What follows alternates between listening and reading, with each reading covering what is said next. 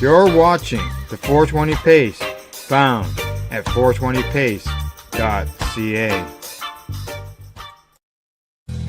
Stay tuned. We'll be right back after this toke.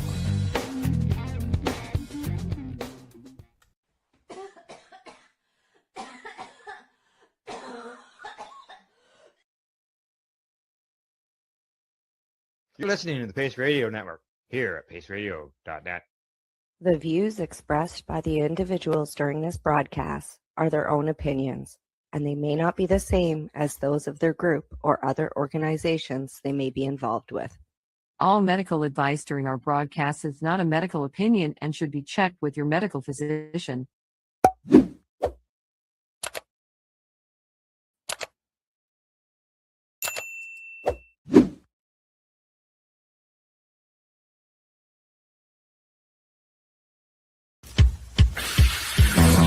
Oh yeah, baby, that's lovely.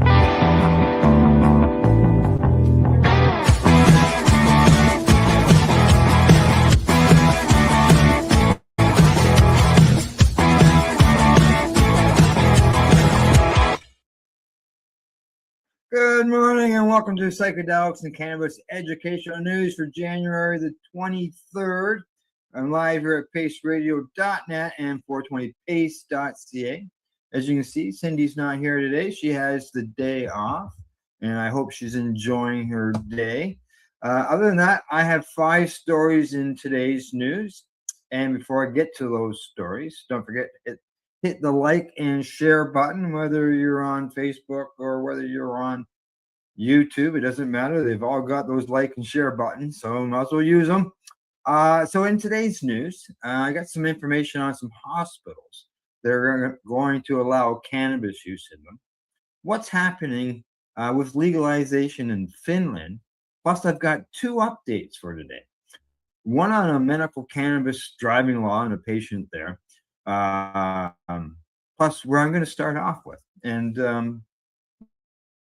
that is where basically we left off on our last report on Thursday. And that was a law that prohibits excessive cannabis smoke. That's right, exactly. This one's coming to us in Marijuana Moment. And as you can see, the headline there says that Arizona senators approve of measures to criminalize excessive marijuana smoke or odor. That's right. Arizona senators have approved a pair of measures that would make the act of creating excessive amounts of cannabis smoke or odor a criminal nuance punishable by jail time, even if the person is using cannabis in compliance with state law in their own homes. Now, despite concerns about undermining the will of voters who passed legalization at the ballot and ambiguity around enforceability and what constitutes excessive cannabis smoke, members of the Senate Judiciary and Elections Committee on Friday, they passed the bill and a companion resolution to put the measures on the ballot in a 5-2 and 4-3 votes. Now, the legislation from Senator J.D. Mesnard was amended at the hearing in an attempt to provide a clearer definition of excessive smoke and remove a reference to making the offense a crime. However, certain members still argued that the measures lack clarity and would continue to pose the threat of criminalization by making the offense a Class 3 misdemeanor, punishable by up to 30 days in jail, a maximum of $500 fine, and up to 1 year of prohibition. That's right, 30 days in jail for excessive smoke. Now, the revised definition of excessive cannabis smoke or odor describes that which is capable of being detected by a person on the private property of another person.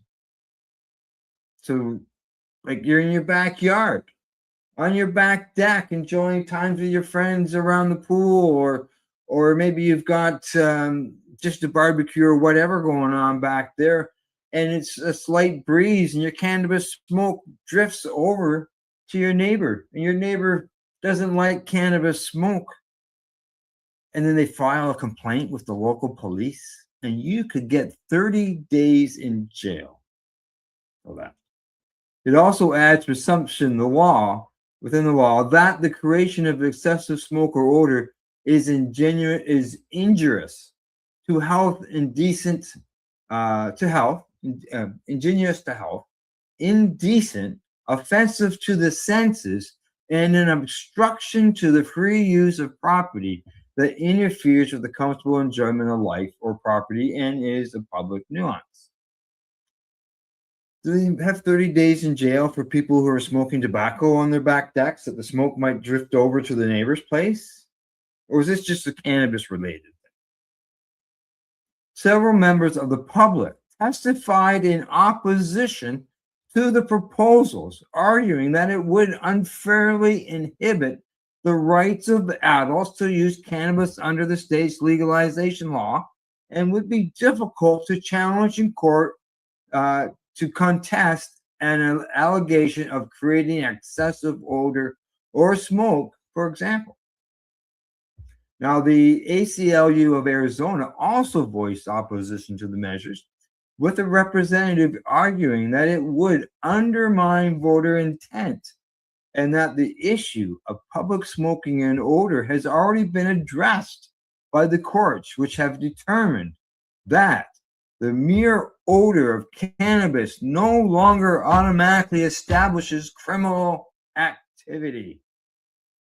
This is just friggin' ridiculous. I don't know about the viewers, but that's just nonsense. Somebody sitting in their backyard. Now, I don't know if in Arizona whether you can walk down the street smoking cannabis, but I know here in Ontario we can.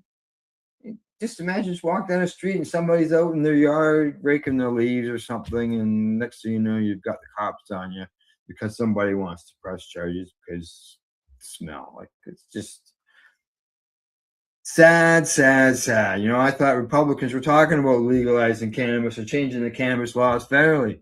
But when you put in silly laws like this, you really got to doubt what the goal is. I don't. So, all right. Well, from that, I'm just going to move on to the next story. And in that way, I will stop my rant. All right, here we go. The next one up. This one here comes to us from the Cannabis Health News. The headline there says, medical cannabis patient wins 2-year legal fight over wrongful driving conviction. This is the update of the second story. Now, it's a Winchester Crown Court on February the 10th. Sal Aziz, a legally prescribed medical cannabis patient, was fully acquitted of the charges after the prosecution failed to prove beyond reasonable doubt that the statutory medical defense did not apply. While the case does not set a binding precedent, it clarifies the legal position on the use of controlled prescription medication beyond the expiry date and highlights the need for clear and consistent guidance on driving when prescribed medical cannabis. Now, Aziz has described his unjust and traumatic 2-year legal battle after being stopped by the police during a routine operation while driving friends home from an event in March of 2024. Now, he passed a roadside alcohol test, but disclosed that he was prescribed cannabis when asked to take a drug swab. Now, he says he appeared visibly nervous at the scene due to the past negative police encounters and a history of anxiety, and explained this condition to the officers. Now, despite no issues with his driving, they conducted a field impairment test, and based on their impression, rather than evidence of impairment, they arrested him. Blood tests later showed a 3.6, I'm going to say, it says UG per liter of THC, a common expected level for regular medical users, and he was charged with Section 4 and Section 5A of the Road Traffic Act. Now, that's impairment as well as exceeding THC limits. He was suspended from his role as a NHS extreme weather driver, pending the outcome of the trial. Now, the magistrates put aside the impairment charge, but convicted him of exceeding the THC limit. The prosecution argued he was not lawfully using his medicine because it had been more than 30 days since his prescription was issued and the product had passed its expiry date.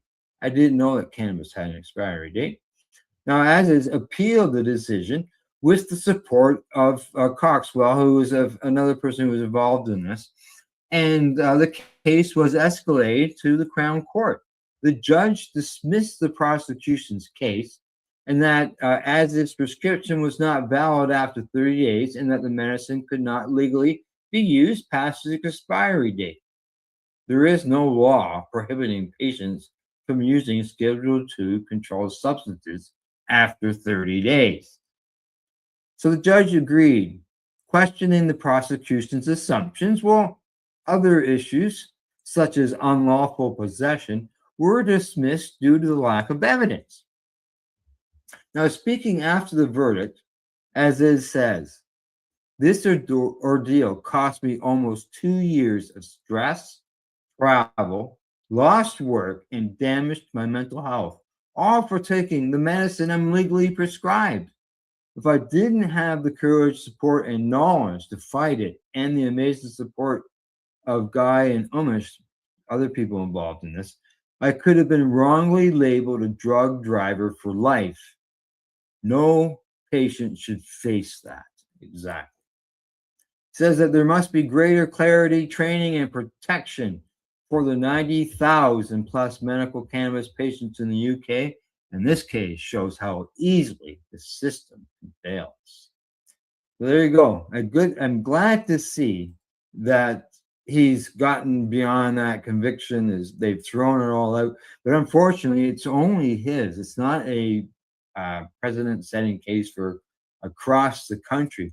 But, another lawyer could bring that up, argue that before a judge again, and maybe it will start setting precedent by another judge following along, agreeing with him. So hopefully, keep the fingers crossed. If we ever hear about any more, I'll let you know, because I know here in Canada, when we legalized it for the patients and everything, I had people who contacted me that were concerned that now that, because cannabis is under the impaired driving end of things, with legalization and everything, that they were worried that they would get charged for impaired driving, even though they weren't impaired, because they hadn't, they'd taken their medication before they went to bed. They got up that morning, they had to go out right away before medicating.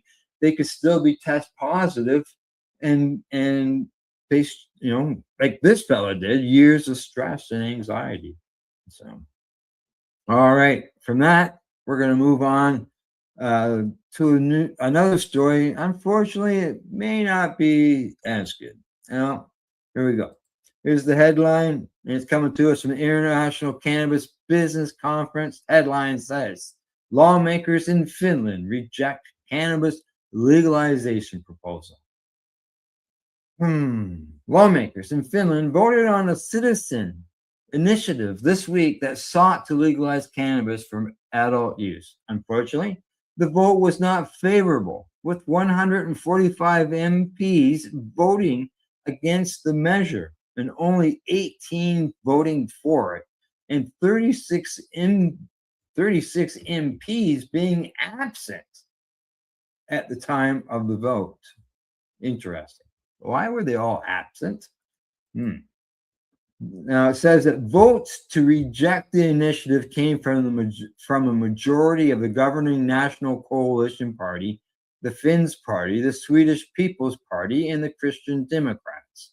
reported the local coverage. Now, regarding opposition parties, the votes against the measure were cast by a broad majority of the Social Democrats and the Center Party. The votes in favor of the measure came from the Green Party and the Left Alliance, according to the outlet. It also says that it is not the first time that lawmakers in Finland have voted on a cannabis reform citizen initiative and rejected it.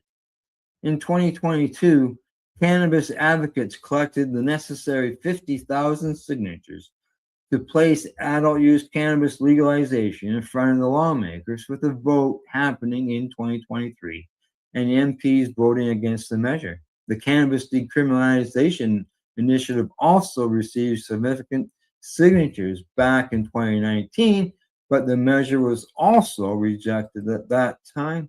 And to the advocates in Finland, keep going, keep trying. Don't let another loss push us down. Around the world, we're seeing where countries are slowly starting to legalize, and your time will come.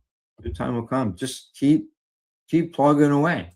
More people will speak up, and your numbers will grow. Even though you got those enough signatures to get to that point for a vote, eventually those people who are voting against you will be changed out, and others will be put in, and maybe people on your side, as we saw here in Canada, start running for those positions in the government so you can make the change. All righty, from that story, we're going to make our way over to one from Mugglehead Magazine, and this one is going to be talking about psychedelics, and here we go. Headline on it.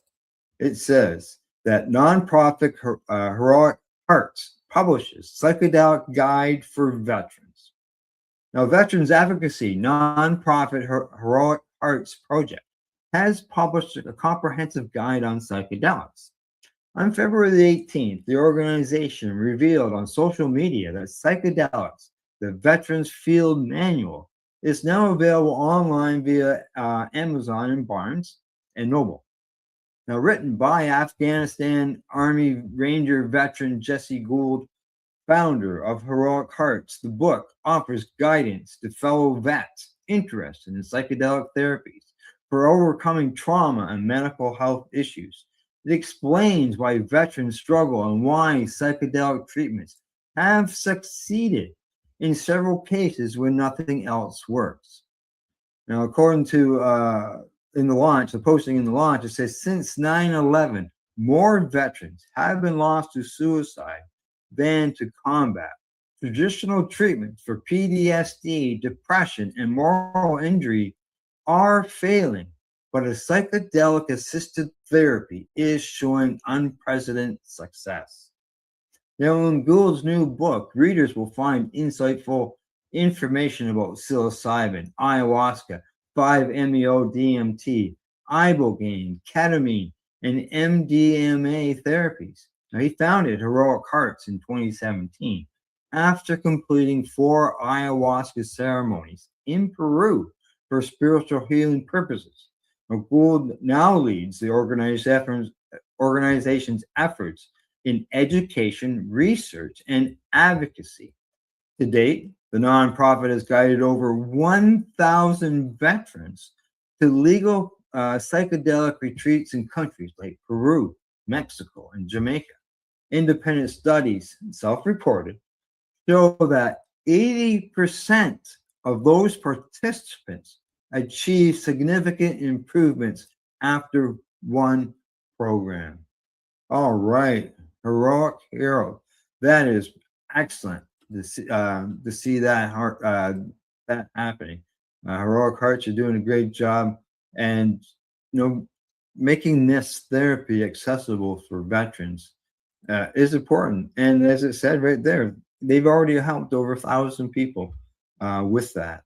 And hopefully something will be done, worldwide, not just in the U.S. or here in Canada. or worldwide, where psychedelics is offered as a therapy for people who need it. It's there, it helps. As we said in the past, there's, on the cannabis end, not only are we battling the propaganda for years, but it's also the smoking. And they've always been against smoking, even though we know that there's all kinds of alternative consumption methods. It's always been the smoking. It's been bad, bad, bad, bad. So psychedelics, I don't know anybody who smokes mushrooms. I don't know. So, but hopefully it can, get out there and make a difference. So, all righty, on to my last story of the day. And this one comes to me from Marijuana Moment. And the headline on that says 4 more states advance bills to allow medical marijuana access in hospitals. Yes. Lawmakers in multiple states are advancing bills meant to provide patients with access to medical cannabis in healthcare facilities, with lawmakers from Virginia to Hawaii making the case this week for a policy change they say is necessary to ensure patients have a full range of treatment options at their disposal. While the specific provisions of the legislation that's actively under consideration may differ from state to state, the main thrust of the proposals are the same. Legislators are hoping to adapt versions of what's known as Ryan's Law, named after a young medical cannabis patient in California who had passed. Now, here's a rundown of the latest developments from those medical cannabis bills. Colorado, the Senate on Thursday approved a bill to allow terminally ill patients to use medical cannabis in healthcare facilities such as hospitals, passing it in a 25-5 vote. Now, the legislation, sponsored by Senator Kyle Maleka, moved through the Health and Human Services Committee in a unanimous vote last week. Now, other amendments adopted in committee would add additional compliance language, clarifying that health facilities wouldn't be required to store or dispense medical cannabis and limit legal liability to health institutions that permit medical cannabis use. Now, under SB 26007, health facilities would be permitted to develop guidelines for the use, storage, and administration of medical cannabis. While the measure initially would have mandated that such facilities allow cannabis use, it was revised to simply allow them to set such guidelines. Now, in Hawaii, the Senate their Health and Human Services Committee passed a bill by Joyce and Bonaventure, now with some amendments to give seriously ill patients the option to use medical cannabis in hospitals. Members of the panel advanced the measure, SB 2408, in a voice vote on Wednesday after adopting revisions recommended by the state attorney general's office. Now, the Hawaii Substance Abuse Coalition and Hawaii Alliance of Cannabis Reform. Now, the legislation, as introduced, states that it's the intent of the legislator in enacting this chapter to support the ability of terminally ill patients and qualified patients over 65 years of age with chronic diseases to safely use medical cannabis within specified healthcare facilities. Now, there are certain exemptions detailed in the bill. For example, medical cannabis couldn't be used in substance misuse recovery hospitals, state hospitals or emergency departments, or general acute hospitals, while the patient is receiving emergency services and care. Now, in Virginia, their lawmakers approved a Senate-passed bill with amendments to allow medical cannabis access in hospitals for seriously ill patients. Members also adopted an amendment stipulating that hospitals can permit patients to access cannabis oil in their facilities and creating a working group to evaluate the possibility of other use of other types of cannabis products, according to the sponsor. Now, in Washington State, Their Health and Long-Term Care Committee on Friday approved the House passed Ryan's Law bill from Rep. Shelley Koba. Now, if enacted into law, HB 2152 would allow terminally ill patients in the state to use medical cannabis in healthcare facilities such as hospitals, nursing homes, and hospices.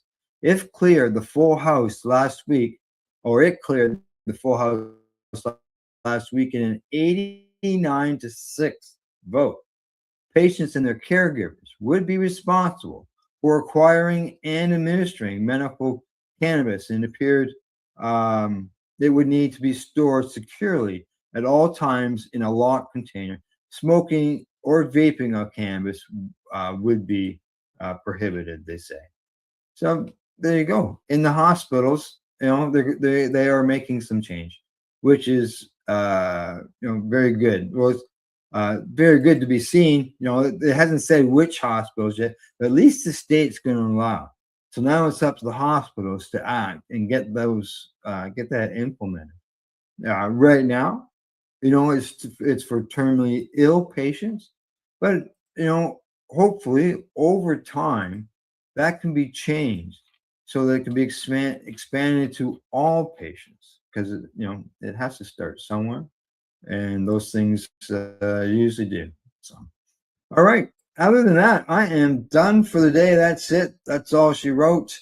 And thanks for tuning in. And if you hit the like button and share button, thanks for doing that. Other than that, thanks to our sponsors, Limestone City Hydroponics.ca, the Campbellford Lifestyle Shop, as well as at ease.ca. And as I've always said, because it has to be said, because it's still happening, and that is, don't forget to educate, medicate, and do not incarcerate. You're listening to the Pace Radio Network here at paceradio.net. The opinions of the individuals during this broadcast are their own and may not be the opinions of their group or other organizations they may be involved with. All medical advice during our broadcast is not a medical opinion and should be checked with your medical physician. Enjoy the buzz of legalization with Campbellford Lifestyle Shop. From lights to plant nutrients, books, consumption accessories, and more, we've got all your basics to grow or consume cannabis. Visit our info center or take a look at our piercing services and body jewelry, now available in-store through Campbellford Lifestyle Shop, 17 Bridge Street West, Campbellford. Limestone City Hydroponics is Kingston, Ontario's hydroponics shop. Take your growing to the next level and create the optimal environment with a tent kit, or maximize your yield with an ebb and flow flood table kit. Either way, Limestone City Hydroponics has more sizes and options to fit your needs. Are you looking for the power of the sun that adapts to your budget? Then look no further, as they have professional grow lighting. They have indoor grow systems that are easy and cost effective, with many options to fit your living space and lifestyle. Cultivate your growing potential. We have everything you need to succeed. And if you can't make it to the store, they offer local delivery to the greater Kingston area. Remember, when you're looking for experts to help you grow, then look no further than the locally owned Limestone City Hydroponics, 105 Sunderland Drive in Kingston, Ontario. Call them at 613-548-0420. We are people advocating cannabis education here at paceradio.net.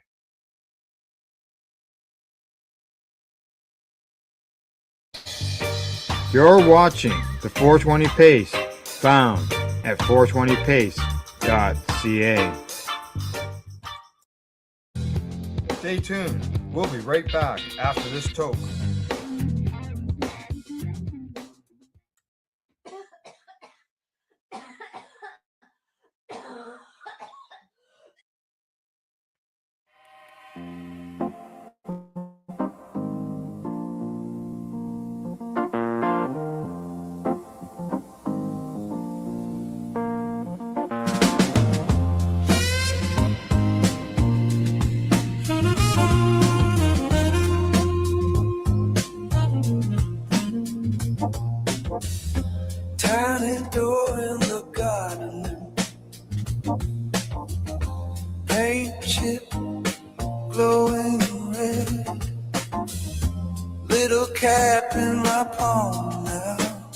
Trust me, something said.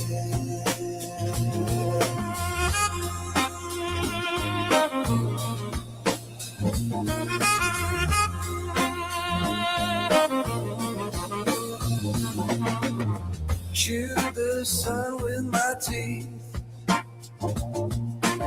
Sky dripped down on my tongue. Grass grew out of my fingers. Time forgot to run. Spiders turning cartwheels. Cloud shaped like my name. Every breath a doorway, red blink of flame.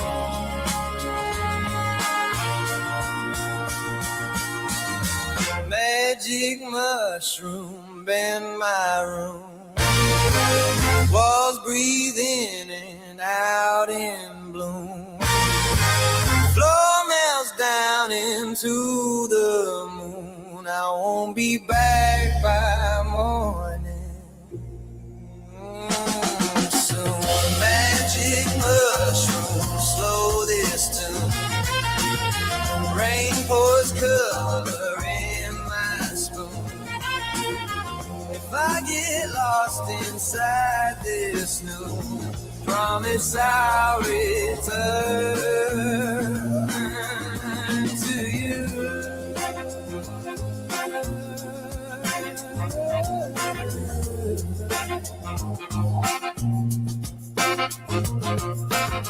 Photos on the fridge left. Old ghost pulling up chairs.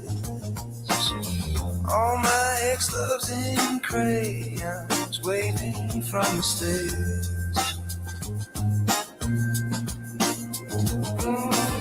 I shake hands with my shadow. It's man, you're alright. We swap names in the kitchen. Poor galaxies on ice.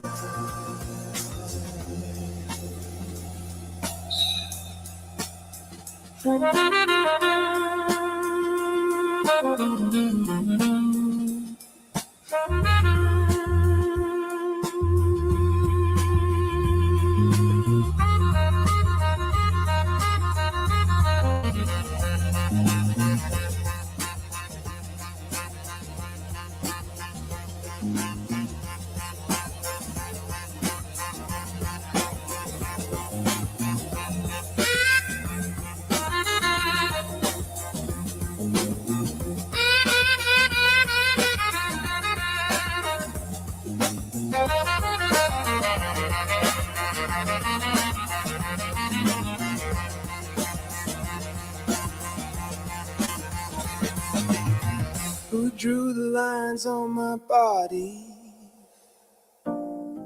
Who wrote the rules on my skin? Every pattern unravels, every question grins.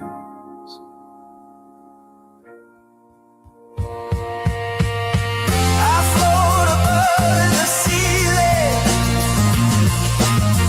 I talk it down from the left. We agree on a secret planted deep in my head.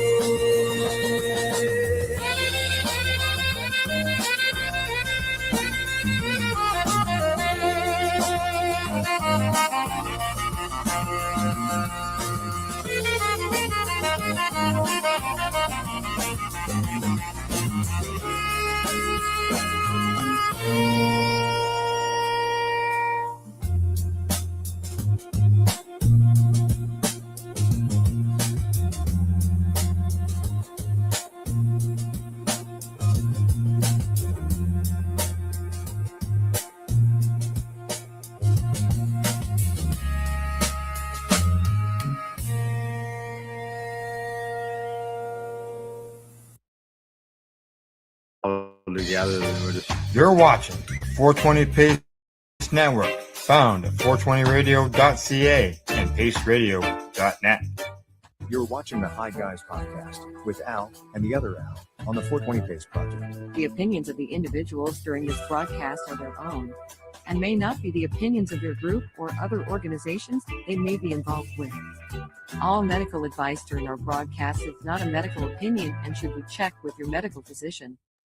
Hello, welcome to the Hi Guys. And hi to everybody out there in cyber world. I'm smoking my first doobie, so I'm tired more than anything. Oh yeah. Well, I went out for a walk before the broadcast. And I was out for a walk. Did you? I went out down the end of my driveway and back. I'm inside. I'm inside, so I'm not smoking inside. So. Well, I'm sorry. I'll smoke one for you. All right. Well, I got I got vape pens here, but I just don't have any doobies. Are you okay? So are you? I think we've had this conversation, but are you choosing other than isolates and distillates? Like, are you getting rosins and stuff like that? Yeah. Correct. Yeah. I got a live resin right here. So I got a question for you, Al. Yeah. Why aren't you squishing your own rosin? Why? Did you break it again? I don't have any plates to do that. What happened to the plates? The plates that we were using at the events were Buddy's and not mine. He doesn't let you use them, or he's using them? As far as I know, he's using them, but I've never bothered to ask him. This is the same guy that we went to visit when I was there, right? I don't remember you visiting there. I don't remember you visiting. So it's another guy. You took me, and he had everything in his garage, and he's a mechanic. Oh, okay. I think, yeah. It'd be him. Yeah. Okay. Yeah, it'd be him. Okay.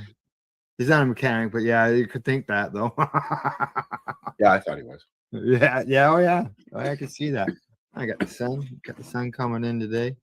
I have that issue every afternoon. I have to come in here because the sun comes in because I'm facing southwest. Yeah. The sun just all afternoon, and it comes down, and I'm like, I can't even see the fucking TV, man. Oh wow, really? Well, I used to get hit here at 10 in the morning, and what I've done is I've taken a birthday card that I got from my friend 420 Deb, and I stuck it in the window over the weekend. Gail was going to throw it out, and I said, no, I could use that. And I stuck it in the window to block the sun from coming in at me. I put a towel up on the curtain rod. Oh, I've only got shears, eh? Yeah, I've got a TY hoodie hanging over here to block the other window. Yeah, because the sun comes right in, eh? You can see it behind me. Yep, I get the sun during the day and the moon in the evening. Well, but believe me, it's nice to see the sun. It will warm up our unit here. So you got some snow, I hear, finally. Oh, yeah, I guess if you could call it that. Like, I can still see the grass. Oh, really? Yeah. Gravenhurst and Bracebridge and that got all fucking just crushed. Oh, Gravenhurst got nailed. 140 centimeters. That was at like 4.5 feet of snow. We're in we've got a weather warning for this afternoon into tomorrow. Snow squall warnings. I mean, it's sunny right now, but snow squall warnings and high winds and drifting, and there will be play tomorrow. Yeah. Well, we're Wednesday. That's tomorrow. Yeah, we're supposed to get a pile of snow tomorrow, 10 Well, to 15 centimeters. We're going to get it after we get it. It's coming from Alberta and then coming down. It's a southern one this time, so you're supposed to get it. Well, let's just hope that it runs out of snow after, before it gets to me. Sharon already got it. My sister already got it. Yeah. Well, but it was gone. It was gone with, as soon as the sun comes out, it's gone. Now we've got snow and it's not leaving because it's -9. Oh, yeah. We're going to still have some plus temperatures, but just very low plus temperatures. So let's see for today, just so everybody knows, we got the 5 high list. We've got some recipes. It's the high 5 list, not the 5 high list. Yeah. Okay. we got some sports news. Did you get your news headline figured out? Oh, fuck. No. I didn't. I'm sorry. Yeah. I know that I know this place where I can find all kinds of cannabis news. I was going to ask you, we should talk about at some point, maybe not today, but we've not really talked about what's happened in the U.S. and I'm not talking about Trump or anybody else. I'm talking about what's happened in the individual states as far as cannabis goes, because there's some big news going on down there. Right. And then today, is that the news that I was looking at? The DEA, they are in the process of making some major changes towards cannabis. Yeah. I've got a story that'll help cover that. So when we get all right, down well to then let's leave it at that, and that's our news for the day. Yep. Correct. And I've got for later on in the show, I've got a high 7 list, as Al mentioned, and I'm a series, a limited series review that I've watched called The Madness. So we're going to watch the trailer of that. Madness. Oh, movies. No, TV show. They don't call them movies on Netflix. They call them limited series. Oh, okay. I did not know Come that. on, catch up, Al. I did not know that. I'm feeling you're making me, because you're sitting so high in your chair, you're making me feel like a little tiny gnome here, Al. Yeah, thank you. There, that's better. And you know what? In our new little, I touched up our little thing there, our intro. I even took the time to make sure our heads and that were at the same size, because the first one I did, your head was fucking huge. Now, I need you, while I've got you on the air, I'm going to throw a hook at you and make How's this? That's better. There you go. That's better. I can't see you, though. You're blending into the background. I need you to do a avatar, please, and thank you. Yeah, I've never made one. No, you need to make one, because I don't want to make one, because I'd have to change mine. Well, I tried to make the avatar look like you on the 3 High Guys page, because you can add an avatar now. Oh, yeah. But they don't give you the option of dressing it and changing it and stuff like that. You get a selection of several different avatars that you can use, and that's what you get. Right. So. Oh, okay. Yeah, no, I've never made one. Just never had any use. But I need one. I need you to make one. Okay, all right. I'll have to make myself a note. Make an avatar. I'll forget. Well, it's either that or I use one of the cartoon apps. Well, I didn't you see that? Do you remember I sent you a picture of one that Gail made me one, and that was for a T-shirt that she got made for us. Do you remember that? No. I'll have to. It'd be a while before I found it, I think, but it might be there. I'm gonna take Boo, see if it's still there, because you just never know. It could be. So, we've got. Shall we take a quick break and bring in your high 5 list? Sure, and it's just one we're going to look at, and it's points that are pretty on on spec with Yeah. real life as opposed to fake news. Mm-hmm. Fake news. Okay. Oh, I don't have my fake news thing here. Never mind. Yeah, I thought that picture would have showed up by now, but I'll keep looking. I'll just keep looking. It's okay. All right. Yep. Let's do the thing. Let's do the thing. Okay, we'll be back in like 20 seconds. Don't leave. Are you looking for non-stop, continuous cannabis and psychedelic programming? If you are, then turn your browsers to 420radio.ca or paceradio.net, where you will find the 420 Pace re-rolled Saturday. Everything gets started at 8 a.m. Eastern Saturday morning. It's certainly high on the list. There you are. are. I left. You left. Where'd you go? I went to the basement. Oh. So today. Oh, basement. Talking about basement. Okay, go ahead. We'll talk about basement later. So this is. All right. Go ahead.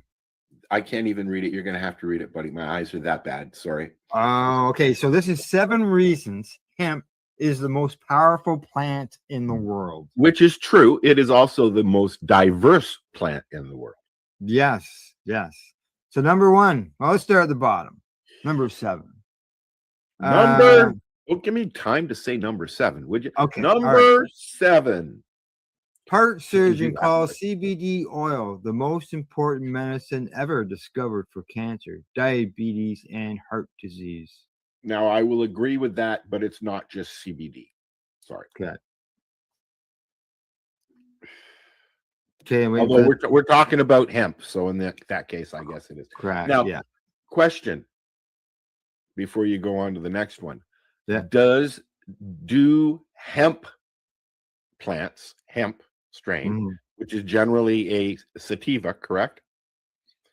That's the way I know as well. That way, yeah. Does it have any THC in it at all? Hemp is classified with it has to be like 0.3 or 0.03%. So most hemp plants basically there's very little. Very little. Are CBD, high CBD, correct? And other things. Most hemp is high CBD. It has CBD in it. I don't know what the percentage is, but yeah. Okay. It just has very little THC in it. Number 6. Hemp seeds are superfood. Yes, I know for myself, I enjoyed hemp seeds for years, and then when I was hospitalized, the surgeon said to me, "Don't eat seeds." I'm having issues with seeds now. yeah, I can't eat seeds now. I've been eating a lot of peanuts lately, and then I started having bad heartburn. But that's not hemp. Hemp is, they're actually, if you like nuts, or like seeds on your bagel, things like that, you'll like hemp. Yeah. It's a different taste though. Yeah, it's very earthy. Well, it's earthy, but the nutrition of it is yeah. I just got it here. How 30 grams. Okay, 3 tablespoons serving of hemp seeds contains 166 calories, 9.5 grams of protein, 14 grams of fat, 2 grams of carbohydrates, a gram of fiber, 21 milligrams of calcium, 2.4 milligrams of iron. It's got magnesium, phosphorus, potassium, zinc, and whatever folate is. Wow. Yeah. There's lots of good stuff in it, man. Well, yeah. Yep. Yeah, that's why I ate it. Yeah. It was a protein boost for me as well, because of the fact that the foods I was eating, I had to cut way back on my diet, So, but you could grind it up and use it as a flour. Yeah, I could have the hemp flour. Sure. Yeah. The first Yeah. time that I baked a cake was with leaf. Hmm. We ground it up into a flour and didn't use any flour. We just used that. I think everybody's probably done that at some point in their life. Yeah. I used to drink hemp milk as well. Yeah. No. Thanks. It just become a little bit harder to find. And we had to I leave don't town. think I'd enjoy the microgreens either, because I mean those drinks are just. I don't like kale, but I still have green smoothies. I don't do them with kale in them. So No. all right. So what's next? You guys, Number next five. number five. Yeah. Okay. Hemp batteries last 8 times longer than lithium. And this is a new one too, and they're really working on this one now. So this is Could they end up in cars? What do you think? They're going to change, specifically the hemp batteries, and the concrete is going to change the world. The hemp batteries. Yeah, let me look that up. See what it says.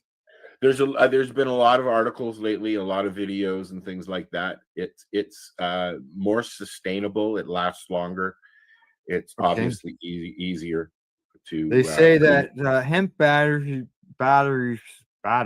perform better than lithium ion as their gravimetric energy density is superior, meaning there is more available energy per unit mass in the hemp batteries than lithium.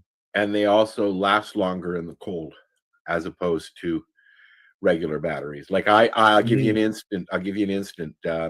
I'd say halfway through the summer, I put fresh batteries in all my cameras outside. Mm-hmm. And it's now December, and I have to replace them already because the minute it started getting cold, it just steals that energy. Yeah. Yeah. I'm interested in watching what's going to happen with batteries, because this one could be a big one. This could be free energy. Well, they're also talking about, I'm just looking up here to the side about how much safer they are. Lithium's very volatile. If you get a slice in a lithium battery and it goes into contact with water, it could effectively blow your arm off. Well, that's not good. Well, yeah, that's why they're having problems. Yeah, with the firemen and worried about the fires on the electric cars. That's right. Yeah. Yes. Yeah. So if you take a cell phone battery and puncture it, chances are it's going to spark and spew sparks everywhere and possibly even blow up, because the minute it contacts air, right? Right. So, yeah. All right. Next number 4. Hemp ethanol could replace gas and cost 4 times less. Not could, will. Yeah, it's because they're heading towards a non, was it biocarbon? No, I guess a non-carbon index. Correct. As far as even though coal is the most mined product on the planet, they're trying to stop that, right? And they're trying to stop that and reduce emissions. Yeah, reliability on oil. Yeah. Having to rely on oil all the time as well.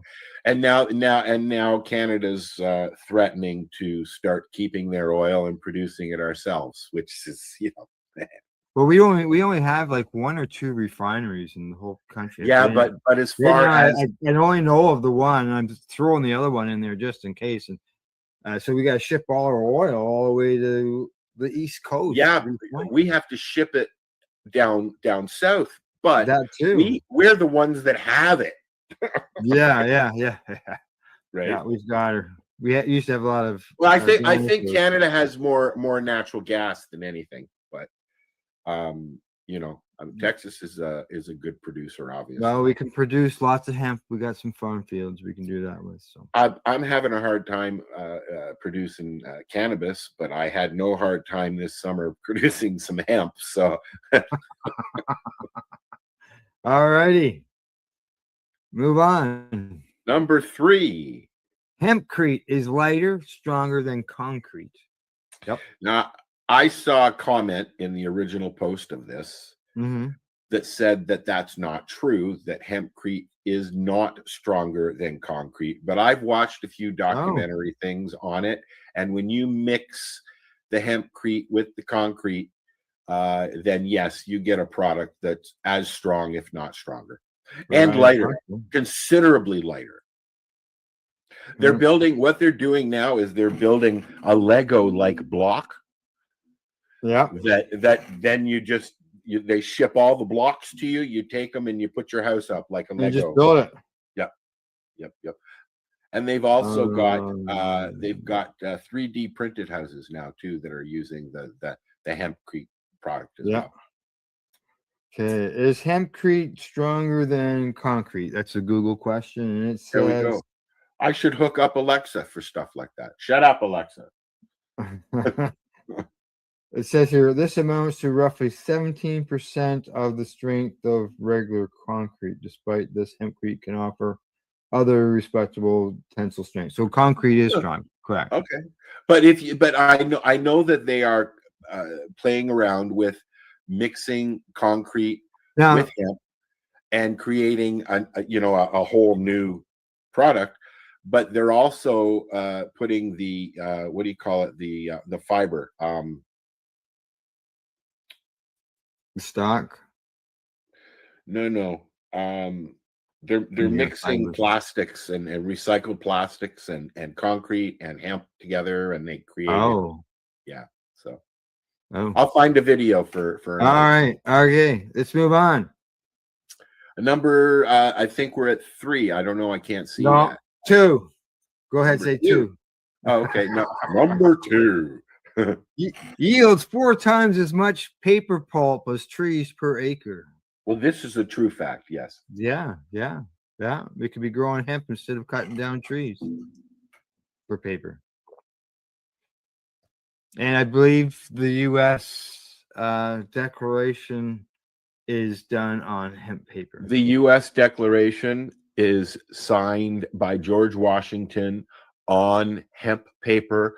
Wow, his family was one of the largest producers of hemp in the world at one time. And the U.S. Pentagon, I believe it is, sits on what used to be a hemp plantation. Oh, one of the big buildings of the U.S. government. Anyways, I think it's the Pentagon though.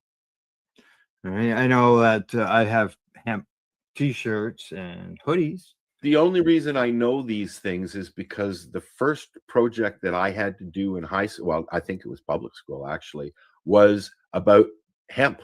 It was about cannabis or marijuana, as we called it. I didn't know what to do. My dad helped me put a project together.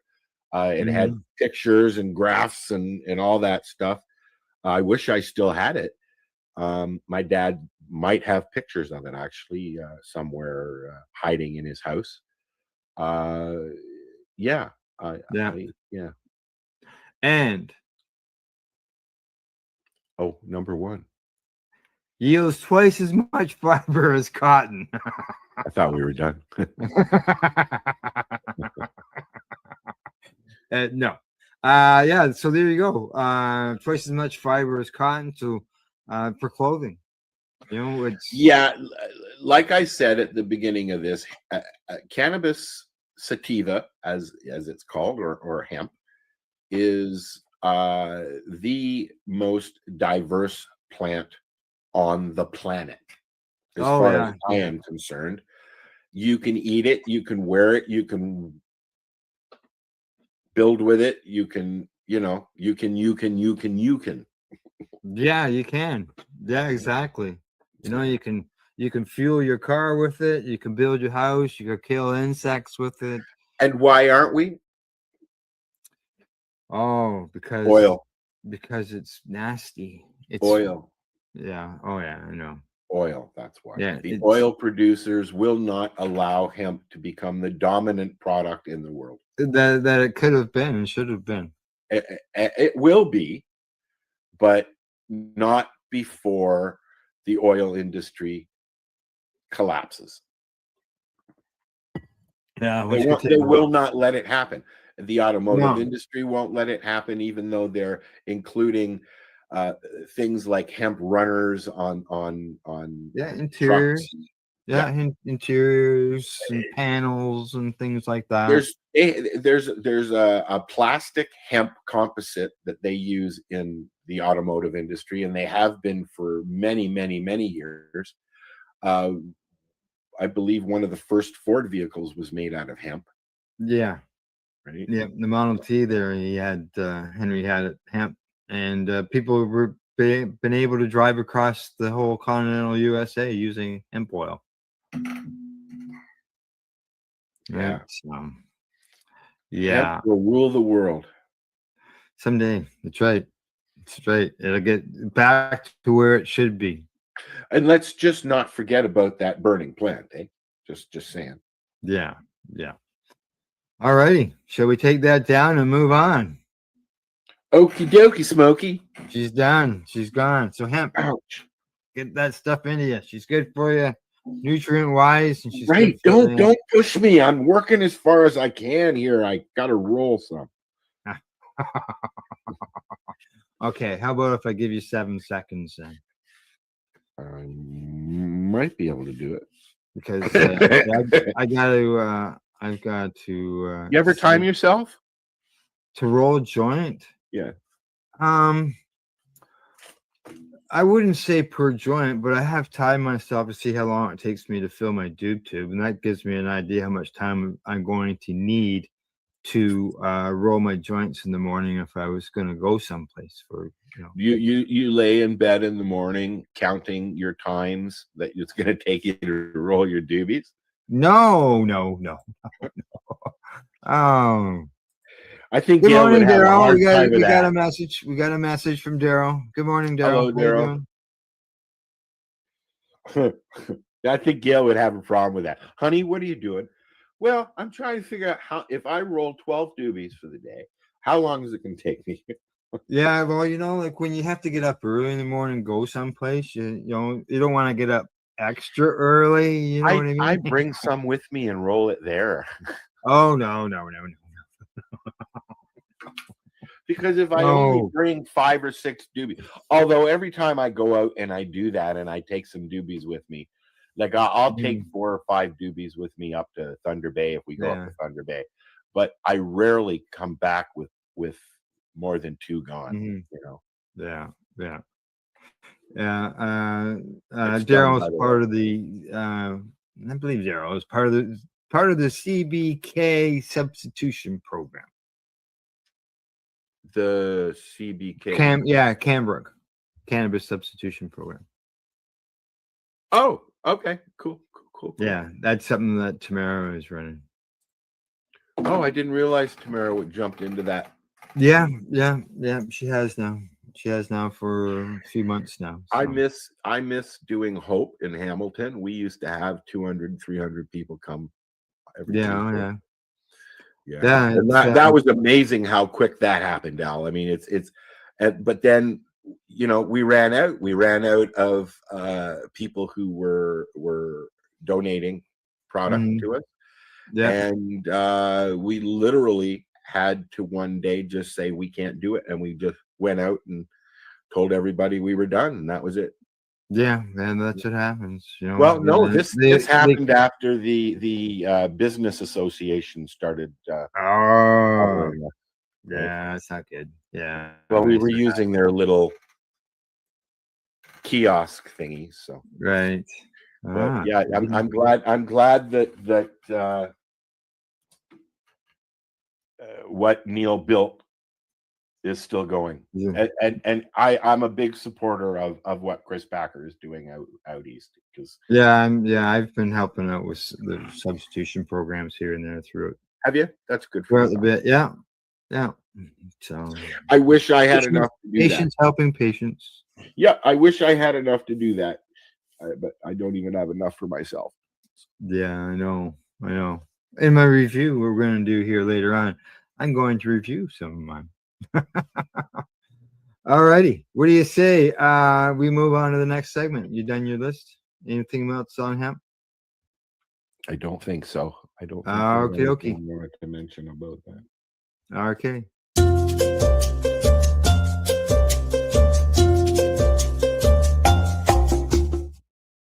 All right. So today, I don't have any munchies, Al. I don't want to do this segment.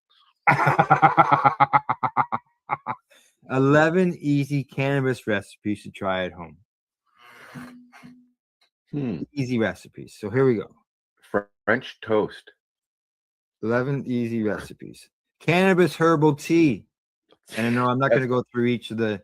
That's easy to prepare something like that in a Keurig or something like that. You can take yourself a nug and stick it in one of the reusable pods, put a tea bag in there, throw some mushrooms, and voila.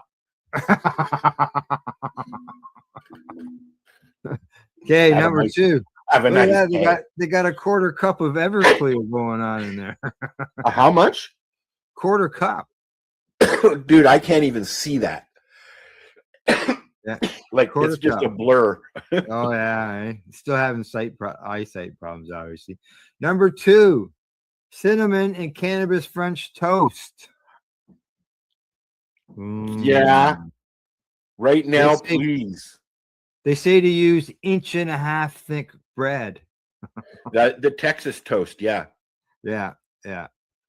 I Can of enjoy butter. French toast, yeah. Number three is can of butter popcorn. Okay, so here's a good. This is yes. Okay, now, but here's a little tip. What Yeah. I do, I have an air popper. Yeah. And it's got a little thingy on the top. Okay. Where you put your butter. So slap some of that can of butter in there instead of regular butter. Add a little bit of salt. Yeah. Oh my God. Or you're making me drool. Yeah. I see Daryl's left a message. I didn't get to Daryl's message when we're done this recipe. I got it. Oh, well, yeah, okay. There you go. Okay, go ahead. Yeah. Okay. Popcorn. Okay. Yeah, they say to use microwave popcorn. Yeah. Although I like the idea of it dripping down onto it. Yeah. Watching butter drip down onto your popcorn is very sexual to me. Is it? Okay, banana bread. Banana. Yeah, they say to smash 3 pumpkins or 3 bananas. Sorry. No, thank you. I'm not into banana's. Not a flavor that I like in any way. It's up there with peanut butter. Here's one: Grandma's Cannabis Christmas Fudge. Don't you remember that? I looked at a box of fudge at the store yesterday. Now I might have to go get some. Oh yes. 8 tablespoons of can of butter. That's a lot. I think that works out. Yeah, it's about 24 grams. I think it's like 3 grams per tablespoon or something. Grasshopper ice cream. What do you think? Do you think maybe it turns out green? I would think so. I make ice cream. I have an ice cream maker. It's very easy to. There you go. Because they say to use 2 to 5 grams of decarb cannabis. Ooh. Yeah. It looks like I've made ice cream this way with condensed milk and whipping cream, and that's what they're using here. Yeah. Good. Oh, green food coloring is optional. I think that might just come naturally. What do you think, Al? Yeah, maybe. Yeah. Now, number 7 is European style cannabis infused hot cocoa. Ooh, I like. Yeah, you have to infuse the chocolate, I would think, because the minute that you put drops into the drink, when it cools, it separates, right? Yeah. So they're using can of butter in this. So it'll separate when it starts cooling. So you got to drink it quick. Yeah. Okay. Cannabis coffee creamer. No, thank you. I don't drink coffee, but you could use it in your tea. I don't. Yeah. Here's number 9, steak with can of butter. Been there, done that. I've made craft dinner with can of butter. Hey, there you go. Mary Jane's mug cakes. Huh. And then the last recipe is crispy cannabis treats. Ooh. Can make that Probably right like now. brittle, is it? What's that? Is it like a brittle? No, I'd say it's more like Rice Krispie squares. Oh, yeah. Yeah, because it says 8.5 cups of Rice Krispie squares or Those crispy are rice cereal. makes What I sense. would suggest is like use any type of cereal. If you know, say you got Fruit Loops, make it with Fruit Loops. Fruit Loops is my go-to snack food. Oh, well, there you go. I'm not allowed though. No, No, God, that's just pure sugar. Yeah. No. So yeah, there you go. Some recipes. I will put the recipes in our chat, and we will see what Daryl has to say here. Correct. Okay, Daryl says we have a lady who was using 20 units of fentanyl per day. It took 2 weeks to get her down to 1 per day. Now has been clean for over 2 weeks. Way to go, guys! Way to go! We used to have great news, Daryl. In Hamilton, there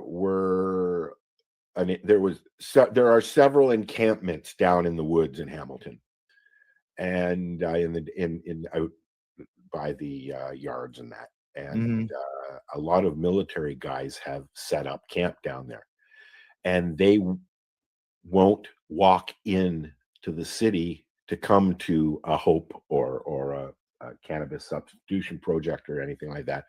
They actually have runners who will run into the city for them just to get a doobie for them, because it helps them with whatever ails them. If you don't have cannabis and you're going through a thing, just one joint a week even is 1 day less of a struggle, because of that one joint. My buddy, when I lived in housing, I didn't have access to a lot of cannabis other than from a buddy of mine who was growing, and he would come over every few days. But those days that you don't have, when you do have, you can literally feel it working as you take that first haul. Okay. I don't relish not having. So I can only imagine how somebody who can't have any or doesn't have access to any feels. Yes. Yeah. Not good. So, all righty. Shall we move on? Going for recipes? Waiting. Let's run this little promo, and we'll come back with some reviews. Another promo. There's an awful lot of promos on this. We've only ran one. I know. All right. We'll be right back in about 2 minutes. This, guys, is a BT bottle with a little straw on the end of it. Okay. Back in the day, we used to have glass bottles, soda pop in glass bottles. Okay. Soft drinks. And this was built for the old school hash. This is the hash that your uncles and your grandparents would get. And this is the stuff that we would all treasure whenever we could get it, because we thought it was the best stuff, because it's the concentrate. It was our form of concentrate. Correct. Right? When we were young, right? Yes. To answer your question now. Oh, here we go. Forward. Oh, now you're going to cut this out if it doesn't work, right?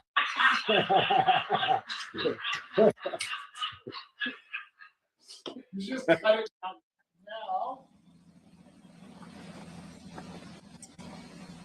These are the 4 or 3 tools I use to form and shape the hashes.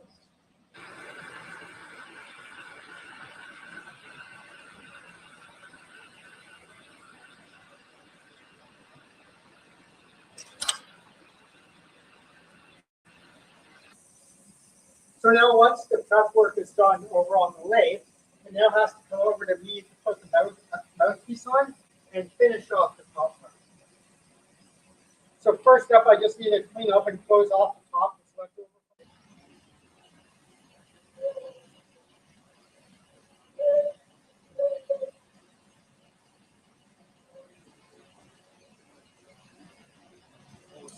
First thing I'll do is I will heat up the corner and I'll push in the Maria, which is the circular lump access stopper. Right. Whereas I'm kind of like, I'm 49 years old, but I don't have time to be an artist. You know, but each one is individual, though. There's only one of each, so it does make it art. Oh, stop it. Okay.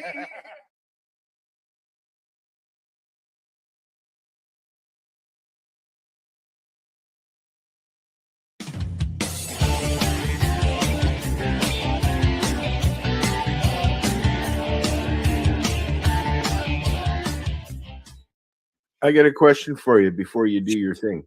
Sure. You have both a Happle and a dewdrop. Which do you prefer? Oh, I enjoy them both. I've discovered that I don't have to put water in my dewdrop. Correct. You don't have to. So I can do the same thing. Now, if you look at the two side by side, I can't do that. I only have one. But you'll notice that the Happle is a bigger space. Yes. And so probably double, I would think. So you're getting more smoke in a Happle, but you've got the luxury of water correct in the dewdrop, which I do prefer. Really cold water makes it very easy for your lungs. You can see inside there for anybody who's watching. You can see inside there. There's a chamber. For the hash. You can see I got some hash on the end there. Still even got the ash on it. And then with the Happle, there's no inner. It's just no inner. Correct. It's this whole. I'd say that's probably double the size. You can see what happens when your hash falls off. Yes, I've had a few fall off. Yes, I have. They get slimy as soon as they hit the water. And then you can just pull it out and stick it back on. Yep. Next time or whatever. Yep. But we'll talk more about the Happle when we get down to our events and entertainment, because we've got a little bit of stuff going on there. All righty. Reviews. I got two. Last week I talked about the Vortex pen, I believe. And wait. I didn't realize the pen was from Vortex as well. Yeah, this pen, disposable, a vape pen, is from Vortex. And it's got it's live resin. Oh. It is vanilla boba pure live resin. I can tell you it tastes vanilla. Got a nice taste. The ingredients on the back are cannabis extract and natural flavors. Nice. So they've added flavor.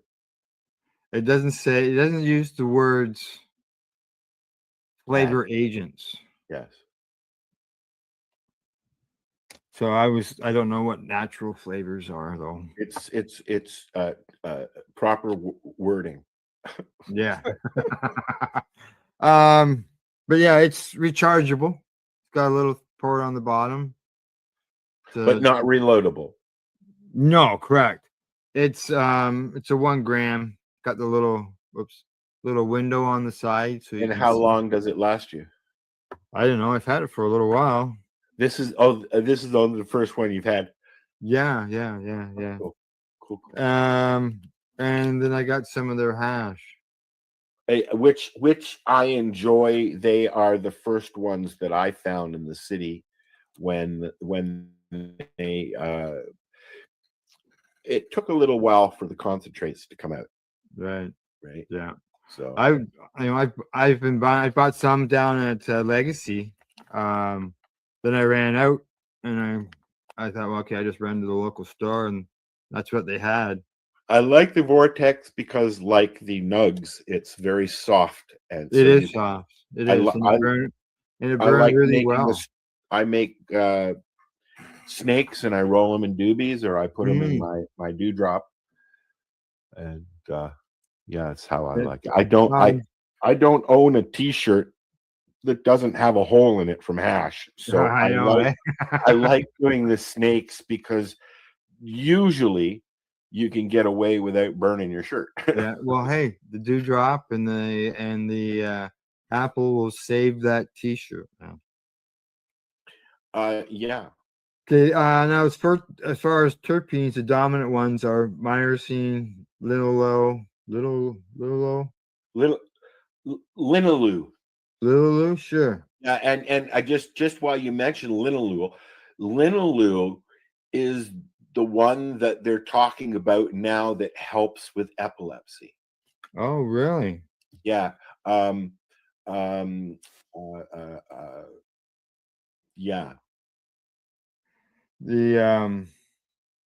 Yeah, I think it's cool that they put these on here so people can look them up and see what the. Yeah, and this is new within the last several months that they've more and more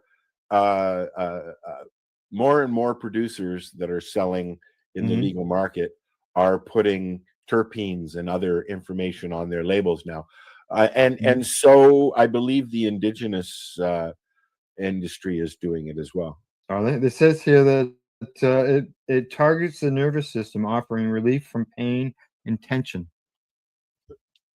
Linalool, yeah. It's also got carfillion. Okay, pinene, and hashishin. Yeah. You can see it right there. I know a Maxine. Oh yeah, you can't see that. That's right. Yeah, I thought hashish. I've never heard of that as a. You don't see it listed on anything else as far as terpenes. It's a new one. Yeah, it was. Prove them wrong. Prove them wrong. It's Let's see if I can find it. It changed my mind. Changed my mind. Yeah. Yeah.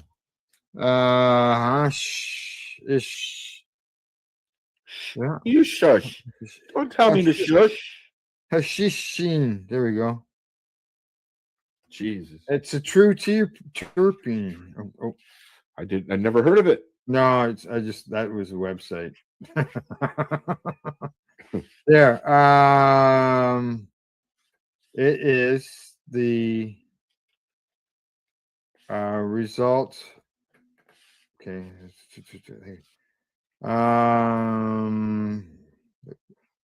Yeah, we know about the taste. Yeah, we know about all that stuff. Well, hash does have a specific taste to it. That's it does. It's got that hash taste to it. Yeah. Okay. Speaking. Yeah. Alrighty. I see we got another message from Daryl. Yep. Daryl says that he deals with epilepsy. He says he uses CBC and CBD, 90 milligrams of each per day. It has his episodes between 3 to 6 months apart. He used to have grand mal seizures 2 to 3 times a month using big pharma. My niece is in the process of being tested for epilepsy. She's been having seizures, grand mal seizures, and that are putting Emily. She's been put in and out of the hospital for the last year with them now, and they're getting progressively worse. So they're now entering into the Y. Yeah. All right, now the last review thing I've got here. I've got it pulled up here. You're not allowed to have more than one, Al. Oh, I could always save it for next week. Okay. Well, I wasn't even going to do 1 or 2 of those, but it just worked out that way. this is really what I had planned on doing.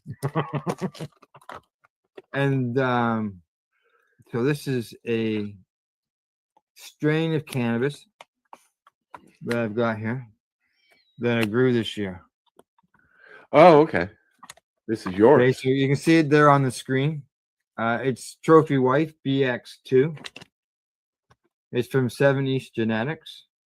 It's a cross of Mac 1 Caps Cut and Blueberry Dragonfire, crossed by Dream Coat from Coalition Seed Company. I like Mac 1. The hybrid says it had some strange leaf variations, and it did. It did have some strange. It did look strange while it was growing. Oh, oh shit! What? I almost closed everything. Oh, okay. It says it boasts a diverse terpene profile that was very sweet and melon-like, with skunky floral and fuel undertones. So is that the case? Is that what you're finding? Or you haven't tried it yet? Oh, I smoked a couple of joints this morning before the show, but I don't remember. So it worked. It says very dense buds. Some were, some weren't. Easy to grow, yeah. They say 27. It's got a high yield. Yes. Yes, it was. Actually, it was the highest yield plant that I've ever grown. What kind of price are you talking about for the seeds? $6.50. And you know what? Send me that link, please. Oh, okay. Here, I'll just put it in the chat. There. It's in our chat, and I'll put it in the group chat. Okay. All right. This is the strain right here that I grew. Yeah, it's I'll look at it after. 27 to 28% THC, 1% CBD. Middle of October, that's when I pulled it down. Terpene profiles say melons, candy, floral, skunky, and regular or fuel undertones. Yeah, $6.50 a seed is what they charge, but I can tell you that they also, if you order a set of seeds, you get a pack of free seeds. And those Trophy Wife seeds that I said that was the biggest yielding plant that I've ever grown were free. Free seeds. Didn't cost me a cent other than my original order. And they're regular. Regular seeds, yeah, no feminized. Yeah, so, it's all regular seeds. Did you how many did you pop? I only grew one, but I popped 4 seeds, and So- I got. You only got one female.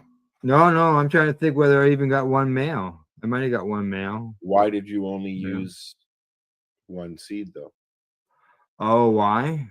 Oh, because I didn't want to grow 3 of them. If I was growing So other you- strains as So well. you took It's a the plant that I healthiest- didn't know. You A plant took that I didn't know. the healthiest one of the bunch, I Correct. guess. Yeah. Okay. Correct. Yeah.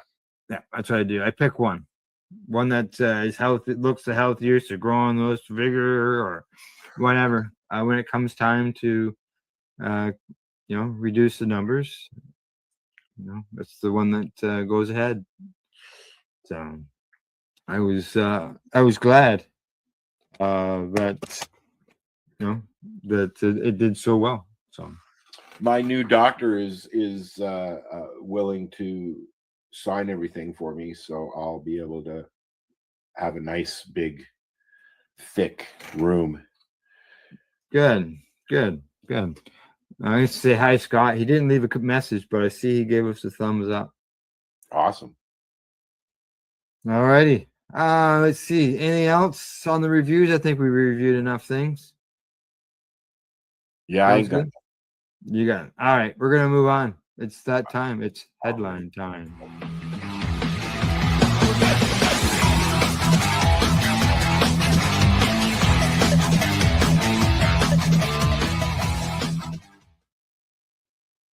All right.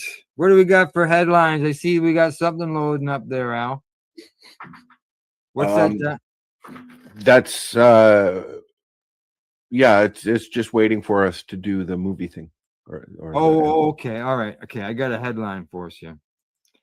I believe this is the one that you were looking for earlier on today. And this has to do, there's been several headlines actually over the rescheduling of cannabis. And the DEA judge here says that rescheduling isn't about whether cannabis is good or bad at the first hearing, which was laying out the next steps. So they met yesterday, was the first hearing. And from there, they probably won't be meeting until the end of January at some point now, because of the new administration coming in. There is. Yeah, go ahead. Yeah. Now there was also a report on that somebody sued to try to get the DEA removed from the scheduling as well. Because they were talking to SMART, which is the Sabbath, which is something to do with, what is it, smart approaches towards marijuana or something like that. And they were talking to each other behind the scenes, going over things. So, yeah, so this always scheduling behind the scenes. It's never that's right. actual conversations. So yeah, and the judge ruled he couldn't remove the DEA. So like they should have removed SMART as far as I was concerned.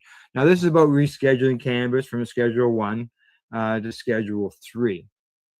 And what's the judge say here? Remember, everybody, this is not a trial about whether cannabis is good or bad, because I don't know whether it's good or bad. My issues are much more narrow than that. It has to do with the addiction potential and several other little pigeonholes. That's the judge.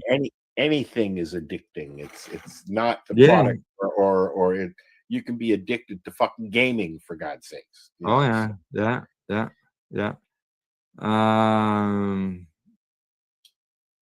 See what it says here. The DEA says that if cannabis is transferred to Schedule 3, the manufacture, distribution, dispensing, and possession of cannabis will remain subject to the applicable criminal prohibitions of the CSA. Any drugs containing a substance within the CSA's definition of cannabis would also remain subject to the applicable prohibitions in the Federal Drug Cosmetics Act.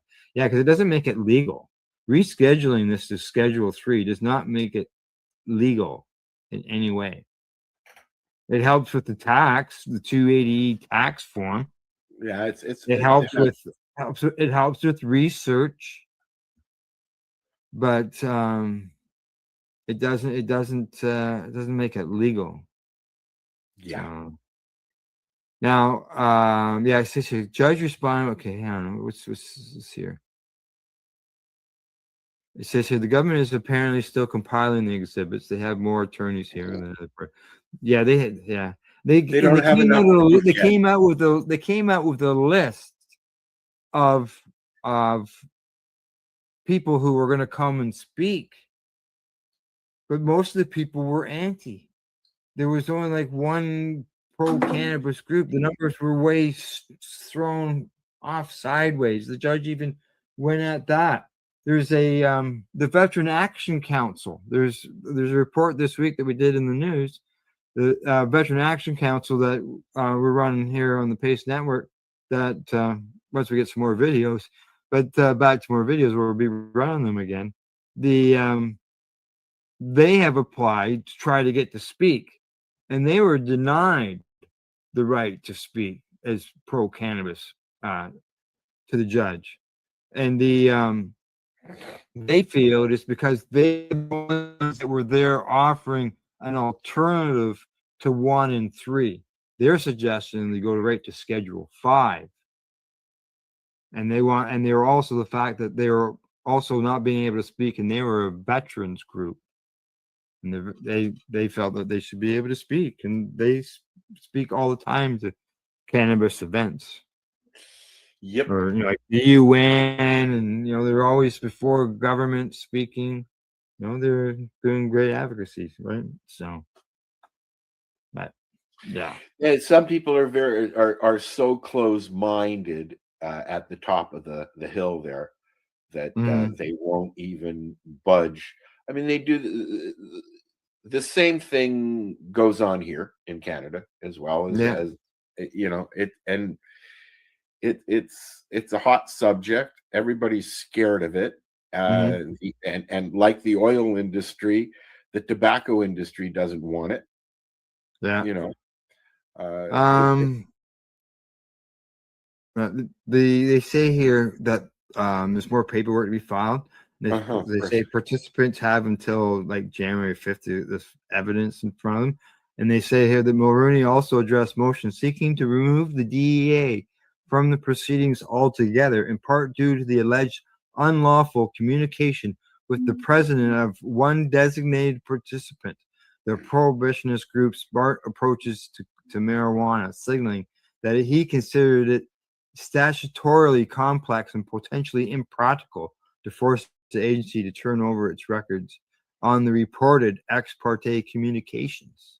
Ooh, big words. Yeah. So yeah, they were in behind the scenes while this was going on. That's not right. Nope. So, nope. no. It's not right, and it's quite sickening actually. It is exactly. But I'm hoping my friends at VAC get to speak. They're very knowledgeable on what they're doing. So, alrighty. From headlines, you got any more headline news you want to discuss? Nope. All right, then that means from news, it is time for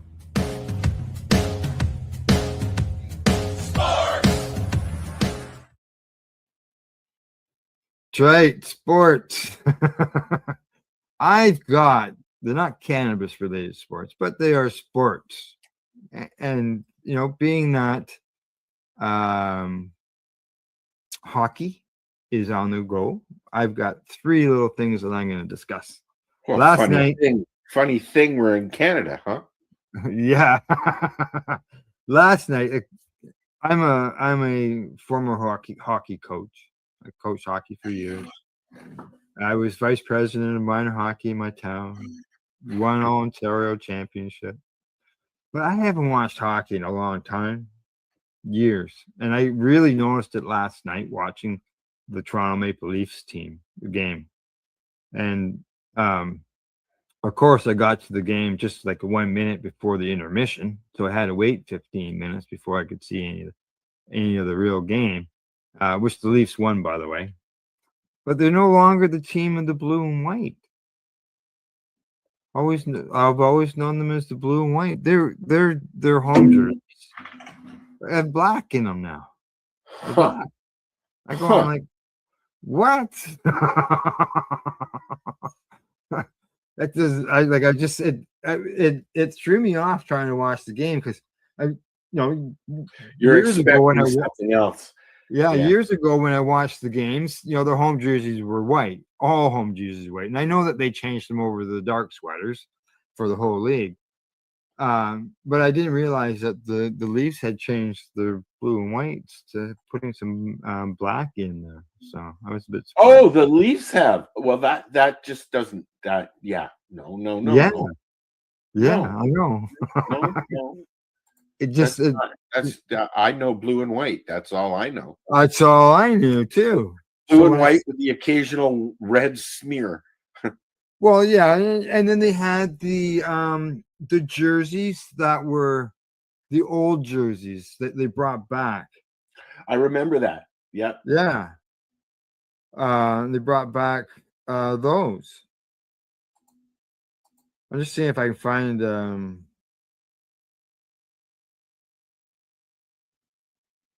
jersey. Let me see. I got images. Yeah, here we go. I got a picture right here. Like I was surprised. Yeah, okay, accept. Yeah. Look. Here you go. Al, Yo. there you go. Oh, cool. Black and blue, man. Black and blue. Well, so it's usually, if I remember correctly, growing up, it was white was away, blue was in home, right? No, it was the opposite way when we were The other kids. way. They did Okay. change that a few years ago. Yeah, it was originally white at home, blue away, Okay. and now all the teams switched to darks at home and lights on the way, or while they're away. But I didn't know the Leafs had changed over to a black jersey. I was surprised by that. So instead of it being blue, because they had a blue with a white logo. Is there a in the reason for that? old ones? I don't What know. was the I didn't look that. reasoning? You don't know? Sell more jerseys.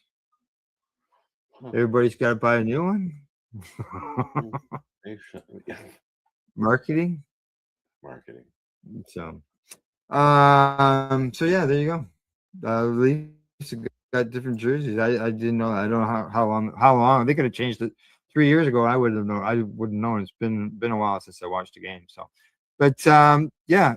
As far as other hockey related things, the PWHL has started their second season, and that's the Professional Women's Hockey League. This year, unlike last year the jerseys had the team's city on them. It said Toronto, Montreal, New York. This year, they've actually got their logos on them and the team's names on them as well. So that's some changes. They call it the fresh look. Ooh. They're in bigger venues this year. They have more games this year. They're adding 6 more games. Toronto's name, which is the Septors, will play at the Coca-Cola Coliseum that holds 8,000 people. Ooh, that sounds like a yummy place to go for a beverage. Mm. I'm a Coke drinker, not a Pepsi drinker. Uh-oh. Right. So yeah. Let's see what else. I think Toronto has a strong pick coming up. They're talking about expansion plans. They're looking at expanding 2 teams as soon as next year. They have, and it says it has more than 25 proposals for teams to come into this league. Not surprising. Women's sports is getting really big, you know. Look, you know, one of the things that I did enjoy about the fight that happened a couple of weeks ago, the Tyson fight, the women's fight was a ranked fight, and it was the most interesting thing that happened all evening. And it just not the butt shot. No. No.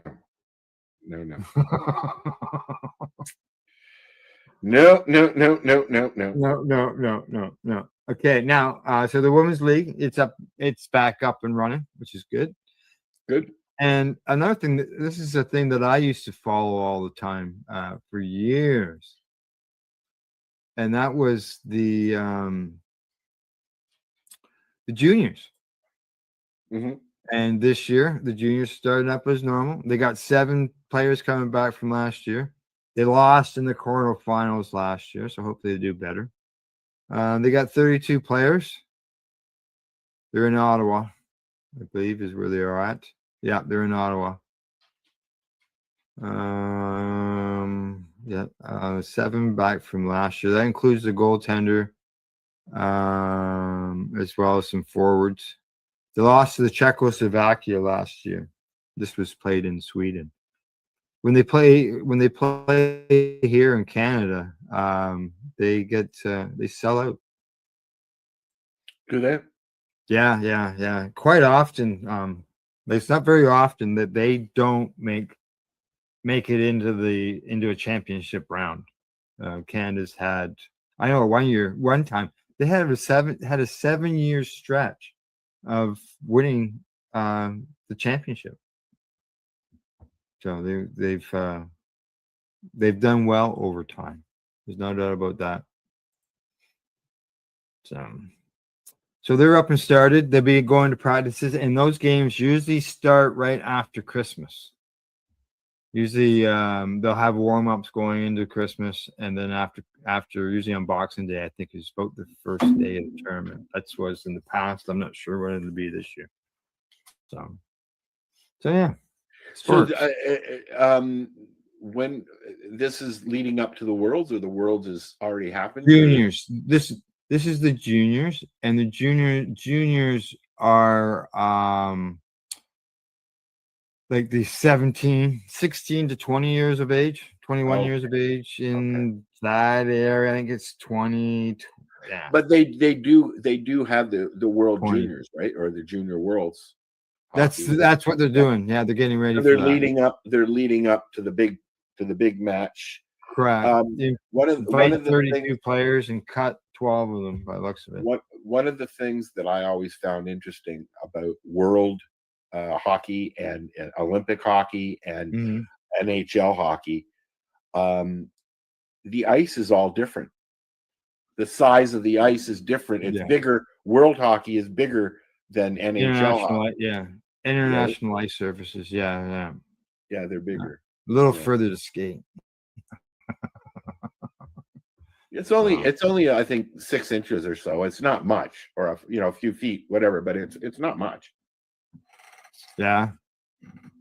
No, it's but it is. I've always enjoyed the juniors, and the thing is that they just a lot of people would say the juniors are players that are going out and giving it all, whereas when you watch an all-star game, it's just sort of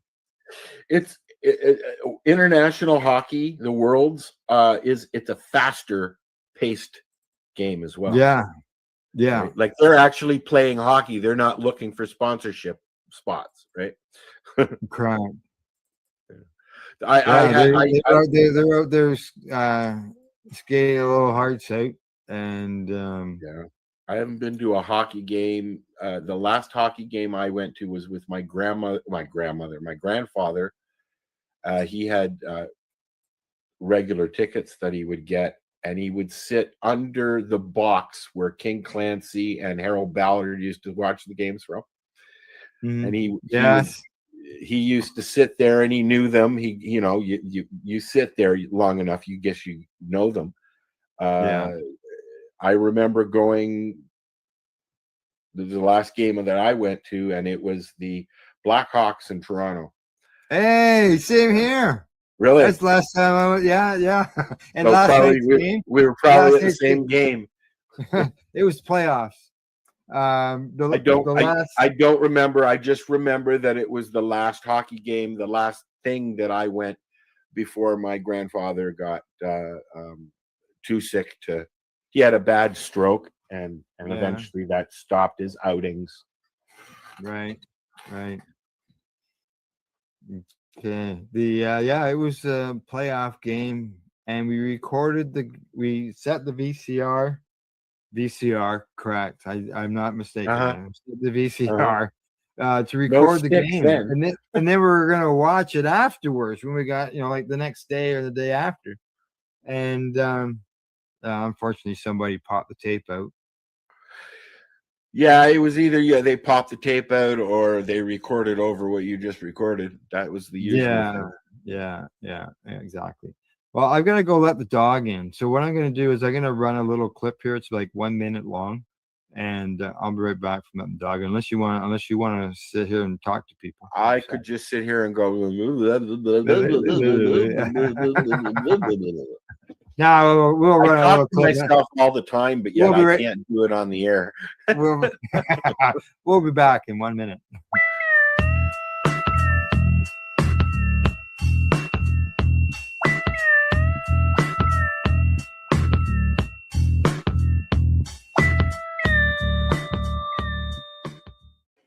How are you? Can I ask you a question, just so you know? I'm Al, my producer, and we're live on 420radio.ca and paceradio.net. So basically, my basic question is pretty simple. Why do you march? I've been doing it for years, and we still need to recognize it globally, so I march. There you go. Exactly. I want to travel and be able to smoke weed in other countries. Yeah, exactly. Good answer. Thank you.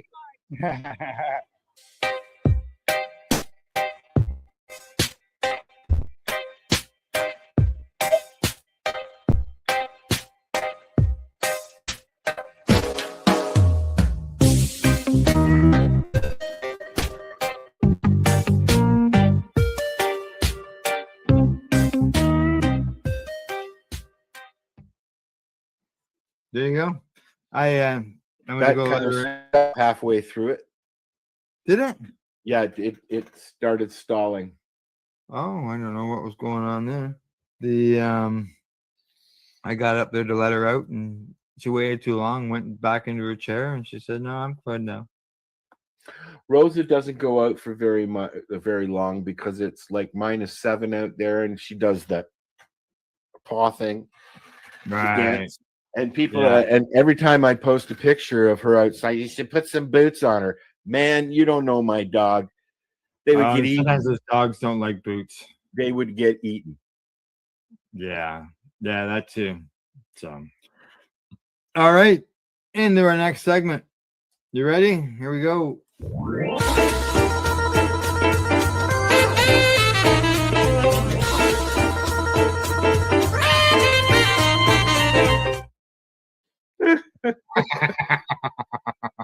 I love the saxophone.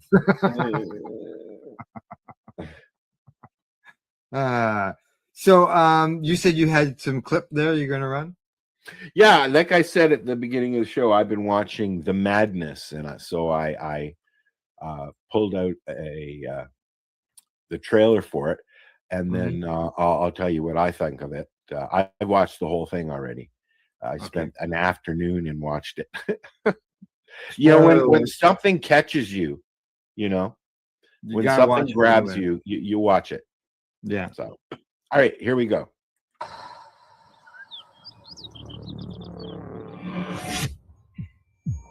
I think I'm getting framed for murder.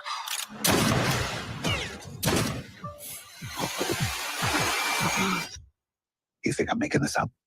We're not going to end up arresting you for this, are we? I was in the wrong place at the wrong time. I'm black. I'm on TV. I was there. I'm walking around with a bullseye on my back. They are gonna pin all this shit on you. But doesn't it feel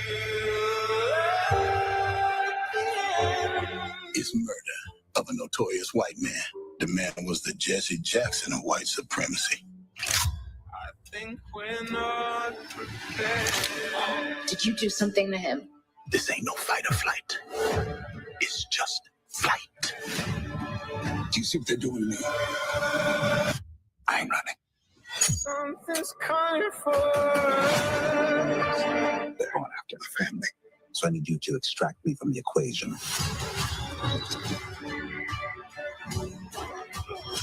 This one was a bit bigger than you thought.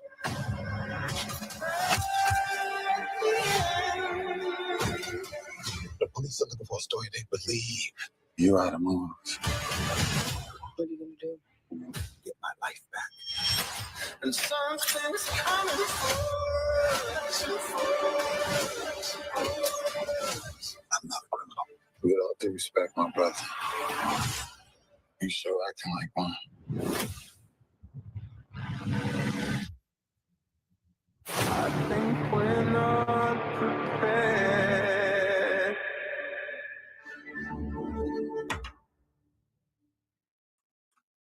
Don't that look like a good one? There you go. I'm unmuted now. That's a good one. You know what? I really enjoyed it. I think it's 8 episodes, and it grabbed my attention, so I watched it. And I would suggest that if you like a good thriller, I'll give you the gist. The gist is a CNN anchor gets framed for murder by a white supremacist, basically. Yeah. So, and there's some twists and turns, and it's I miss movies that grab you. The Bone Collector with Denzel Washington and Jennifer Lopez was it just grabbed you, Yeah. Eh? Yeah. No, I forgot what I was going to say. That's okay. I do that all the time. So yeah. Okay. So people catch that on Netflix. You said That's 8 on Netflix. series? Yep. How long is each episode? If there's 8 series. You know what? I'm probably about an hour. An hour. Yeah, okay. Probably a regular show length.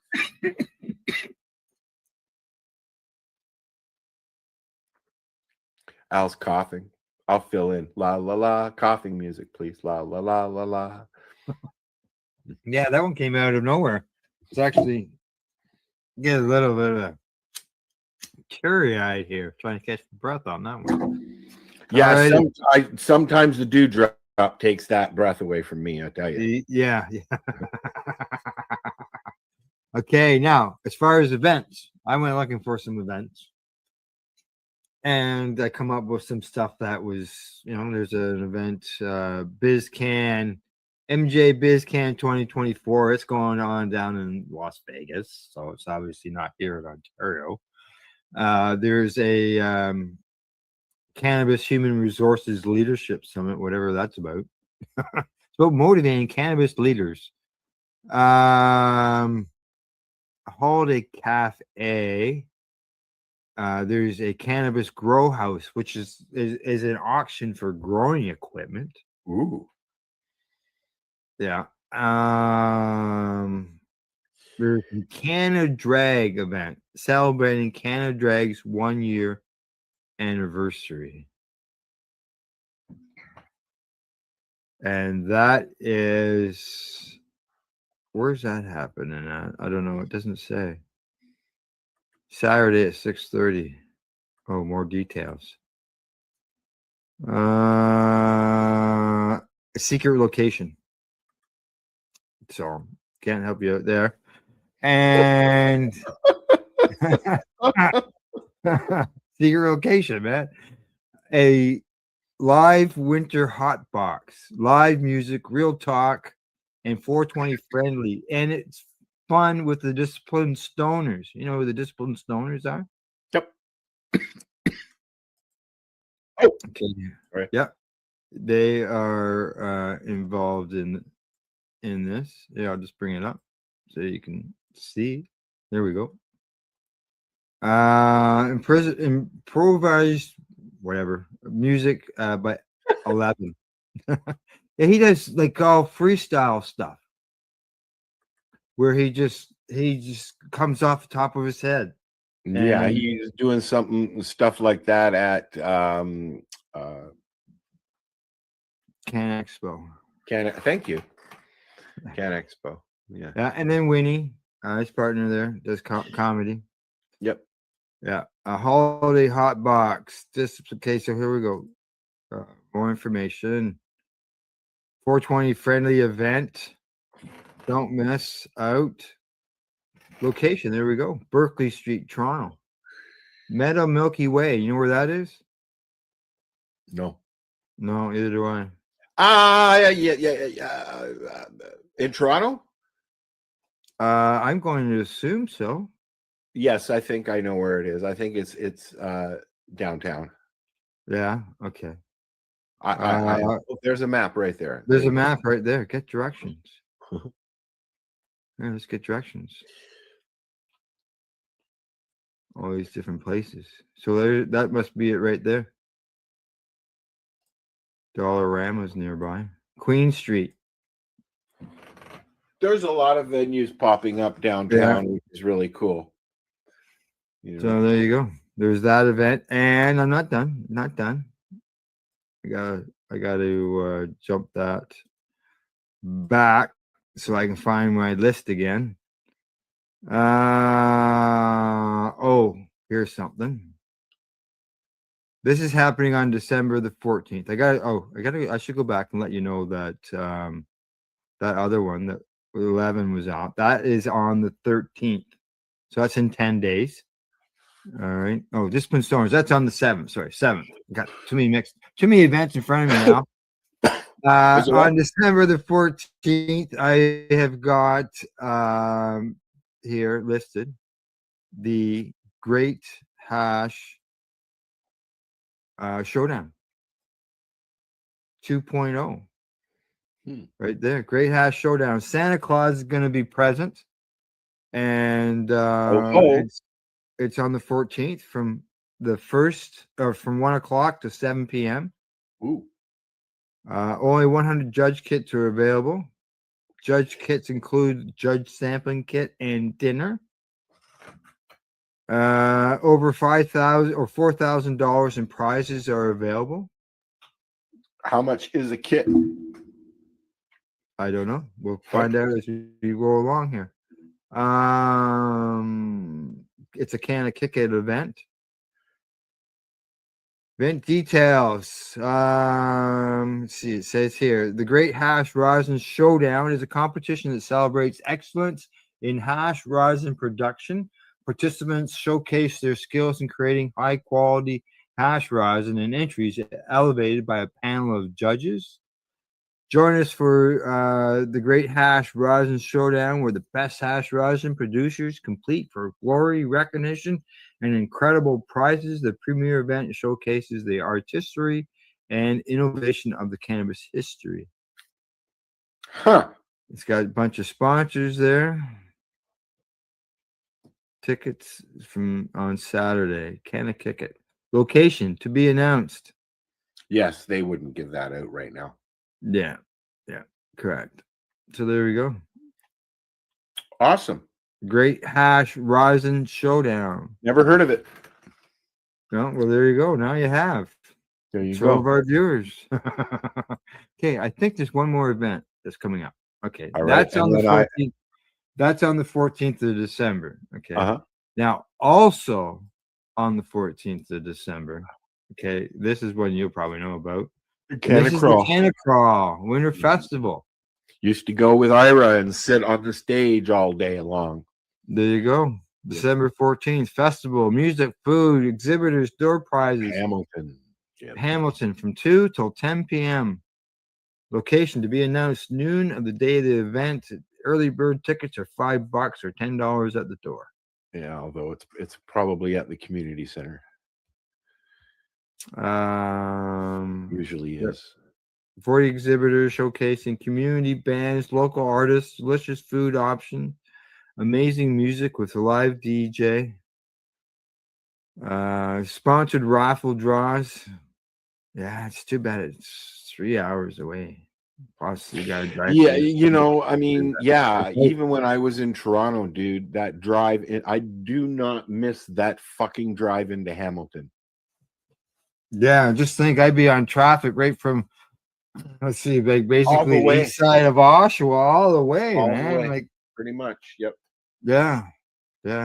Not into so that. You're done with that? Yes, I am done with the events. And I've got loaded up here.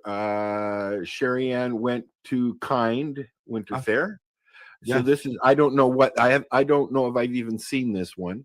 But we'll have a look and see what she has to say. Twist is that things are about to get really good. I think this world is going to open up for you in unimaginable ways. I think you're walking into your best chapter yet. And finally, you're going to see where all of this has been leading. Your hard work hasn't been for nothing. How you keep showing up. How you keep picking yourself back up. How you never give up on this dream, this vision, this feeling deep within that says this is for you. How you never give up on yourself. And even when you couldn't find proof in the outside world that anything was working out, you listened to your heart's wisdom and continually leaned into faith and trust. But now you're going to see it, the proof, the illumination of something more beautiful than you can even imagine. You're going to see where the universe has been guiding you, and it's going to be better than you can possibly know. I think the next plot twist is that things are about to get really good. That was the end of that one? She started I it. So, yeah. I don't know if that was even the right one to push. So yeah. Oh, But anyways, well, yeah, I she's can been tell you. enjoying. She's been going to events in the Toronto area. She's been Yeah. to Kind. She went to the Hash Fest, the Ass Fest, the Hash Fest, and I think she went to a few others that I can't remember. She's been going to the Dankforth, Dankforth. Dankforth, which is a place where you can go and do dankly things. Yeah. The Kind Winter Fair, from what I saw posted on Facebook, is that it was packed. Literally packed. She posted a lot of stuff, and I've been sharing it. So yeah, I've seen a lot of videos, and it was packed. Yeah, Yeah, it was packed. I heard it was overpacked. It was there were some people. Is that a legal event? A legal event or yeah, it's a legal event. Correct. Yeah. Okay. Cool. Yeah, I've been to them in the past. I don't remember if I've been to one or not. Well, we covered one. You were there. I don't remember if I've gone to one because they've been going on for a while. Few years now.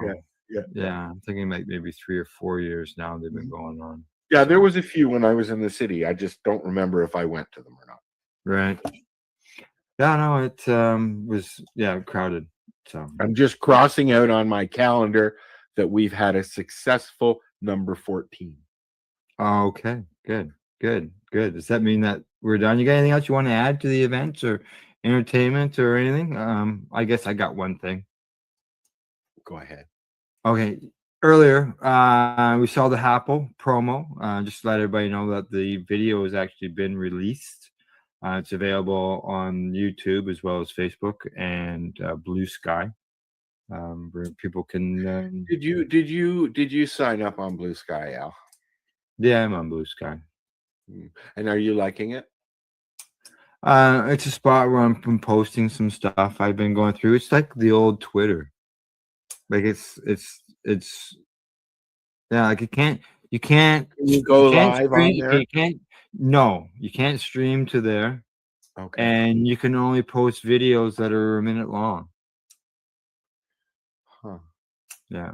So like when I posted it there as a YouTube link. Share the YouTube link. Yeah. But yeah, it's like the old Twitter. Really. It was actually a Twitter's project at one time, but yeah, from what I understand, it is a bunch of the original techs from Twitter that have abdicated and started their own network. Correct. Yeah. Exactly. So I used to know a bunch of the guys behind the original Skype project in Australia. Oh yes, and that's a bunch that is weird in a lot of weird ways. I tell you, those guys are. I think I'm geeky, but no, those guys are fucking geeky. Wow. I use Skype there about a week ago, I guess. You know what? It loads up on the computer, but I don't remember the last time I got a Skype call other than soliciting. No, I don't have a North America plan on my cell phone. So if I ever have to make a call to the US, I just use Skype. Yep. Yeah. So, all right. Anything else you want to add?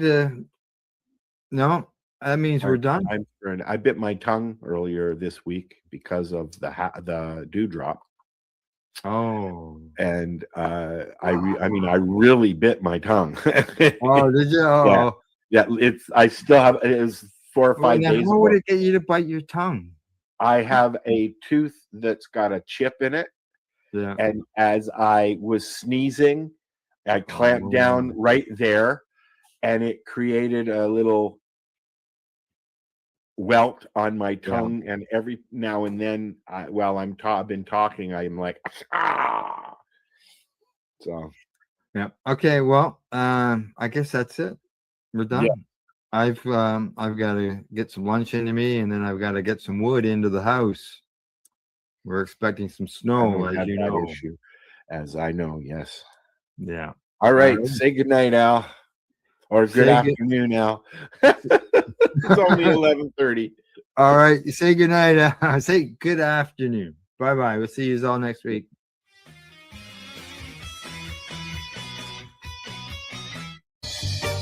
You're watching the 420 Pace Network, found at 420radio.ca and paceradio.net. Are you looking for non-stop, continuous cannabis and psychedelic programming?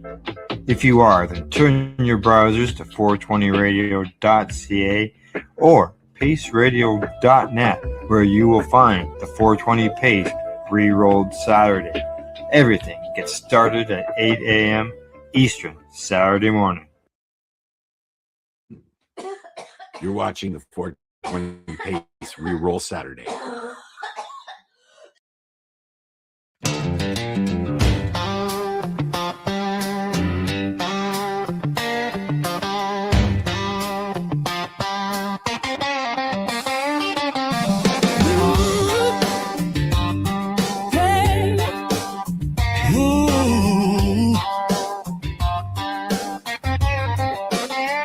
Got the slab on the table, little brick, all pressed, all gold. 5 tons in the steel frame waiting. Whole room hush when it flows.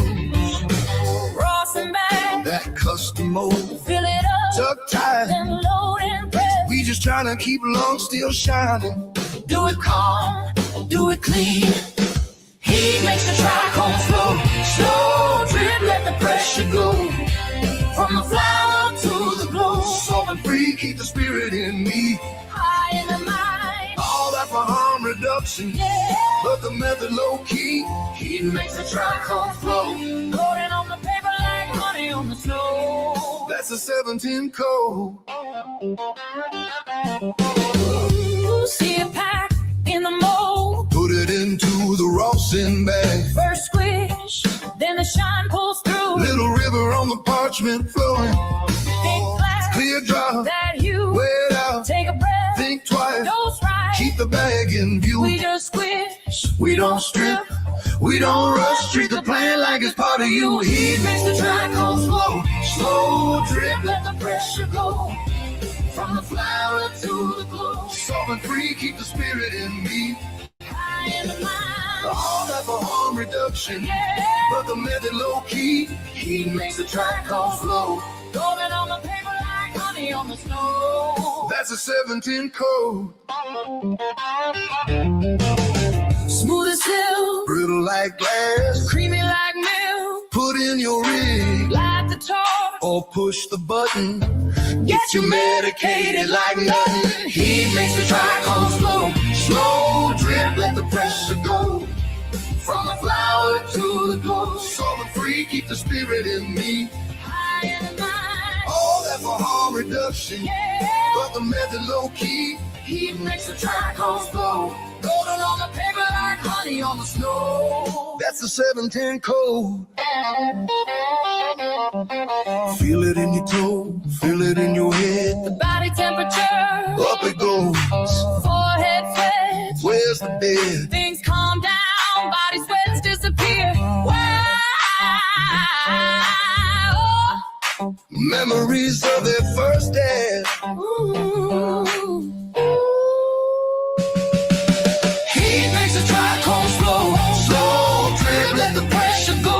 Let the pressure From the roll flower to the glow. Solving free, keep the spirit in me. Keep the spirit in me. All that for harm reduction. Yeah. But the method low key. He makes the trichome flow. Golden on the paper like honey on the snow. That's a 710 code.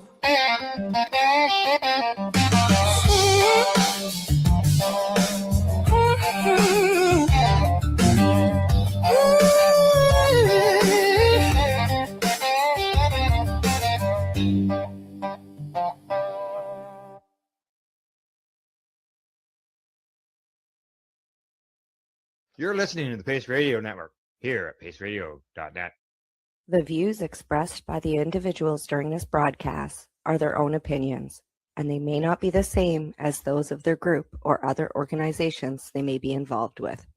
All medical advice during our broadcast is not a medical opinion and should be checked with your medical physician.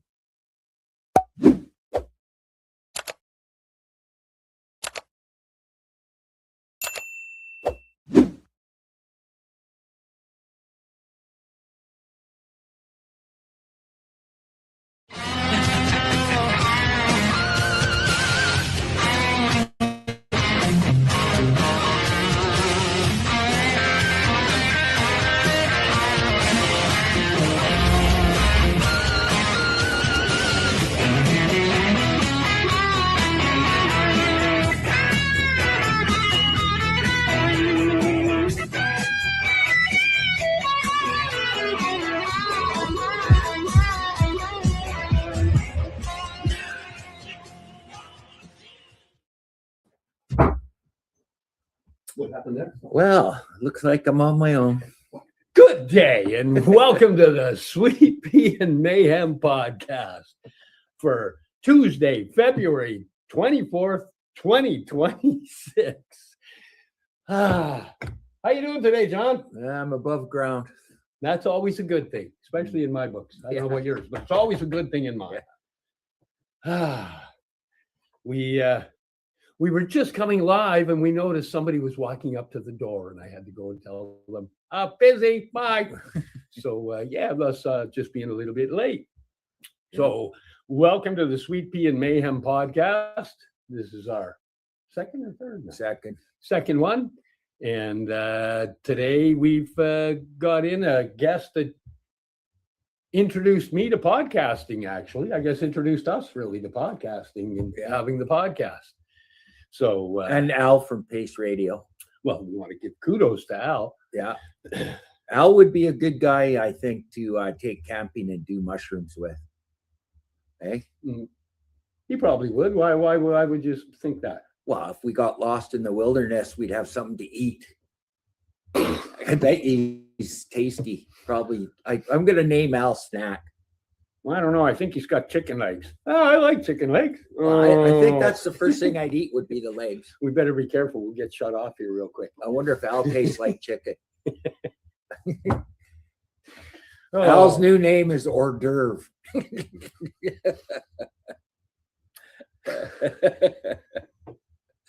There's nothing on me worth eating. I'm skin and bones. I keep it that way so that cannibals won't.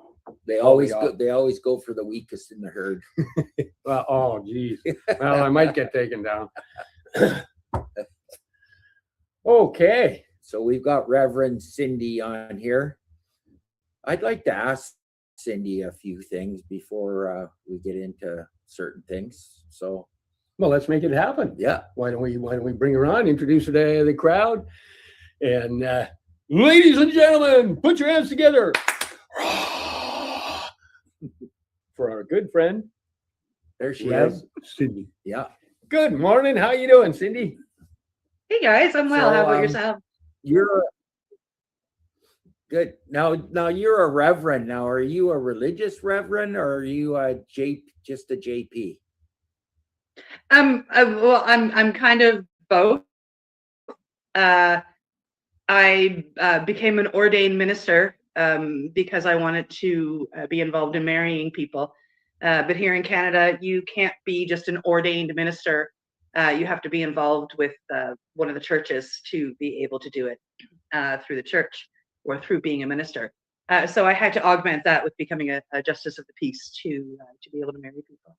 Okay, now Sue's mom was a justice of the peace, and she was only allowed to marry so many people or a certain time limit, and then that was it. She couldn't do it anymore. Is that the same with you? Well, here in Nova Scotia, there are a variety of justice of the peaces, different levels. There are temporary ones, so you can apply to get it, to get the license for a short amount of time to marry people you know. Or there are different levels of it. There is an administrative justice of the peace, which the only thing we're allowed to do as administrative justice of the peace is to marry people. And then there are different levels of it depending on what you did beforehand. to whether or not you can be, you know, a witness to signing, like different things, signing or conduct, you know, bigger business with the courts and whatnot. I just wanted to be able to marry people. How many people have you married?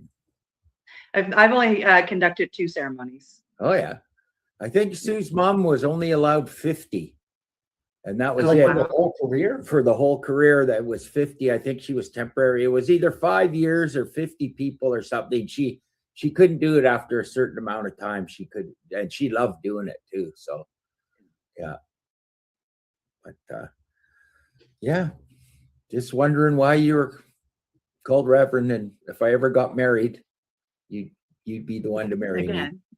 me. Wow. So what was your experience in give us a quick rundown of your first experience doing that, marrying, like it was your friends of yours you married, right? Yeah, it's actually a fellow veteran and his love, and they asked me to marry them, and I was very honored. It's, you know, I did that. They've been married for about 4 years now. And you know, so that would have put me at about 50 years old marrying them. And it's something that I had wanted to do since I was 7, thanks to my grandmother, actually, my dad's mom.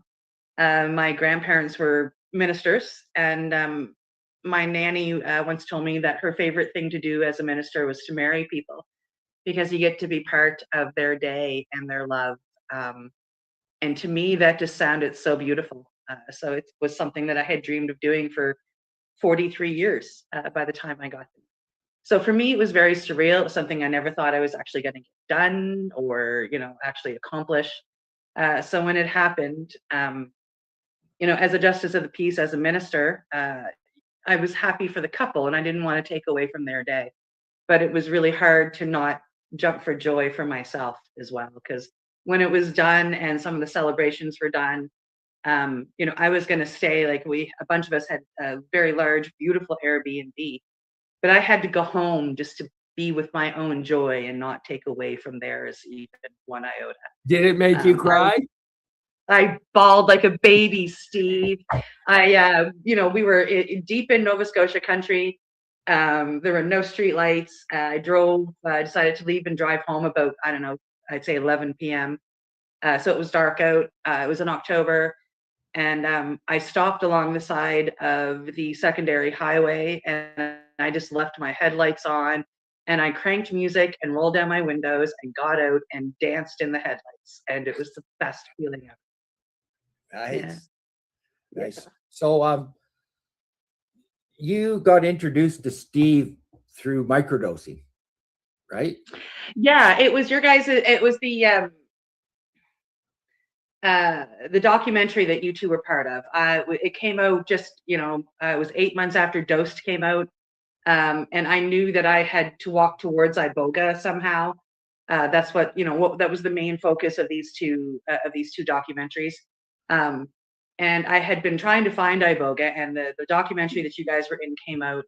And I remember being about halfway through that documentary and a light turned on. It's just like, start friending everybody on Facebook from these 2 documentaries. And that's what I did. And Steve and you actually were 2 of the people that I reached out to. And Steve was in Mexico at the time with Lisa. But we formed a friendship. And when I came out to sit with iboga that following July of 2021, I had the chance to meet Steve down at the Amsterdam. How did you see the documentary? Was it on YouTube or was it on TV? Yes. Or no, you know, it was something that, of course, in the psychedelic community, you know, which I was just kind of coming in on that one, you know, something that was talked about, especially right after Dosed, because Mark Howard was part of the Dosed movie, and he was also part of the documentary that you guys were part of. They followed him helping a veteran. And in both the veteran community and trying to learn about psychedelics, it was, you know, it was a big documentary that popped up on my feed because of different things that I was involved in that, you know, kind of coincided with the movie. Yeah, so, you know, watching, like in the middle of watching the Psychedelic Frontier, I just literally started friending everybody or looking them up on Facebook or reaching out to them. And as they say, the rest is history. Yeah. Yeah. I'm Wow. glad you did. Yeah. That's cool. Yeah, that was quite the documentary. And I guess the veterans passed away since then. Yeah, Patty Muldoon sadly lost his battle about a year and a half ago. It was a very sad time, but he did find a few years of sobriety thanks to iboga, and he did find some peace and some love. So that's really amazing, and now he's at peace. Do nothing but wish Patty all the peace in the world and all the love in the world. Yes. Yeah. I always thought that maybe he should have microdosed. I don't know if he did or not. Well, he microdosed a lot. Patty Muldoon, I mean, he didn't just sit with iboga once. He did a lot of work. He did a lot of microdosing. He worked with mushrooms, 5-MeO, DMT, and iboga. And sometimes the hooks are in really, really deep, and they just keep pulling. And sadly, they just kept pulling. Yeah, it's depending on how deep the trauma is, it's layers and layers of removing stuff. Yeah, the post-traumatic stress is how we met. There's nothing you can do about it once it takes over. I'm going to stand up and disagree with that one. Post-traumatic stress injuries took me over, and I'm winning. So I do believe that there me too. You meant in the moment when you go into it. Yeah, correct? but I don't have it okay. anymore. Since I've been microdosing, I don't have it anymore. When I had it, it took over, and there was nothing I could do about it. So the microdosing got me out of it. So, yeah, it just takes over and it controls everything. And there's, it's horrible. Yeah. Yeah. It's horrible. Oh, yeah, it's a terrible injury. And that's, what some people don't realize, like they call it a disorder or a dis-ease. And it's really an injury. Post-traumatic stress doesn't come because of a chemical imbalance or anything like that. It comes from things happening to us, and it becomes a very large mental injury. And there's a way to heal that, but it takes time, and it takes patience, and it takes work. Yeah, I went into shock, basically. So I don't know if you'd call it shock, but yeah, it was horrible. Yeah, that's how me and Steve met, through post-traumatic stress. Finding that pathway out. Now, hey, look, there's 3 of us walking that pathway that have been showing lots of people the pathway. Yeah. And mine's, man, all I got is thank yous. That's all I got for where I am in my journey. Just wow. It's I wish it for anybody that's struggling there, and not just PTSD, because it's also for mental health aspects. They when the brain's not working right, man, that microdosing can sure make nice little shifts in the way the brain works. But watching Steve since the psychedelic frontier, because that was a heartfelt interview that they did with Steve about microdosing and being in a dark place. And now seeing him now is just unbelievable. So yeah, it's been nice watching it. Yeah. And I've got to watch Cindy as well. We kind of paralleled. We both looked into the dark way too much. And now it's like, oh, look at the light. Oh, hey, there's light over there. Hey, look at it's nice to wake up and see the beautiful things rather than just have the darkness in your head and make you want to crawl back under the covers. But no, it's been just an absolutely beautiful journey. And the people, wow, the people you meet on the journey have been pretty interesting. We've healed, but we've also healed animals, not just people. So yeah. So it's been pretty cool. People thanking us in tears, just unbelievable. It's pretty cool feeling. Yeah, it's better than any money or anything like that. It's thank you we get. Yeah. Give us a little rundown on you were in the dark place, you found the videos. What happened? Um, well, like I said to John here a minute ago, like I started reaching out to people, and I ended up chatting with one lady. Well, actually, Mark Howard got back to me, and he said, "I want you to reach out to Elizabeth Bast, who her and her husband work with iboga out of Costa Rica. Sol Centro is their company, and Elizabeth is."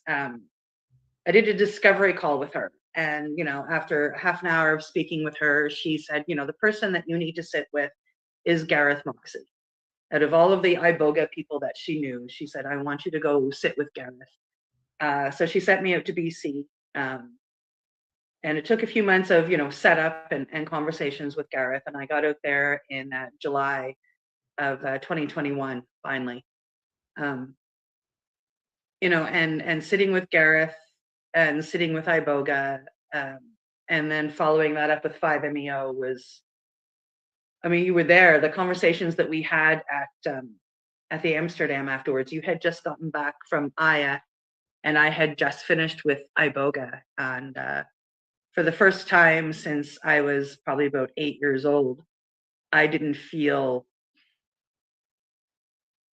like I had to go hide.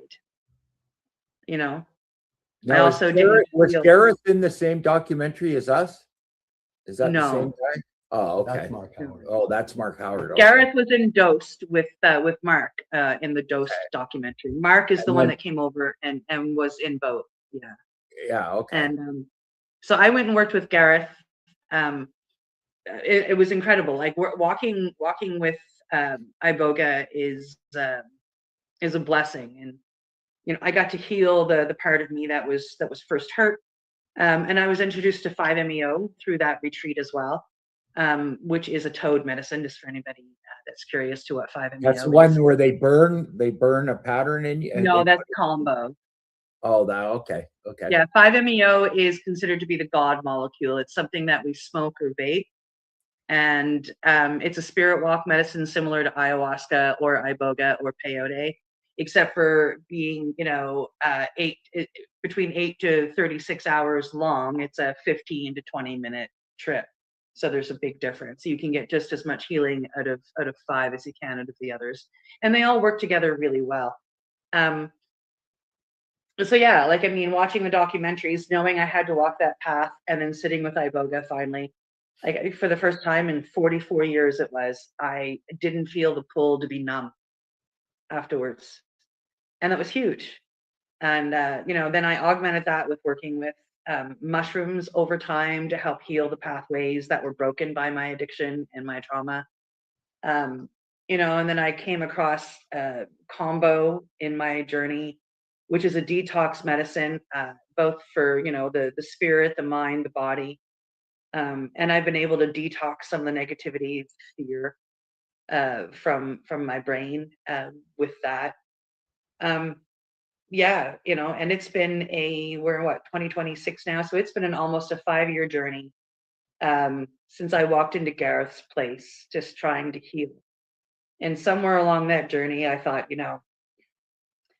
if I can go from what I was to what I am now, and this is me thinking 3 years ago, I should be able to hold my hand out for others, and that's what I want to do.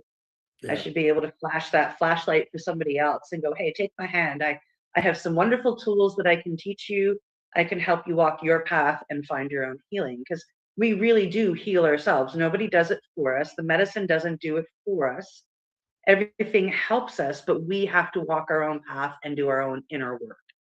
And that's where the healing comes in. And so to be able to help somebody else, what's that?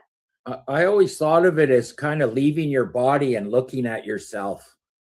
That's kind of the way I feel sometimes, is you're standing outside yourself and you're looking at yourself and you're seeing what you need to do to make things better. But that's definitely one of the tools that people can get. For me, the medicine showed me what to do to get better. Not just allowed me to see myself and figure it out for myself, but the medicine was very beautiful in the fact that it, I ask it for guidance, and it very graciously gives me guidance. you know, do this, do that, don't do something else. And I know Steve will relate to this, and I only really figured it out last summer. You know, the spirits, the guidance, the whatever you want to call it, has been very loud in my life. I mean, like, you know, when I talk about how I get messages, it's like, you know, like I talk about how I'm being yelled at. And I finally came to realize last summer that I'm being yelled at because I'm not hearing it when it's subtle. And, you know, I've noticed that the yelling at me has stopped, and I'm able to, you know, hear those messages or those pieces of guidance way easier in the last 6 months than I've ever heard them before. Now, would you consider some of them like a kind of a switch and then some of them maintenance? Or are they all sort of a switch that switches you, or some of I don't think that any of them are a switch, to be honest, John, because, you know, if we call it a switch, we're saying that it's got some magic to it and it's going to come in and it's going to do all the work and it's going to flip that switch for us. And that just doesn't happen. When this medicine comes in, it's going to come in and it's going to give you guidance and it's going to help you see things and it's going to help you learn those tools. But if you don't walk with those tools, if you don't do that integration work afterwards, you've done it all for nothing. Yeah, learn which switch you have to flip. Yeah, like you're the one that does this. Like it's kind of like, if we go with the flipping of the switch, it's kind of like the medicine comes in and goes, "Hi, Cindy, how you doing? Look over here at this lamp. If you pull that cord, if you get up and you do the work and you go over there yourself and you pull that cord, the light's going to come on." And that is how I see psychedelic medicine. It gives you that path to be able to flip that switch yourself, but it's not going to flip it for you. And there are people out there, I mean, I know plenty of people that instead of going once every 2 or 3 or 4 months to sit with this medicine, they're going weekly or bi-weekly or twice a month or whatever it is. And they're letting the medicine do the work. But then, of course, all of that work falls to the side because they're not doing the integration work afterwards to really solidify the changes in themselves. So, you know, as much as I love to, you know, to share that I am a psychedelic facilitator now, I did walk that path. I know that I'm just a tour guide. I'm a tour guide into your own soul. And then once you get in there and I show you a few things, it's really up to you to walk over and flip that switch. It actually has nothing to do with it. And that's the same with a lot of things, though, like even, you know, everything, basically. Like even, you know, going on a diet or eating healthy or anything, it's up to you.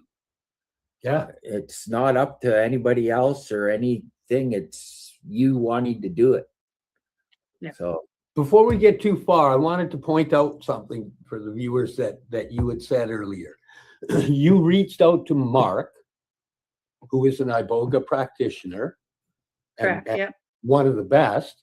And he referred you to somebody else that is an Iboga practitioner and one of the best, who sent you to somebody else. And what I want to point out is they had a chance to make money and they didn't jump on the money because they were about the healing, and they referred you to the people that you needed. Even though all of them practiced the same medicine, they listened to who you were and what you needed and went, "Oh, this is the right person for you." Yeah. Which, you know, 100%. I gotta say, that's a beautiful thing. Well, like, I mean, and you know, along my journey as I've learned to become a psychedelic facilitator and learn to work with these medicines, that's how I've been taught too. Because when you come to myself or Mark or Elizabeth or Gareth, you know, our goal is to never see you again. You know, I don't want you coming to me in 5 years on a regular basis for medicines. I want you to heal. I want you to take your medicines. I want you to do your integration work, and I want you to heal. So in 5 years, when you're reaching out to me, it's because, "Hey, Cindy, I'm in your area. Let's go for a coffee." Not because you need more medicine. Yeah. You know, the goal is to get people to a point where they're healed, not where they need more. I've been watching people microdose now I've been microdosing for 15 years because of my post-traumatic stress, but I've been watching people, and to me, it seems like about 6 weeks seems to be about when they don't need it anymore. That's what I kind of see. I don't know if it's with everybody, but I see it takes about 6 weeks Me, I have to do it all the time, constantly. But some people, they just 6 weeks, they don't need it anymore. And that's just my opinion. You know, a lot everybody's of it is the different. layers of trauma that you've got to get out. Yeah. So if you don't have 40 years of layers of trauma to slowly peel off the layers, you can get through them faster. Yeah. The bonus is when you see somebody that heals that fast, you know it works, you know it's there, and you just got to keep walking the path. It works. Just slow and steady. Just keep going and have the faith that you're healing. Yeah. You know, part of healing is believing you can heal. If you don't believe you can heal, no, you're telling your cells, we can't heal. They're going to listen to you. Mm-hmm. You know, we got to say, hey, we can heal, and having that bit of light. You know, for me, I was learning about all the different things that mushrooms could do. And then it was like, I need to find the right person. And what I found was once I decided to walk that pathway, what I needed appeared. Right? John, all of a sudden, I'm off doing a gig and John appears. I've heard of him. He's the guy I need to find. How do I find him? And there he is. You know, and it wasn't long before that, or long after that it was like, oh no, we're forming a company. We're sharing this. You don't get to keep it. We're doing this. And it's like, oh, the universe had a way bigger plan than either of us did. I never seen us doing this. Nope. Or being in a documentary. Yeah. Yeah. Kind of mind blowing. Yeah. How much has your mind been blown by things? Me? Oh, well, you know the answer to that question, pretty large. Yeah. Yeah. I saw some mind-blowing things yesterday. What's that? I said I saw some mind-blowing things yesterday. I saw What did you see pictures of yesterday? you over the Niagara Falls. Oh, did you? I didn't see that. I saw your new sweater, but I didn't see you going over Niagara Falls. Well, she didn't go over. No, they're not posted to Facebook. I had sent Steve a picture of me in front of the falls. Oh, you didn't put it on Facebook? Not yet. No. Oh, I saw your Hard Rock sweater. Yeah, which I got at Niagara Falls, right? So I went to the cafe there. It was pretty cool. Is it really noisy, Niagara Falls? Like, can you hear it Very. from a distance? Like, you can hear it before you even get there? Oh yeah, that water's loud. Oh, wow. I'd love to see And that. there's one little boy, he in the early 1900s, he fell over the falls. Like he went over by accident. Him and his sister and somebody else. The sister didn't end up going over the falls. She got rescued. The other person, the man with him, was killed, but he went over the falls. And because he was so little, he got thrown free from like the stuff that was, would have killed him. Lots of rocks down there. Yeah, he didn't hit any. He said, but the water that was coming down off the falls, the droplets of water that were coming out and getting him felt like razor sharp rocks hitting him. Wow. And he was just covered apparently in bruises from that. Bruises. Wow. Yeah, crazy. Yeah, but he lived. Probably the only one that wasn't in a barrel that lived. Very muchly so, yeah. Yeah, that's what he's famous for. Cool. I'd be fine not having that fame. Me too. Screw that. I want to go over. Holy crap. Wow. So with the rumble, the weird audio guy question, do you notice it being like a low grumble? Oh, or is it more? It's more of the shh. Yeah. One of the great things about being there, though, is I didn't notice the tinnitus in my ears. Oh, that's funny because it's just a white noise that masks it out. That's awesome. Of course, you got to sit there and go, what? What? If you want to talk to anybody, but.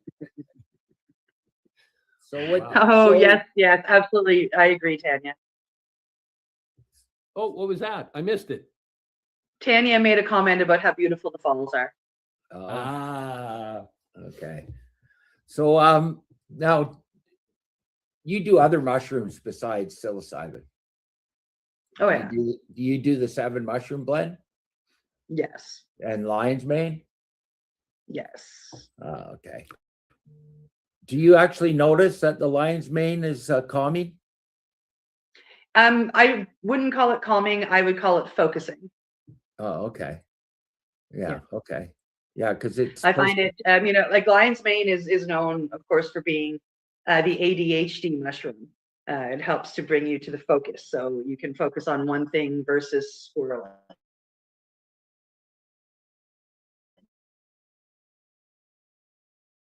So, and I Yeah. find it helps a lot. You were just waiting. You just waiting for that moment. Thank you. Yeah, you notice how we set you up beautifully for that scene. Oh, you just been throwing them out. Going, is he going to bite? I Is even he had gonna one bite? going. I even had one going the other way just in case. Oh man, yes, lion's mane. Why don't you give us a little rundown, because you actually use our products as well. So give us a rundown of what you've used, what you found from it. I use your 7 mushroom blend on a regular. I have diverticulitis. Actually, I have diverticulosis, which when it's active becomes the diverticulitis. And I have noticed that since taking the 7 mushroom blend, my gut doesn't get as bad anymore. That combined with the proper diet to stay away from the seeds, etc., that turn the oses to ices when it comes to this disease. So I find that taking the 7 mush helps with that immensely. You in the last little bit started putting cacao in with the 7 mushroom blend, which is just phenomenal. I'm a cacao facilitator, so I already understand the blessings of cacao, and to have that in my daily supplements without even having to think is just it's been a true blessing and a godsend. And we can go on and on about the benefits of cacao, but I think I'll wait for Steve to do that so John can use his little sign again. You also got me going when I first came out for my iboga. I had to take the vaccines, and of course we've learned about some of them are not so good. We've looked mine up. You looked mine up for me, actually, Steve. Found out that one was saline placebo. So one of my vaccines wasn't even a vaccine, but the other one was giving me some issues. So I went on your the product that you make at the time. It was called V-Spike and Polyshield and MyoPro, because I was getting heart fluctuations as well. So you put me on the trilogy. And holy cannoli, what a difference that stuff made. It it made my heart stop fluttering. It flushed the nastiness that was in with the vaccines, because I don't care what vaccine you take and what benefits may come from it, they have to use binding agents that are just not good for the human body in these vaccines. And I personally didn't want that in me. And the difference in how I felt before and after that particular protocol was huge. You also suggested the iAdapt, which is to me one of my favorite products that you have, right up there with the 7 mushroom blend. And I find the iAdapt helps me with energy, straight up. It helps all of the other supplements that I'm taking come into my body naturally and be used by my body naturally without having to have these chemical byproducts that help things bind. And it gives me energy. So it's taken my coffee intake from, a pot or 2 a day to a cup if I feel like it, because it tastes good, which is really a big thing for me. What else do I take? Oh, I take your Super C Veg. I was given a soft diagnosis of lupus, which took me almost 2 years to finally get in and see a rheumatologist about. But in that 2 years, I started working with you. And one of the things you put me on, because I told you about my lupus, was the 7 or the Super C Veg.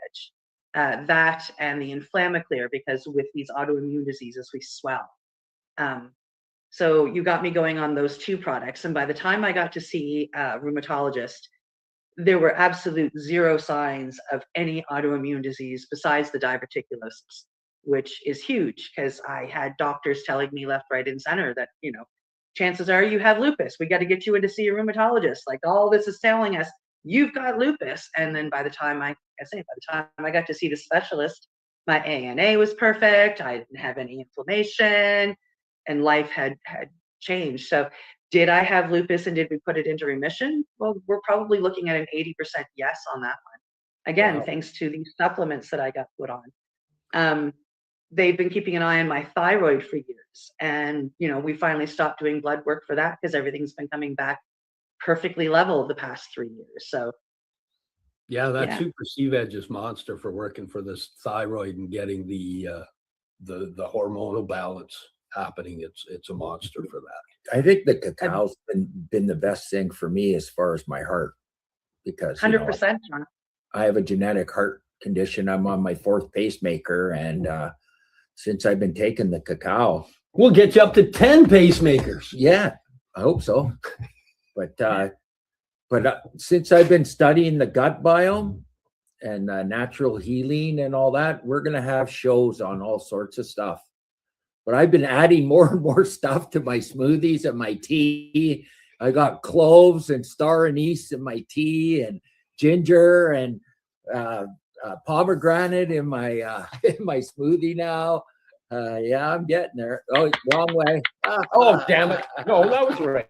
Wait. No, you had it right. But I was a guest on your show showing the smoothies and the teas and all that, and I've even learned way more since then. And yeah. Never mind. Don't be barking. Oh, we got dogs coming in. Mm-hmm. It's going to be a dog fest here in a second. Yeah. So, hey, we should, if we're going to carry, we might as well just go to an ad and then come back. Do the Talk to your producer. Do your little station thing. Hey, I forgot to write my notes and bring them. It's time for a station break. So we're going to be right back right after our awesome producer, Al, runs the commercial break. Right after hors d'oeuvre. Right after hors d'oeuvre sets us up. Yeah. Pace Radio. You're listening to the Pace Radio Network here at paceradio.net. Camelford Lifestyle Shop, open Monday to Friday from 10 till 7 p.m.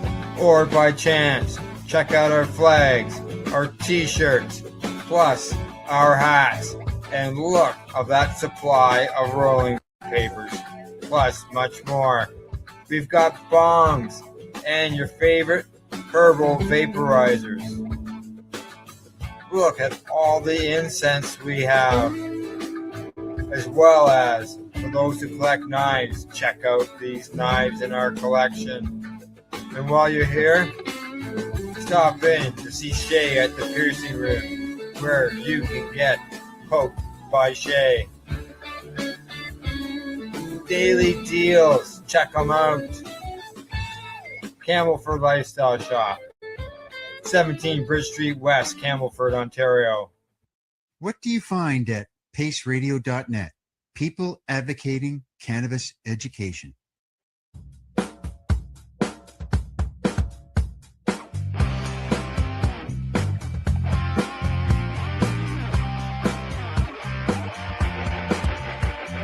having an awesome day, and I'm gonna make sure it stays that way.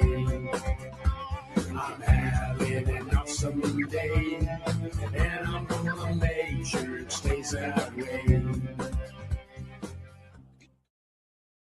Limestone City Hydroponics is Kingston, Ontario's hydroponics shop. Take your growing to the next level and create the optimal environment with a tent kit, or maximize your yield with an ebb and flow flood table kit. Either way, Limestone City Hydroponics has more sizes and options to fit your needs. Are you looking for the power of the sun that adapts to your budget? Then look no further, as they have professional grow lighting. They have indoor grow systems that are easy and cost effective, with many options to fit your living space and lifestyle. Cultivate your growing potential. We have everything you need to succeed. And if you can't make it to the store, they offer local delivery to the greater Kingston area. Remember, when you're looking for experts to help you grow, then look no further than the locally owned Limestone City Hydroponics, 105 Sunderland Drive in Kingston, Ontario. Call them at 613-548-0420.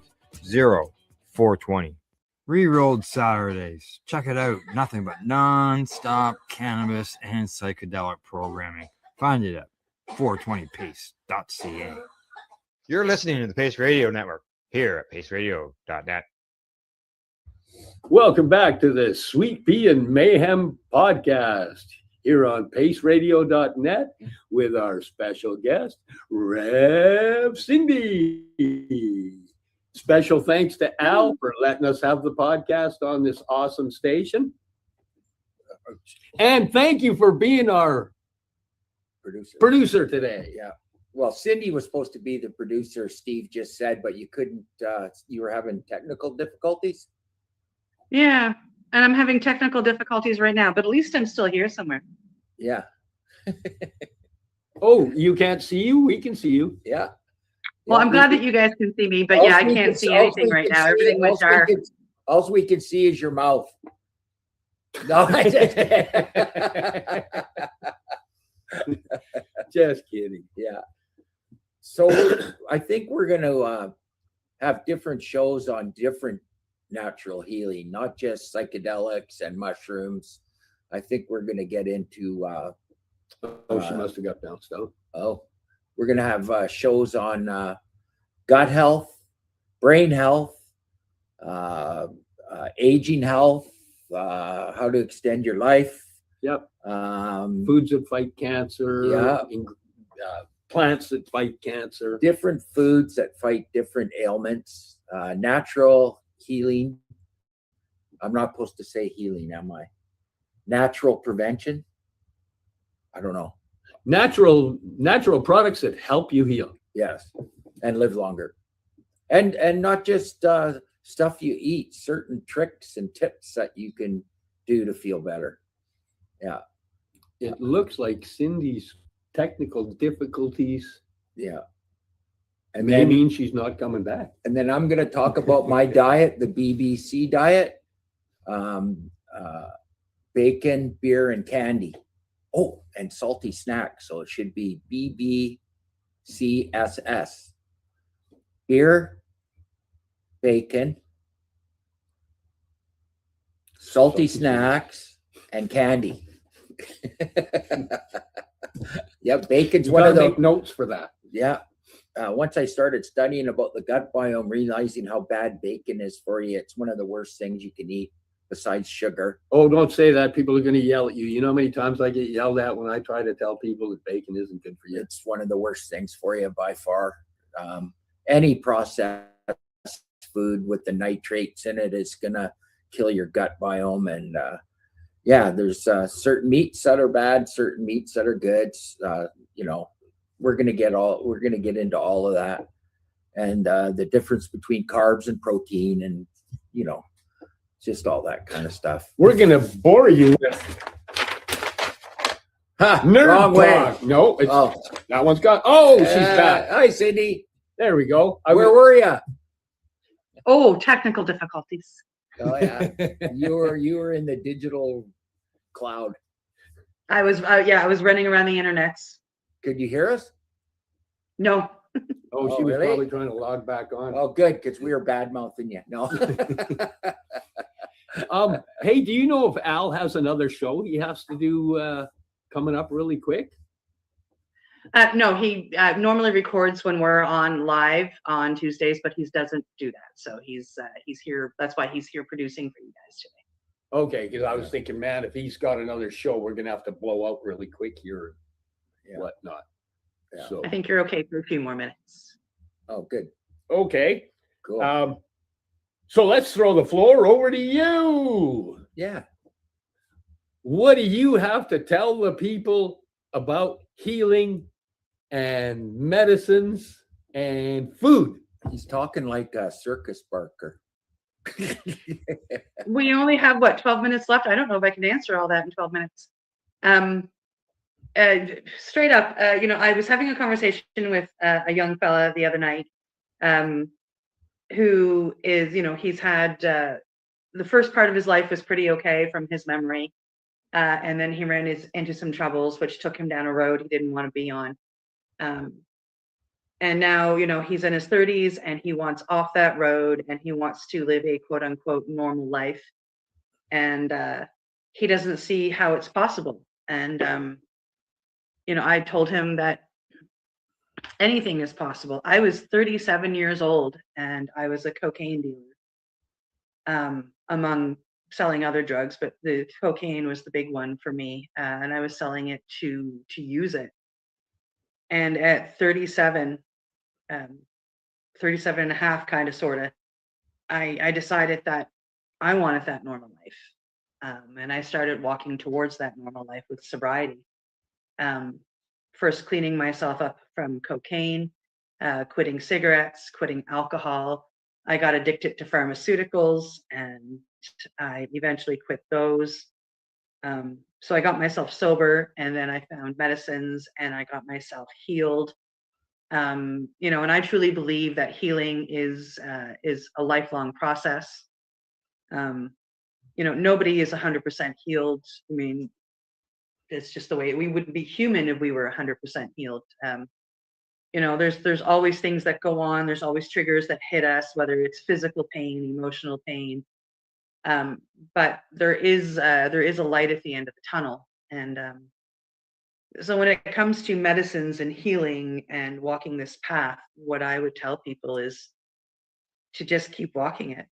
Find the medicines. I think the way John spoke of something earlier, like some of these medicines maybe take you to an outside and take you a look in. And I believe that we can do that with meditation. We don't need medicines to do that. But I think that that is a beautiful thing to do. If you take a step out of your life and you take a look in and you go, okay, I want to fix that and that and that and that, and then find pathways to fix that stuff. And sometimes that's going to be walking with mushrooms. Sometimes that's going to be going back to school. Sometimes that's going to be other psychedelic or earth medicines. But find that path and find people who are true to that path and ask them to walk with you. Because those of us that have walked this path, one of the things that we absolutely, truly in our hearts, and you've heard all three of us say this, that we love to do is to walk with others. How did you do that, Cindy? How did you do that, Steve? How did you do that, John? We did that this way. Come on, let me show you. And so not just the three of us, but there are so many other people out there that have walked this path and have found their healing. And I'm blessed to know a lot of them. But find somebody and just kind of walk with them. It can all happen. Like I said, I was 37 years old, highly addicted to cocaine, and I was a cocaine dealer just to make ends meet and be able to, have my Coke and have my food and have the roof over my head. And I've seen cocaine do some horrible things to people. Like lose that food and the roof. I've had honest, hardworking, beautiful friends turn into lying, cheating, horrible people and lose their families and their jobs and their houses and everything. And it's all because of the drugs. Yeah. Yep. I've seen, and it's like they're not necessarily turning into horrible people, because I truly believe it's the same as when I look at myself when I was when I was that, and the core person in that is the person you're sitting here talking to now. I'm a good person. That version of Cindy down deep was a good person, but this crust of the fucking drugs on the outside, just kind of twist everything, and that addiction wants everything, and it takes everything. And then the person who's really in there is sitting on the inside on the floor crying, holding their head going, I just want to be fucking normal. I just want to be fucking normal. And people like us are here on the outside going, we got you. Just come here. We got you. We were just talking the other day about a friend of ours. We did an intervention because we all got out and we were in a bad place with addiction, and we went and did an intervention, and he goes, no, I like it. You can't change my mind. And he just passed away from lung cancer from the pipe. And then we got another friend in palliative care right now. Same thing. And did Steve tell you I was just in the hospital? Yep. I can't smoke pot anymore. He called me when you went into the hospital that day. Yeah, my blood pressure was 54/41. Hospital couldn't believe that I was conscious. She goes, how are you still conscious? Not just conscious, he wheeled himself in. And they took my blood pressure and went, They probably did what I did. Hook it up again. That can't be right. Yeah. We did it 3 times and it was still 54 over 41. And we're like, okay, why am I still conscious? But I started we smoked a joint after lunch. We went out for lunch and we smoked a joint. And all of a sudden I got all these spots in my eyes and I started feeling faint. So I came in right away and took my blood pressure and went, oh. So off to the hospital I went.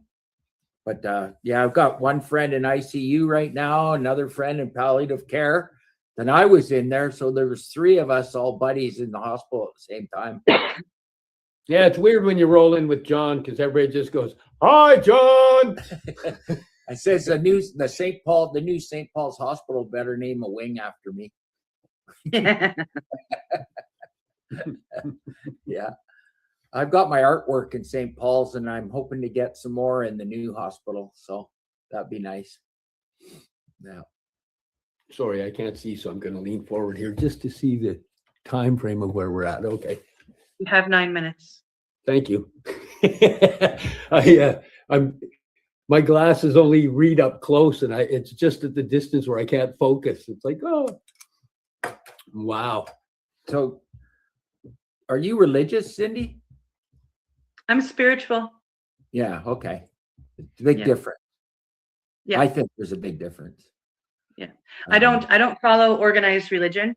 My dad's parents were part of the Salvation Army Church. I have nothing but respect and love for Sally Ann.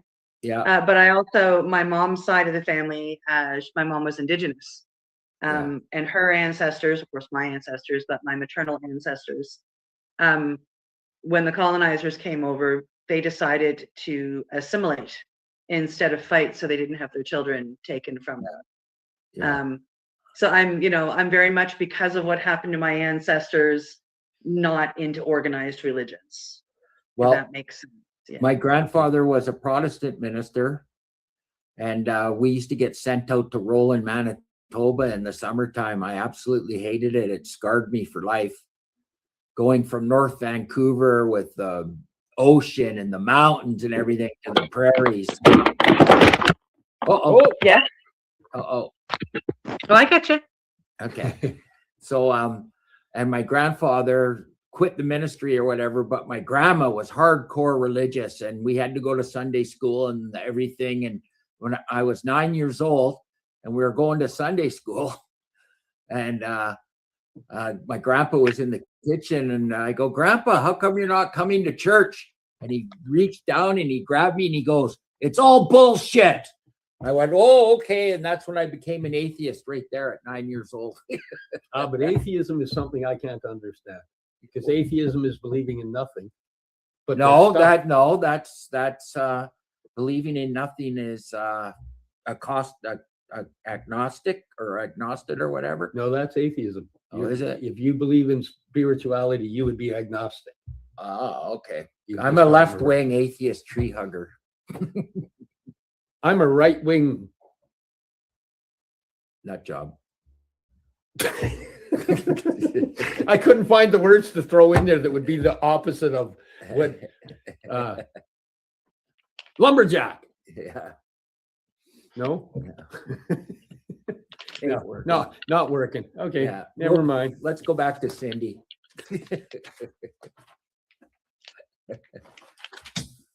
Okay, well, I don't know really what else to talk about except for thanking you for coming on. Yeah, thank you, Cindy. Thanking Al for being a producer. Thank you, hors d'oeuvre. And thanks for letting us have the podcast in the first place. Yeah. And thank you, Cindy, for actually making it happen, because you kept dragging your feet. Yeah. Yeah.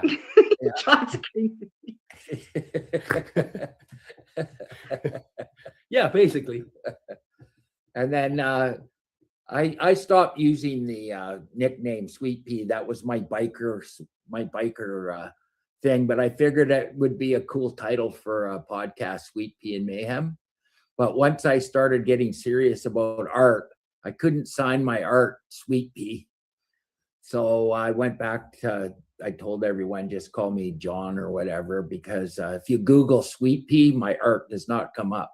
But if you Google my name, my art comes up. So yeah, so So, but sweet pea, because I've got them tattooed from here all the way up to here, except where they operated on my arm twice and cut the sweet peas and then stitched them back together. So they're kind of all mashed up now. But yeah, so that's why my nickname is Sweet Pea, because I have them tattooed all over me. And then he's Mayhem. It's self-explanatory. It was between Mayhem and Nerd Boy. Oh, no, I called you Nerd Boy. Yeah. Copyright John Sayre, Nerd Boy. Hey, and next week at this time, it'll be you and me doing the podcast. Mushy moment. And then the week after that, will be John and I doing the podcast.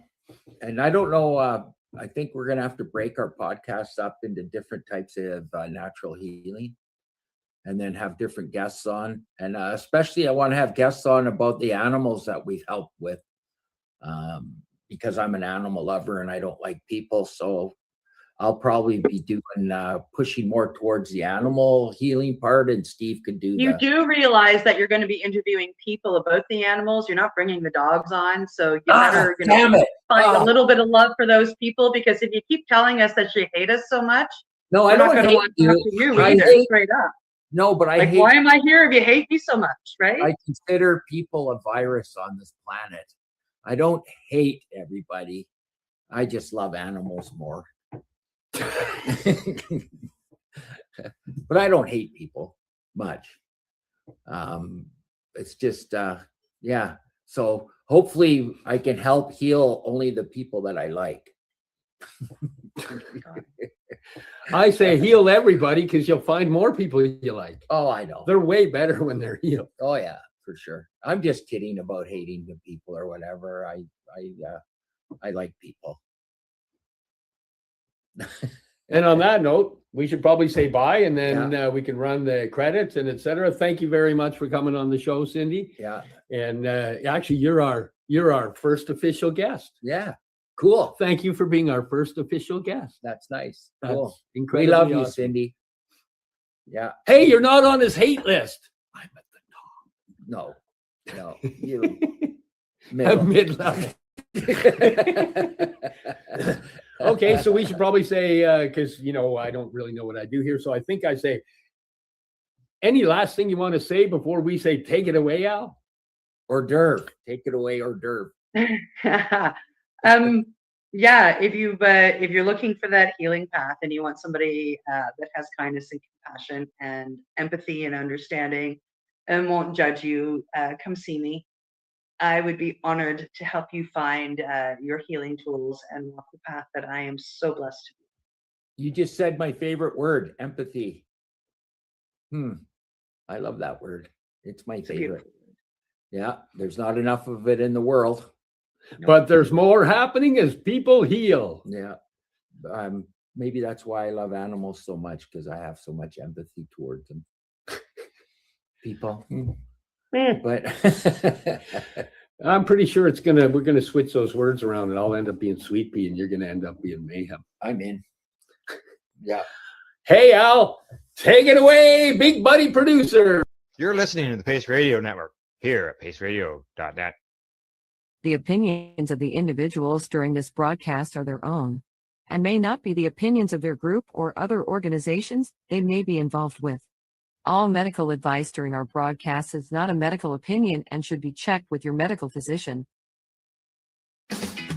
Enjoy the buzz of legalization with Campbellford Lifestyle Shop. From lights to plant nutrients, books, consumption accessories, and more. We've got all your basics to grow or consume cannabis. Visit our info center or take a look at our piercing services and body jewelry, now available in-store through Campbellford Lifestyle Shop, 17 Bridge Street West, Campbellford. Limestone City Hydroponics is Kingston, Ontario's hydroponics shop. Take your growing to the next level and create the optimal environment with a tent kit, or maximize your yield with an ebb and flow flood table kit. Either way, Limestone City Hydroponics has more sizes and options to fit your needs. Are you looking for the power of the sun that adapts to your budget? Then look no further, as they have professional grow lighting. They have indoor grow systems that are easy and cost effective, with many options to fit your living space and lifestyle. Cultivate your growing potential. We have everything you need to succeed. And if you can't make it to the store, they offer local delivery to the greater Kingston area.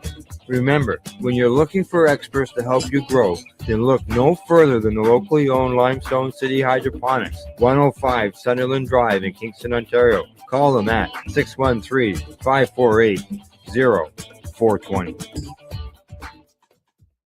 We are people advocating cannabis education here at paceradio.net.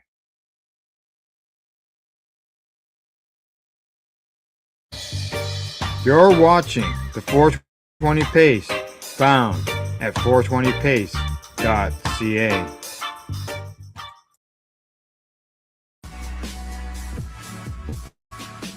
Tune in Fridays at 7 p.m. Eastern Time on 420radio.ca.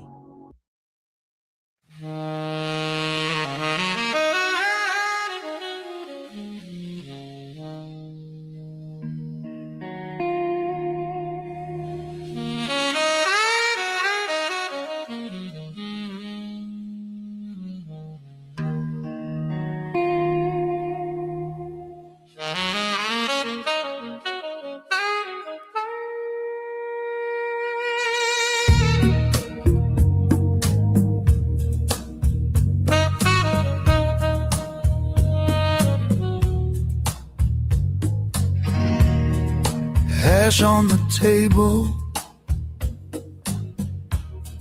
soft in my palm. Gumball in the glass jar, calm in the storm. Fingertips sticky, scissor blades brown. Pass it in a circle, kept it low, kept it sound. Hash gooey like Play-Doh, press it, fold it, take it slow. Original concentrate, that's gold. All of harm reduction, consumption. Hash gooey like Play-Doh, soft little sun and a snow glow. Just story in the smoke, all of harm reduction, consumption. Yeah.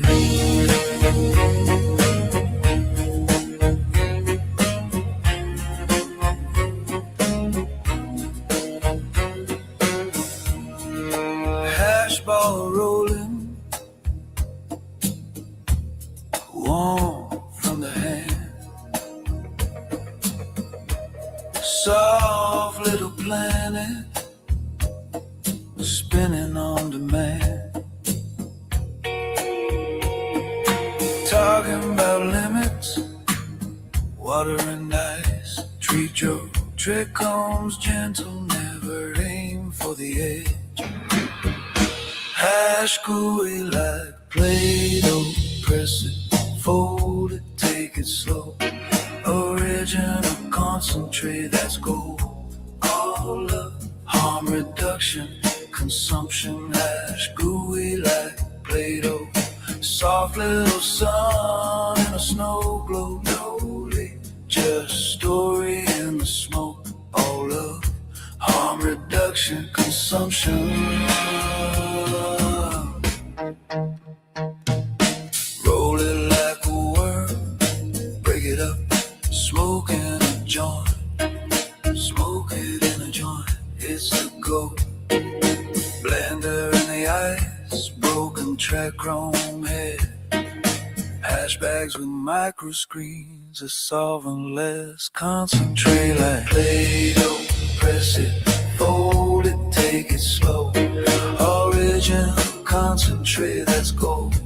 All of harm reduction, consumption. Hash gooey like Play-Doh, soft little sun and a snow globe. No leaf, just story in the smoke. All of harm reduction, consumption.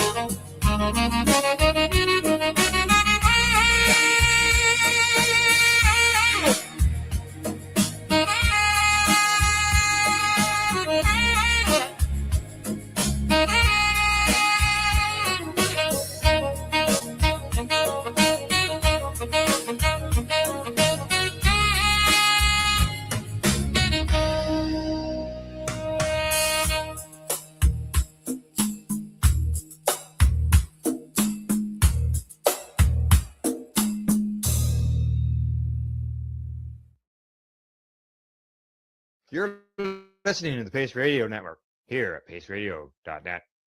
The views expressed by the individuals during this broadcast are their own opinions, and they may not be the same as those of their group or other organizations they may be involved with. All medical advice during our broadcast is not a medical opinion and should be checked with your medical physician.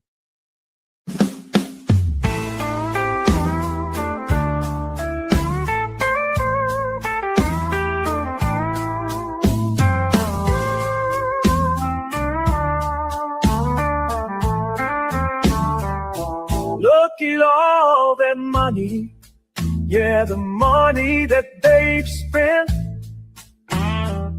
Take another look and take some time for him. Don't cut trees for paper, 'cause it hurts the environment. Stop deforestation, yeah, it's time for him. Well, an acre of hemp makes 20 barrels of oil. No need for pesticides to poison all our soil. People got no food, they got no clothes, they got no rent. Well, it's time for him. Yes, it is. It is time for him, but I want to thank you for tuning in to the big broadcast. I am your host, Casper Leach, and you can find other broadcasts like this at timeforhemp.news, and it's all free to download. We got videos there, we got audios there, we got great music there. And here today, we've got somebody on the line that you're going to enjoy hearing from, and we got a couple of great joint hosts as well. Don't forget, anytime you hear the word joint on the big broadcast, we ask that you hit your pipes, your bongs, and your vaporizers and take time for him. Ain't that right, Al Graham? Yes, it is. Correct. It is right. We always like to take time for him, no matter what time of the day it is. How you doing, Casper? Pretty groovy. You got a lot going on up there at the Pace Network. Yes, people advocating cannabis education. You can find the Pace Network at paceradio.net. We cover psychedelics as well as cannabis 7 days a week. And also on the big broadcast, Friday mornings at 10 o'clock. Oh my gosh, that's pretty groovy. Remember that, 10 o'clock a.m. Eastern. And also on the big broadcast today as a joint host is the author of this groovy book, Albert. Hey, Al. Hi. I don't think I've heard groovy in quite a while. You're dating yourself. You bet you're bippy I'm dating myself. Groovy. Yeah, well, thank you. Yeah, it's a groovy book. I'll go with it. And I did write it, and it's been written. And if you don't have one, I'd suggest you get a hold of it, especially if you're a healthcare professional, a patient, somebody that loves one or cares for a patient or somebody sick or a veteran. It's 360 pages of basically medical cannabis information wrapped into a story of 40-year history of how did this happen anyway? How did we get medical cannabis in the United States? Speaking of veterans with great stories, you've got a friend that you brought to our network a long time ago, who's a friend of ours now. Why don't you introduce him? I will do that. And Casper is an Army veteran, and I am a Navy veteran, and our guest is a Marine Corps veteran, which, of course, he's in the Navy, you see, but part of the Navy is called the Marines in the United States for us Canadian people. But Marines are a separate entity of themselves. They have their own history, their own dignity, their own honor, and they deserve it all. So what we got here is we've got a retired Marine officer, a combat veteran, and a guy I've known now for several years, had some great discussions, and we're going to have one today. His name is Brian Buckley. Hey, Brian. How are you? Hey, Groovy. Brian. All right. Yeah, you guys are groovy, right? Yeah, yeah. I just think we're old geezers, but if we're groovy old geezers, I'll amend it. Yeah. I got my bell bottoms on. We're good. Yeah, there you go. Yeah. And no, I appreciate that. Yeah, we are a department in the Navy. The Marine Corps is. We like to think of ourselves as the men department. So, yeah, have to pick it up there for him a little bit. I love inter-service humor. if you are not familiar with it, you might think these guys are demeaning each other or something. Just the opposite. It's just the military is its own little world, and it was a great one to be in, and I know you felt that way too. So give us a short background, and then let's go into different things we've discussed, but we go into your business problems with California, anywhere you're going to go. So you were a Marine once. Yes, yeah. So I originally went to University of Massachusetts to play football. 9/11 took place, so I decided I wanted to get into the military. And I was actually looking at the Navy and transferred to Villanova University, got into the ROTC unit with there, and that's when I just started falling in love with the Marine Corps. So I shifted over to the Marine option and graduated, and I was in my first platoon was in 2nd Battalion, 8th Marines out of Camp Lejeune, and I went to Iraq.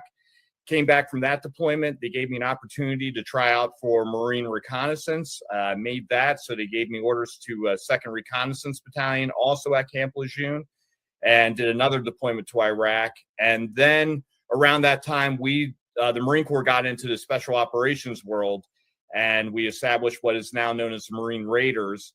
So it's the same as Navy SEALs or Army Green Berets, and was fortunate enough to make that and spent a majority of my time in the Marine Corps as a Marine Raider, as a team commander. So I was with them also in Camp Lejeune and Camp Pendleton out here in California, and did deployments to Afghanistan, Southeast Asia, and Africa. So that was a really interesting time. I got to learn a lot more about, not just the military side, but working with the government more, with embassies and things like that. So really was just an amazing experience, and just so fortunate and blessed to serve with the people I served with, and how many people I met, and not just that, like during my active duty time, but even on the veteran side.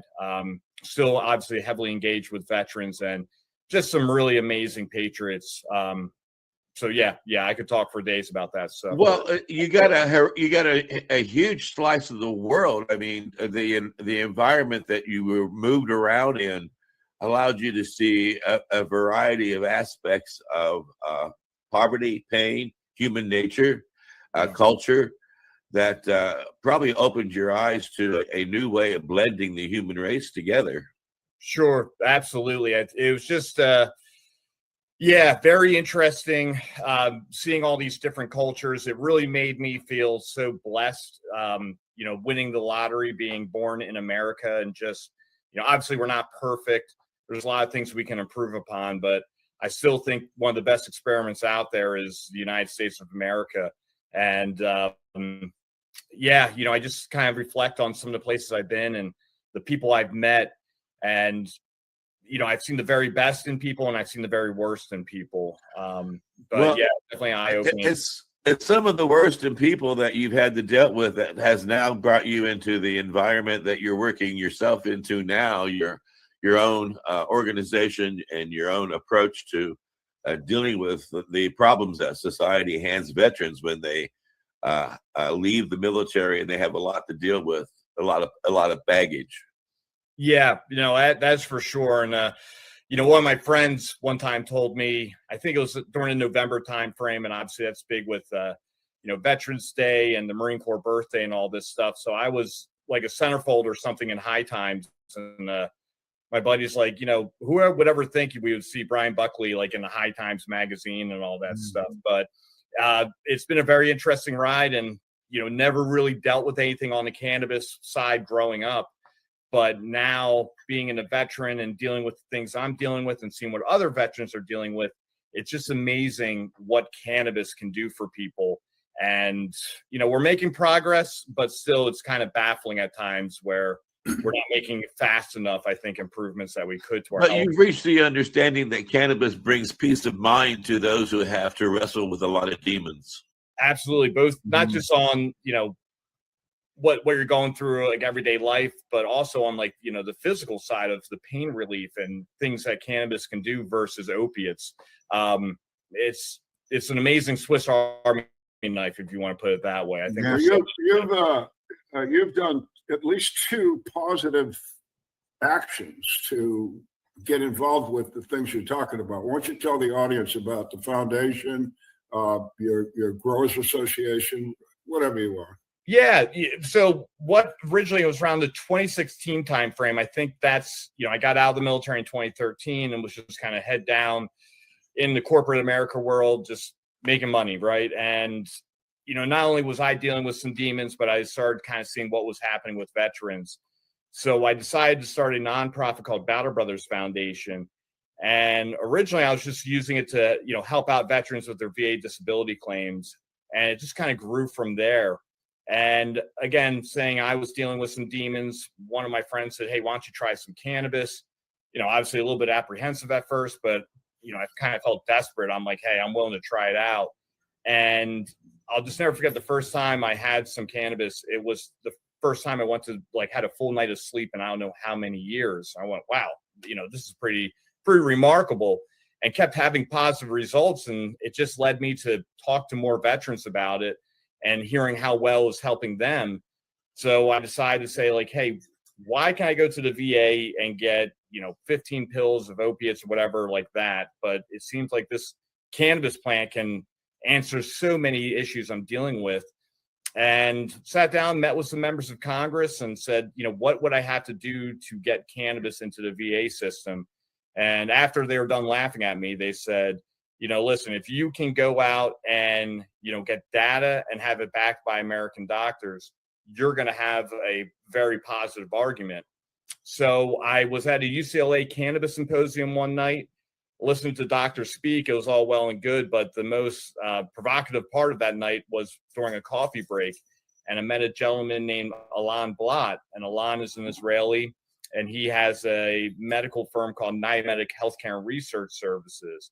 And they really kind of got onto the map way back when Dr. Sanjay Gupta did a series on CNN. He actually flew over to Israel, and he was with Niamedic, and they were showing what cannabis was doing for the senior citizen community. And when I had discussions with them, they're like, you're going to need to get this thing called an institutional review board, or an IRB. And that falls under the FDA. And it means you have been cleared to whatever you're researching, you can now use it on human subjects. And they're like, listen, it's going to be very difficult to get. It's very serious business, obviously, whenever you're testing something out on a human being. And in America, it's a Schedule I narcotic. So they're like, we'll see what we can do here. And I was trying to think how can I make money to get this thing going and also spread the word about what I'm doing. So I decided to start a company out here in California called Hellman Valley Growers Company, or HVGC. And those 4 letters are significant in the Marine Raider world. It originally meant the Hellman Valley Gun Club, and you were able to get an HVGC tattoo if you were a Raider and you served in the Helmand province. So I wanted to, kind of pay tribute to all the men and women who did time in the Helmand. And also I thought it was a kind of a, cool way, a cool name, if you could, a cool brand. So I established that company, and with the money we made off of that, with our profits, we put back into the nonprofit to help raise money to get this IRB going. And that IRB cost about $150,000. So once we had that money, we went forward, put together a plan of action, went to the IRB, and basically what IRB is, it's a panel of doctors, and they're going through everything, making sure your I's are dotted, your T's are crossed. And we got approval for it. And once we got approval for that, we were able to get the University of California at Irvine to come on to be our principal investigators. They're strictly in an observational role, so they're not going to be touching any THC. So they were cleared to participate in that. So essentially we'd have Israeli doctors working with U.S. veterans and having American doctors kind of in the background validating, like, yep, that happened, and away we go. So right now, we're still in discussions with Congress. We have that sitting on their desk, and we're hoping by next summer we would get the approval to get the first study going, which will probably be about the $2 to $3 million range. And once we have that data, we would have a recommended treatment protocol and a formulation. We would move it into another state outside of California just to prove that it's repeatable and accessible. And if that goes well, which we are very bullish it will, because the Israelis have had very positive results with it, that's when we start going to the double blinds and so on and so forth. And hopefully, at some point, we actually have Hellman Valley Growers Company product in the VA system where veterans can have it prescribed, being the key word, to help out with what their ailments are. So let me just interrupt. So if you're out there with a couple of $1 million and you're looking for a really, really effective place to put your money as a donation, as philanthropy, you might want to get a hold of Brian. This is a program of much importance. It would mean so much to the veteran community. I can't tell you what it would mean to us. And for a lot of you, a couple of $1 million isn't a lot of money. I know that.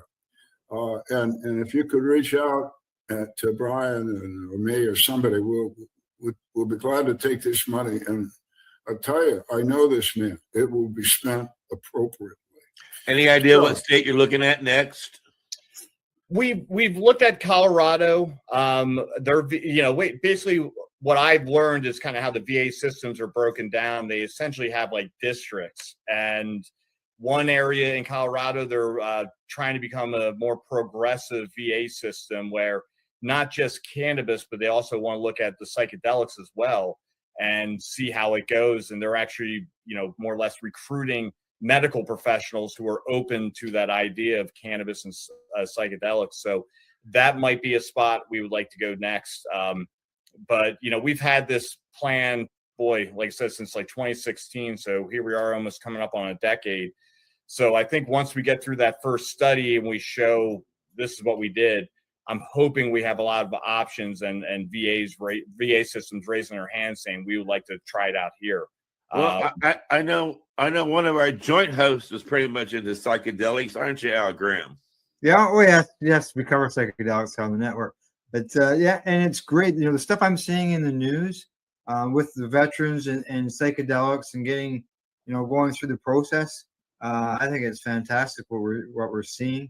And if you can branch into that, then that opens up a whole new door for you. Well, and part of it too is that everybody knows that Canada is like one big party country. It's like, spring break 12 months out of the year. So you're all psychedelics and smoking pot and woohoo. Well, they're sitting on frozen lakes, theoretically fishing and just getting wasted on moosehead ale. That's what they're doing. And I think it's great too, because we need options. I tell people, like, listen, cannabis is not a silver bullet where it's going to heal everything. And some people might not need cannabis. I mean, we do see that it could enhance if you, it could make some things a little bit worse on some people. But you look at the psychedelics, that might be more the answer. I was working with an Army veteran, and he was saying, hey, I think I need cannabis. And it's like, man, I don't know if that's going to be appropriate for what you need. Maybe the psychedelic path might be more appropriate for you. So I just think having the options out there for that veteran is going to be paramount. You started this interview talking about your friend that went to an ayahuasca retreat or ceremony in order to help him out. So the benefits are there, and doesn't seem to me to be the stigma around the psychedelics as it does around the cannabis end of things.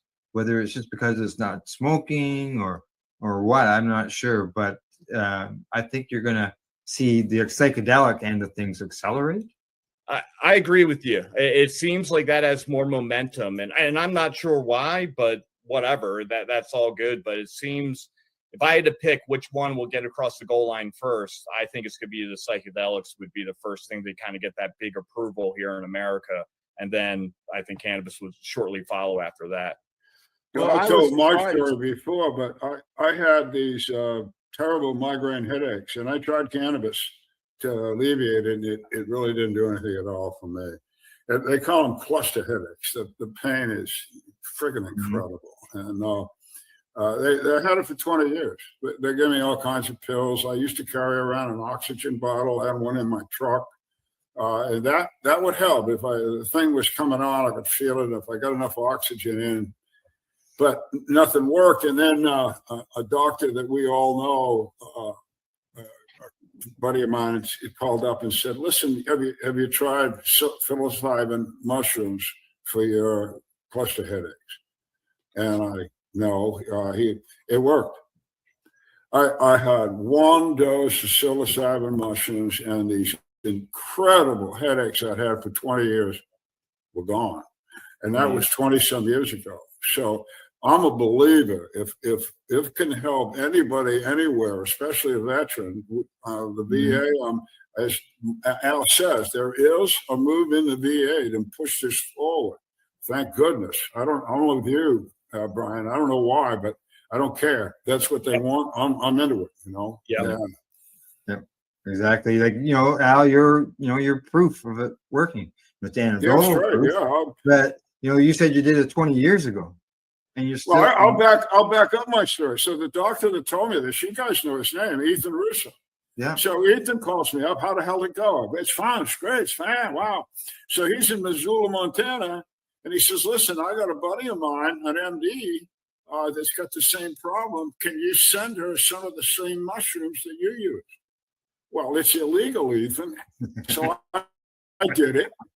And she got them. And she called me, and I told her what I had done. Basically, take the psilocybin, not an overwhelming dose. Like it was my recollection, a couple of stems and a couple of buttons, just, this size, small size. Chew them up, take them down as fast as you can with grapefruit juice. There seems to be something in the acid of the grapefruit juice. And then, so anyway, she tried it, didn't work. She tried it again, worked.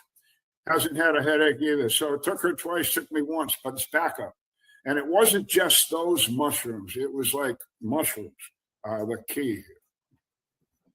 Well, speaking of key, I know money is key. And Brian, I think you've got a GoFundMe for people to reach out to as well, don't you?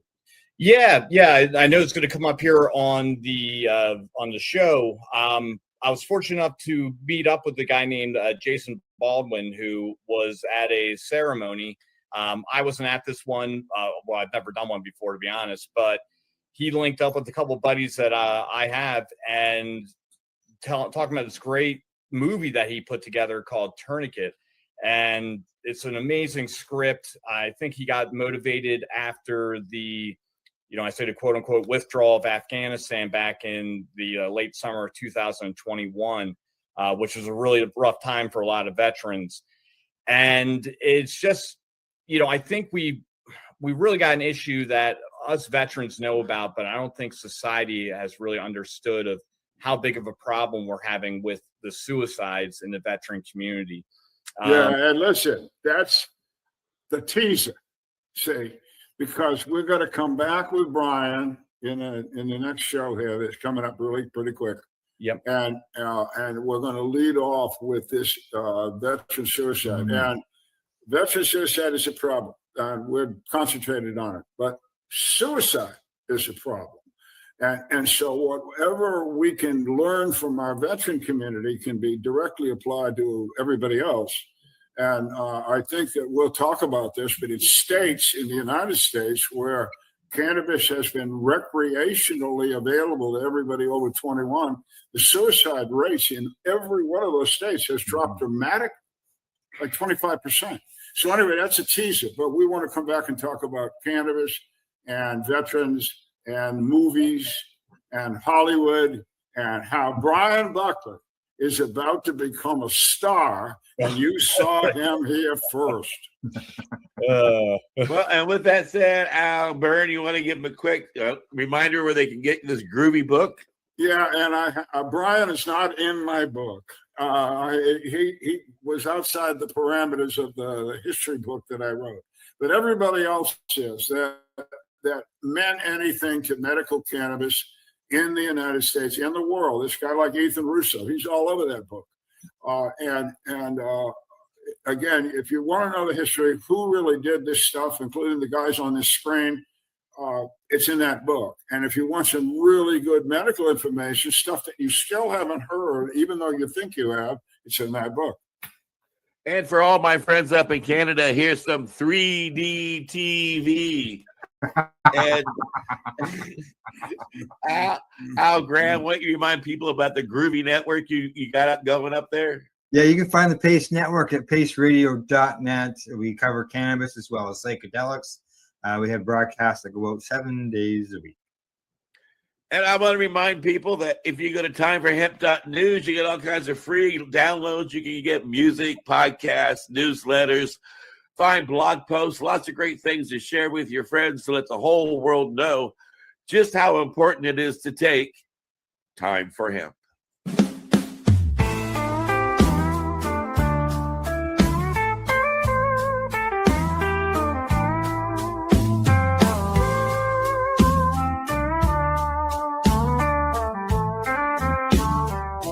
Look at all that money, yeah, the money that they've spent. Take another look and take some time for him. Don't cut trees for paper, 'cause it hurts the environment. Stop deforestation, yeah, it's time for hemp. Well, an acre of hemp makes 20 barrels of oil. No need for pesticides to poison all our soil. People got no food, they got no clothes, they got no rent. Well, it's time for hemp. Throughout Earth's history, hemp has been used, no mystery. Hemp was legal to pay your taxes for more than a century. Check your faxes. The founding fathers make sense to me. It's time to grow hemp legally. Think of all its uses. It's money that's well spent. Right now, no excuses. It's time for hemp. Sustainable green industry, that's our intent. A better place this world will be. It's time for hemp. Fuel and food and clothes and soap, housing, cars, yeah, cars, no joke. Henry Ford built a car of hemp.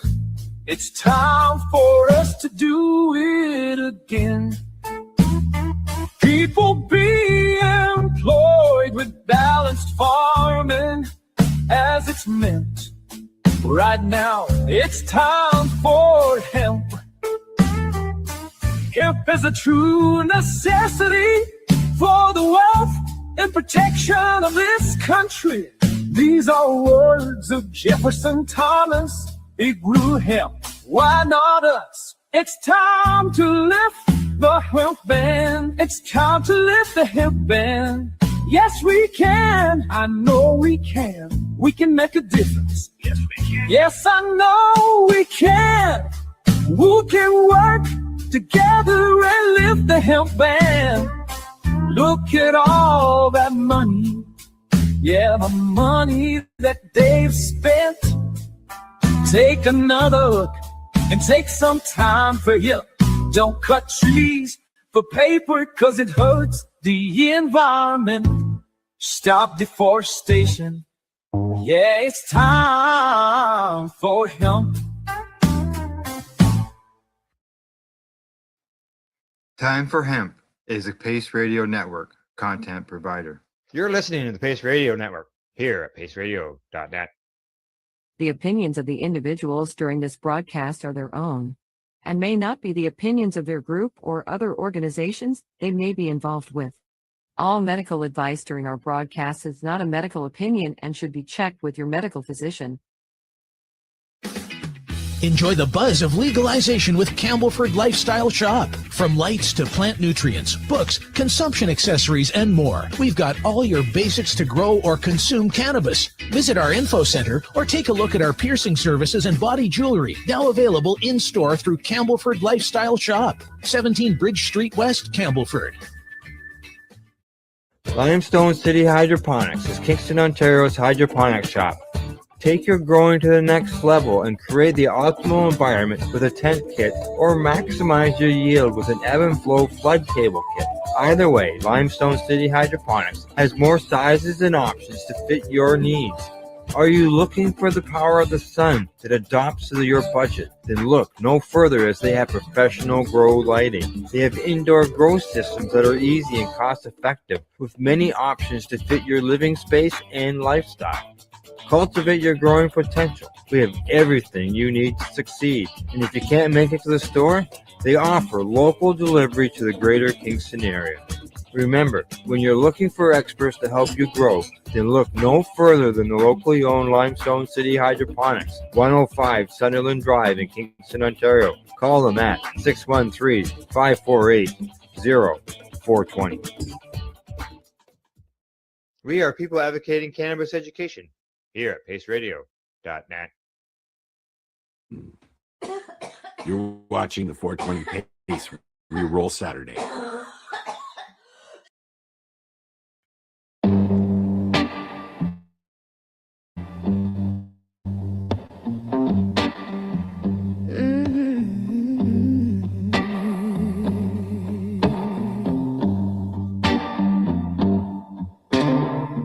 Crumbled bag on the coffee table, green dust on my thumbs.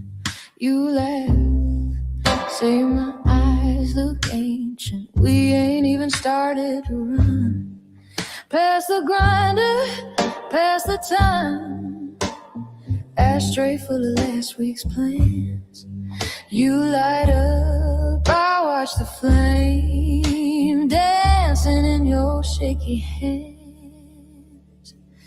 Cannabis, you keep me honest, slow my head when it's all too strong. Little bit of hash on the edges, mix it in and it all feels calm. From the pipe to the tall grass tower, every breath just drifts along.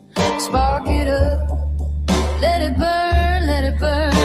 We're singing to the fire in the bong, yeah, yeah.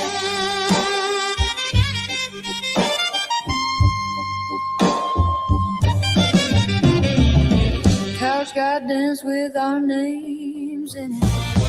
Same groove, same old show. You call, then you start confessing things you never let me know.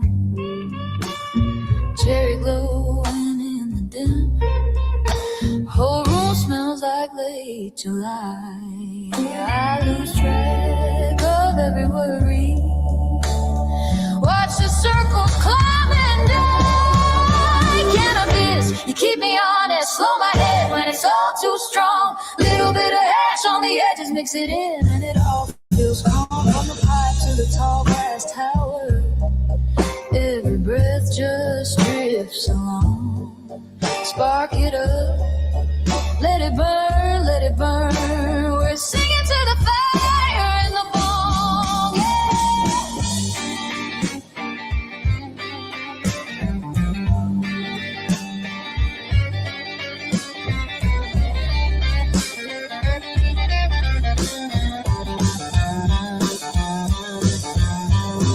We've been running from the blaze all week. Now we fade it just to feel that peace. If tomorrow hits a little too hard, save a little in the jar. Cannabis, You keep me honest, slow my head when it's all too strong. Little bit of hash on the edges, mix it in, and it all feels calm. From the pipe to the tall glass tower, every breath just drifts along. Spark it up, let it burn, let it burn. We're singing to the fire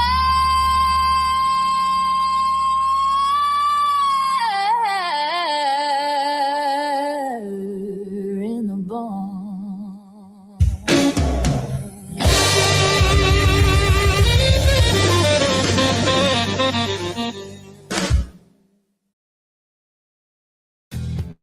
Stay tuned. We'll be right back after this toke.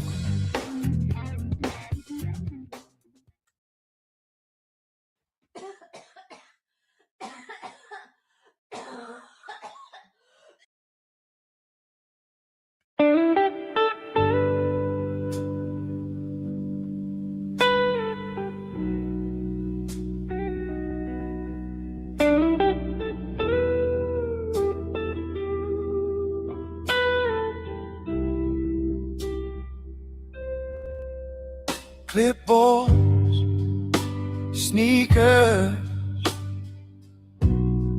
green leaf pins on our shirt, waiting at the crosswalk,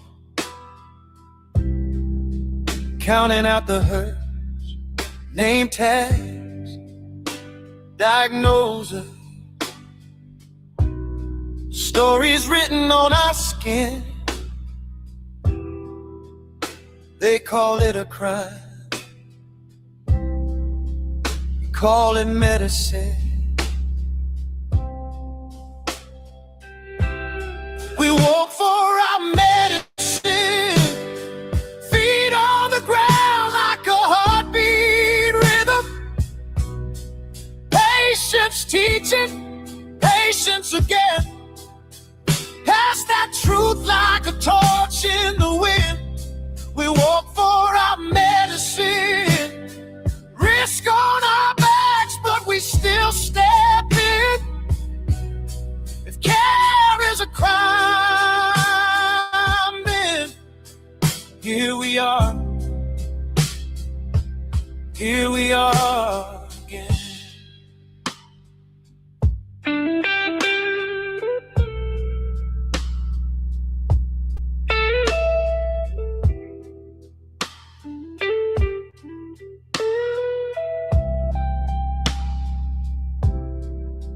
Kitchen tables, late nights,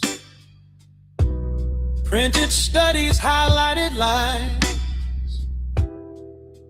grandma's hand shaking, but she still reads every sign. Ask me why I'm here on cardboard in a grip. They threatened her freedom, she tightened her fist. We walk for our medicine, feet on the ground like a heartbeat rhythm. Patience teaching, patience again. Pass that truth like a torch in the wind. We walk for our medicine, risk on our backs, but we still step in. If care is a crime, then here we are again.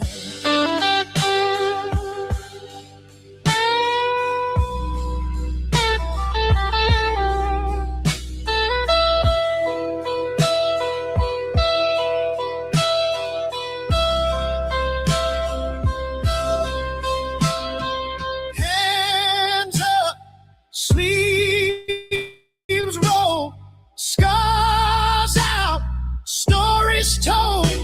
Arrest us for healing. Say it loud, say it bold. White coats watching, but the waiting room's a street. We bring the clinic to the car.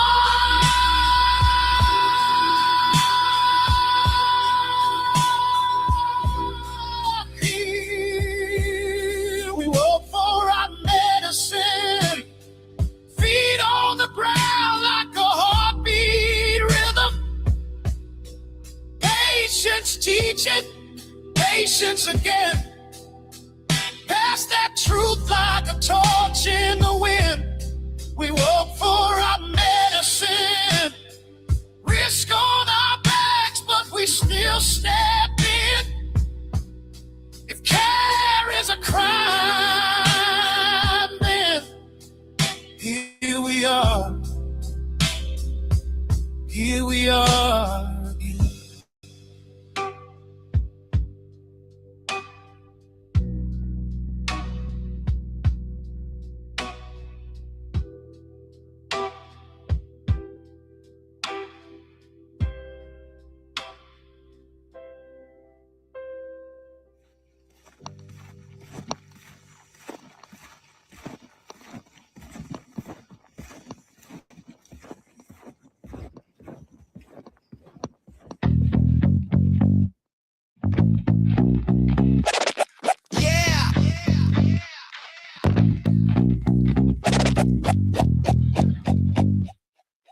Crack the window, man.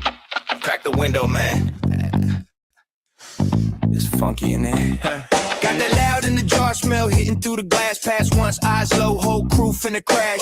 Ash on my shirt, got burns on the couch. Neighbor at the door like, what's that about? Sticky on my fingers when I break that nug. Whole block know when we spark that thug. That funk in the room got the paint all wavy. Head so hazy, talking slow, move lazy. Yeah, stanky weed in the air, yeah. Funk so thick you can taste that flavor. Roll it up, pass that share. We don't rush nothing, we just tilt that prayer. Stanky weed in the air, yeah. Whoa, whole place jump when the smell get there. We just flow, don't care. Stanky, stanky, stanky in the air. Back porch vibes, old boombox knocking. 2 puffs in, whole crew start rocking. Cousin in the corner trying to freestyle sloppy. Laugh so hard that the ash hit the lobby. Grease on the pan, cooking snacks at 2. Munchie run wild when the pack came through. Eyes like slits, but the grin real wide. Got funk in my lungs, got love in my stride. Stanky weed in the air. Yeah. Funk so thick you can taste that flavor. Roll it up, pass that share. We don't rush nothing, we just tilt that prayer. Stanky weed in the air. Whoa, whole place jump when the smell get there. We just float, don't care. Stanky, stanky, stanky in the air. Got me sinking in the sofa, mind on mute. Homie talking about life like a old kung fu. Hit that. Like $100 bill stack. Room smell rich like $100 bill stack. Stanky weed in the air. Yeah. Funk so thick you can taste that flavor. Roll it up, pass that share. We don't rush nothing, we just tilt that prayer. Stanky weed in the air. Whoa, whole place jump when the smell get there. We just flow, don't care. Stanky, stanky, stanky in the air.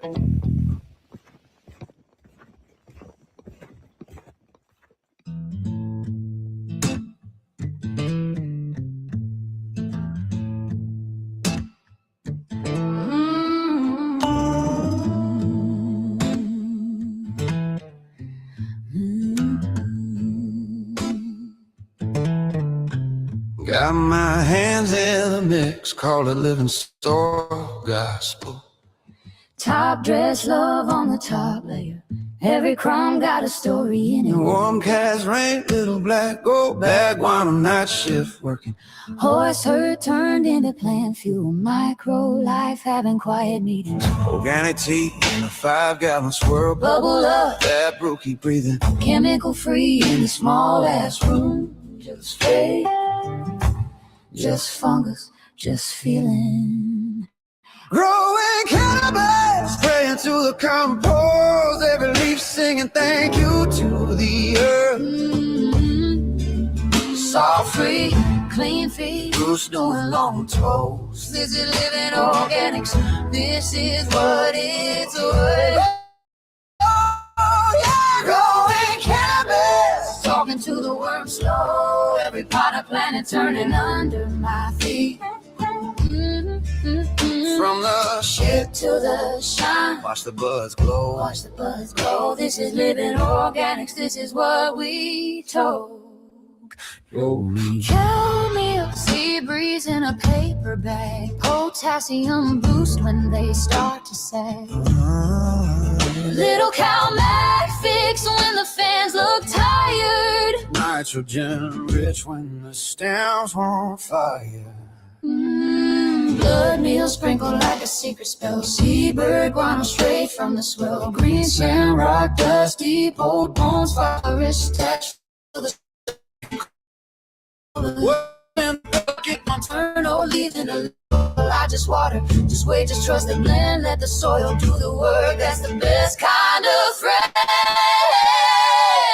Growing cannabis, praying to the compost. Every leaf singing thank you to the earth. Salt free, clean feed, roots doing long toes. This is living organics. This is what it's worth. Growing cannabis, talking to the worm slow. Every part of planet turning under my feet. From the shit to the shine, Watch the buds glow. watch the buds glow. This is living organics. This is what we told.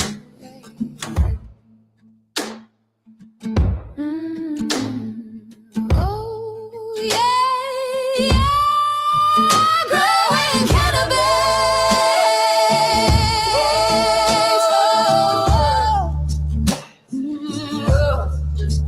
Growing cannabis.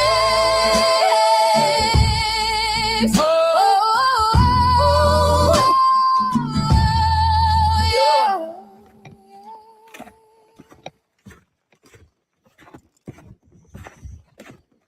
Oh!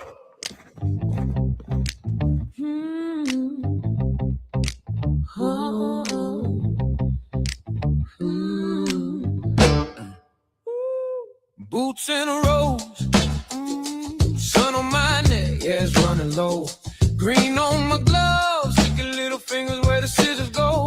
Where the scissors go.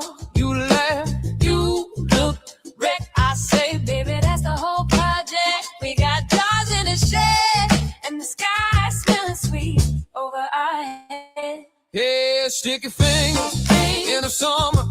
Cut it down, Hang it up, let it cure my trouble. Got that heavy harvest on my mind. You roll, I press, we get blessed by the mess. Yeah, we living in the good kind of grind. Yeah. I'm humming that blue note. Sap on my shirt, stain on my coat. I'm dancing through stems. Little green halo hanging off my heels. You say this works rough. I say, Feel that back. that's enough. We both laugh. Yeah. It hurts. Hands full of gold from the dirt. Sticky fingers in the summer. Cut it down, Hang it up, let it cure my trouble. Got that heavy harvest on my mind. You roll, I press, we get blessed by the mess. Yeah, we living in a good kind of cry.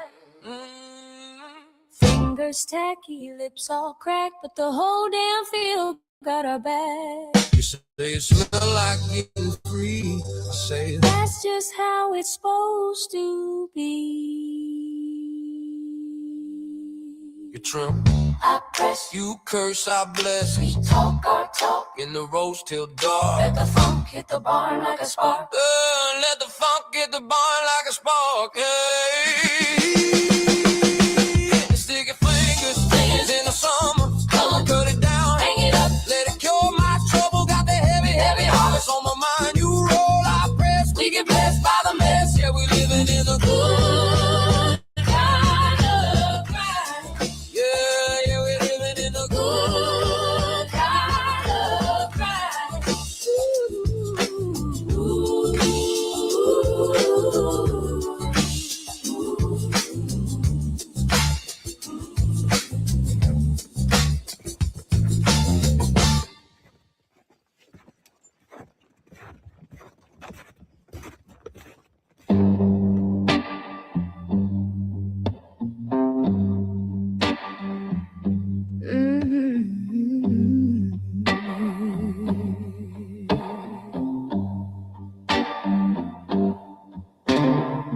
Crumpled bag on the coffee table, green dust on my thumbs. You laugh, Say my eyes look ancient. We ain't even started to run. Past the grinder, past the time. Ashtray full of last week's plans.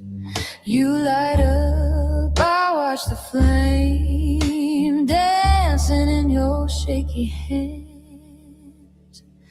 Cannabis, you keep me honest. Slow my head when it's all too strong. Little bit of hash on the edges, mix it in, and it all feels calm. From the pipe to the tall glass tower, every breath just drifts along.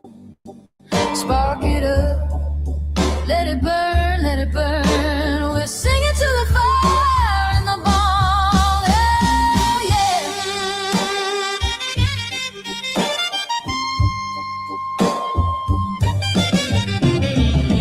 Couch got dance with our names in it. Same groove, same old show. You call, then you start confessing things you never let me know. Cherry glowing in the dim. Whole room smells like late July. I lose track of every worry. Watch the circles climbing down.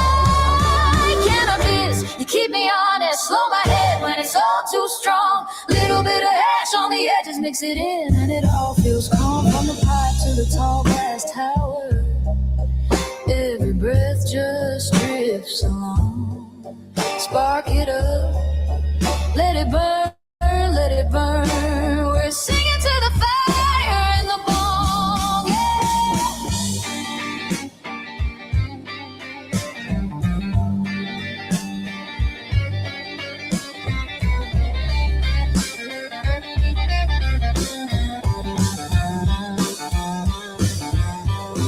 We've been running from the blaze all week. Now we faded just to feel that peace. If tomorrow hits a little too hard, save a little in the jar. Cannabis, you keep me honest. Slow my head when it's all too strong. Little bit of hash on the edges, mix it in, and it all feels calm. From the pipe to the tall glass tower, every breath just drifts along. Spark it up, let it burn, let it burn. We're singing to the fire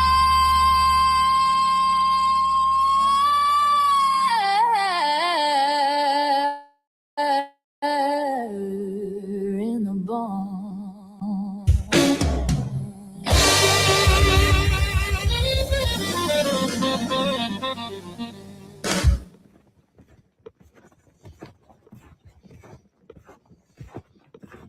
Here's a paper crack. Oh, he comes trotting in.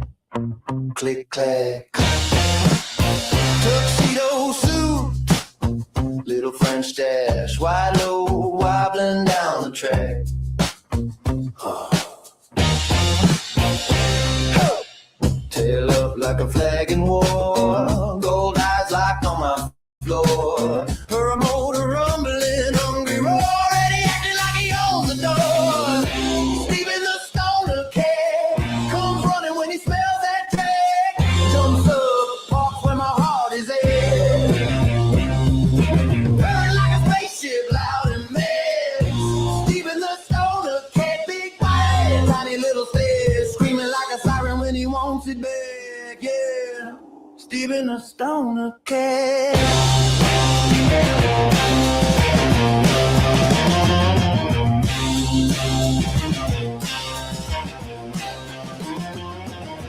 He struts in slow entrance grand like he's headliner of the band. Flops down heavy on my hand, pushing, shoving, you'll understand. Yells once, then twice, then three, the echo bouncing off the TV. King of crumbs and company, high priest of the lazy seed.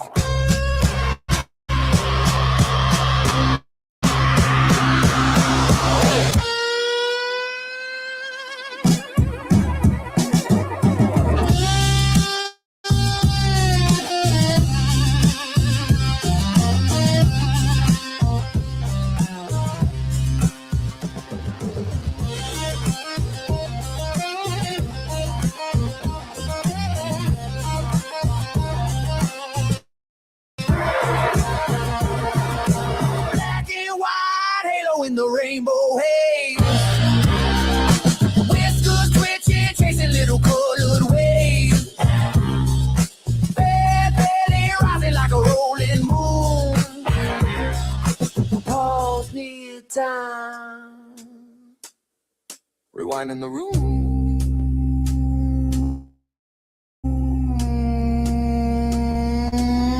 He blinks once, he blinks twice. World melts away, yeah. Even the stoner cat comes running when he smells that drag. Jumps up, parks where my heart is at. Purring like a spaceship, loud and red. Steven the stoner cat, big body, tiny little stage, screaming like a siren when he wants it big. Yeah, Steven the stoner cat.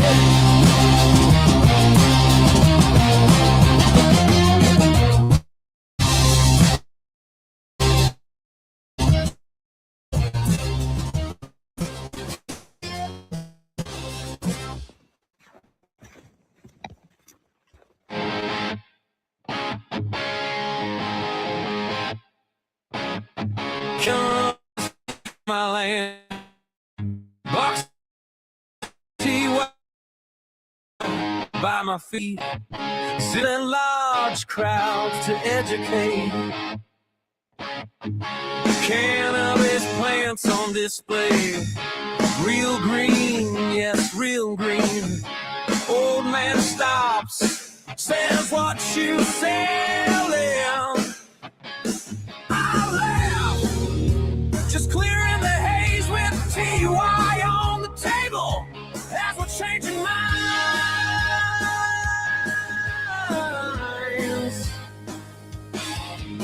Cannabis plants at the home and garden show. TY pages in your hand. Take it home. Learn about natural medicine. Watch your knowledge grow. Yeah, we bring the truth and patient stories where they never thought it would ever go. Cannabis plants at the home and garden show.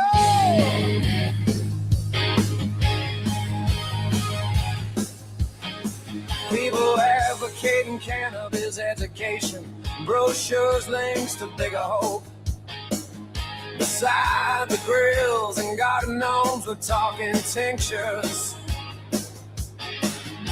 Talking, smoking, talking alternatives. Kids walk by with cotton candy. Mom slow down, dad's leaning close. Is this legal? Is this helpful? Let me tell you what we know. Cannabis plants at the home and garden show. TY pages in your hand. Take it home. Learn about natural medicine. Watch your knowledge grow.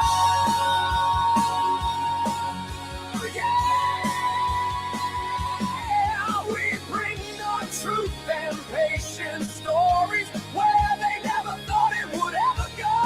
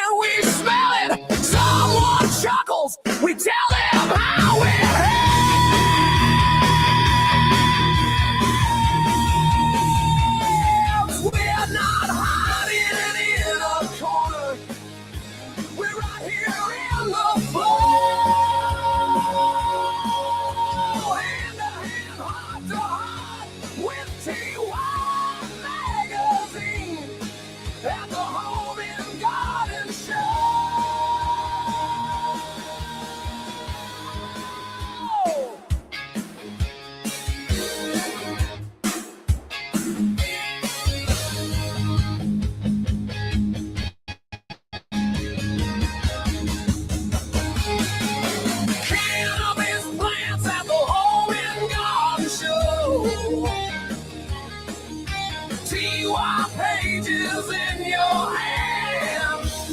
Take it home. Learn about natural medicine. Watch your knowledge grow. Yeah. We bring the truth and patient stories where they never thought it would ever go. Cannabis plants at the Home and Garden Show. Yeah, yeah, yeah. Oh, yeah.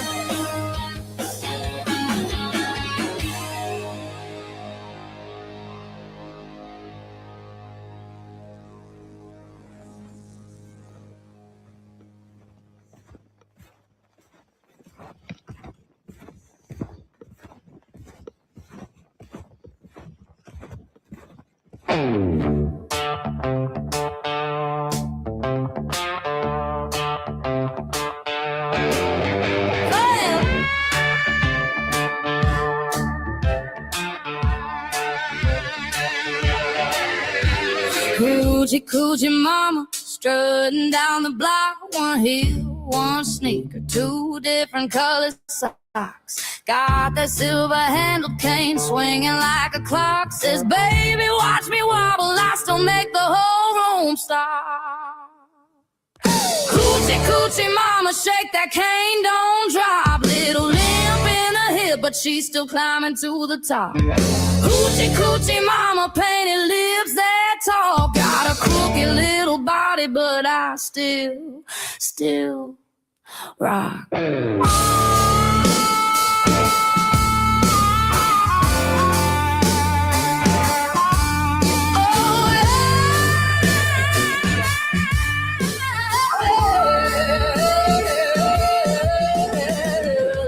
Print jacket smells like cheap perfume. Laughing so loud, she just owns the room. Taps the cane on the floor, keeps time when the band gets loose. Says I dance how I can, baby, what's your excuse? Coochie coochie mama, shake that cane, don't drop. Little limp in the hip, but she's still climbing to the top. Coochie coochie mama, painted lips that tall. Got a crooked little body, but I still rock.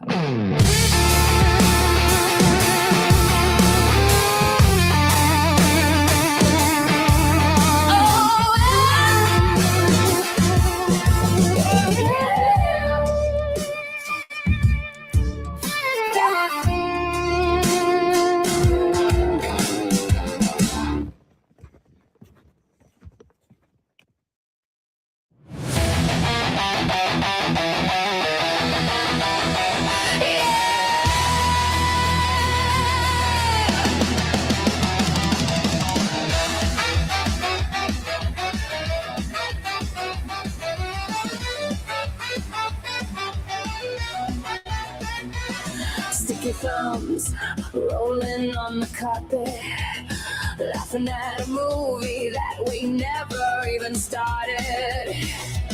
Red eyes tracing all the ceiling cracks, talking about the future, then we lose the thread. Relax, is our hash first. It builds on tremors, soft little towers I don't understand. Going proof of every time that I left. First content tray, that glow of my past.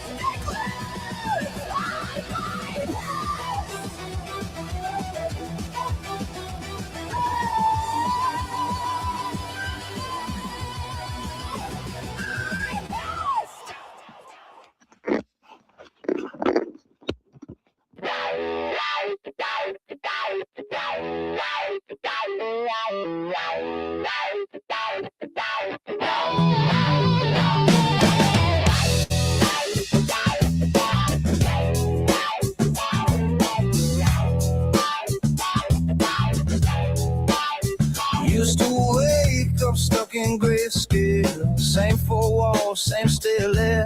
Brain like a TV stuck on static. Couch my kingdom vacant still. Then a friend said, man, try something. Brown back porch, half a moon. Bit the stem, laughed at nothing. Suddenly colors filled the room.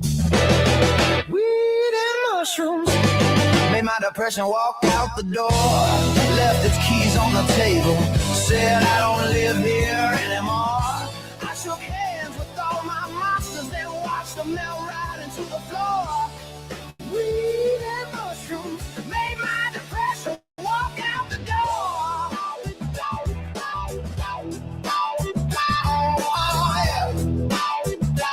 Oh, yeah. Heartbeat drumming in my ribcage. Floorboards breathing with my feet. Every shadow started dancing to a rhythm under the street. Saw my scars turn into rivers flowing out beyond the blame. Took a toke, took off the armor, heard my own voice say my name. Weed and mushrooms made my depression walk out the door. Left its keys on the table. Said I don't live here anymore. I shook hands with all my monsters, then watched them melt right into the floor. Weed and mushrooms made my depression walk out the door.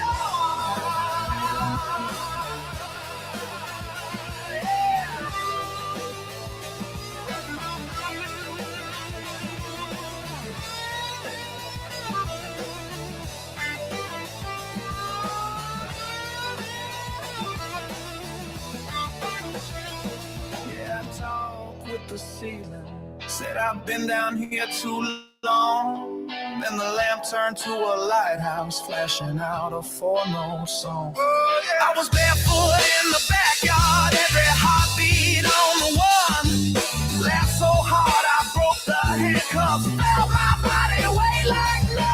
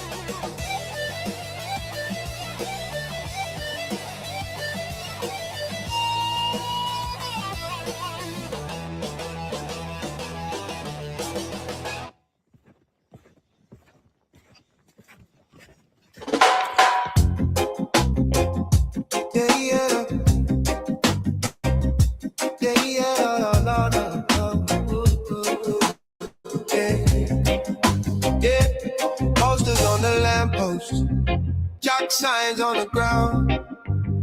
Friend rolling up from every side. Filling up downtown. Drummers on the corner. Tie-dye flags held high.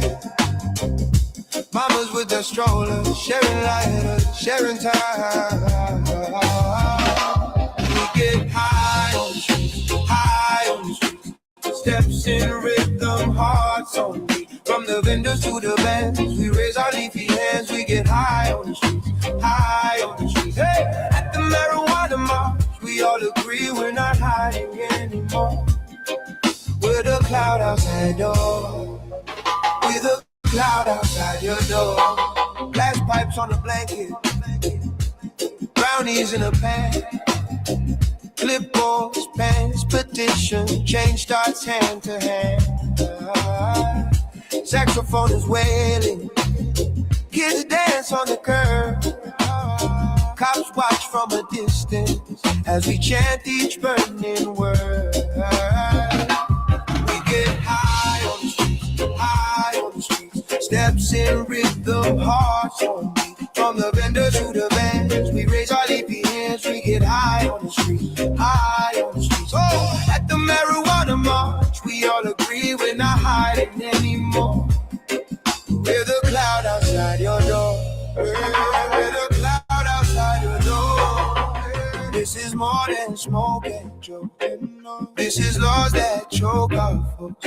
Grandma's pain, a cell for that. Tell me how you justify that. Side by side, we blaze a path. Turn that stigma into laugh, into living, into rights, into days in open life. We get higher, high on the chart. Steps in rhythm, hearts on the windows to the bed. We raise our leafy hands, we get high on the street, high on the street. So at the marijuana march, we all agree. Call it protest, call it peace. We're a marching, laughing flame, yeah. Till the law remembers our name. Oh, got trinkets and things. Musicians are jamming on electric guitar strings. Friends gather round now with stories to tell, breaking these old laws. Yeah, yeah, yeah, yeah. Oh, we get high on the steps in rhythm, hearts on the windows on the band. We raise our leafy hands, we get high on the street, high on the street. Hey, at the marijuana march, we all agree. Call it protest, call it peace. We're a marching, laughing flame, yeah. Till the law remembers our name. Oh no, oh no, no, no, no, no, no, no, no, no, no, no. Da, da, da,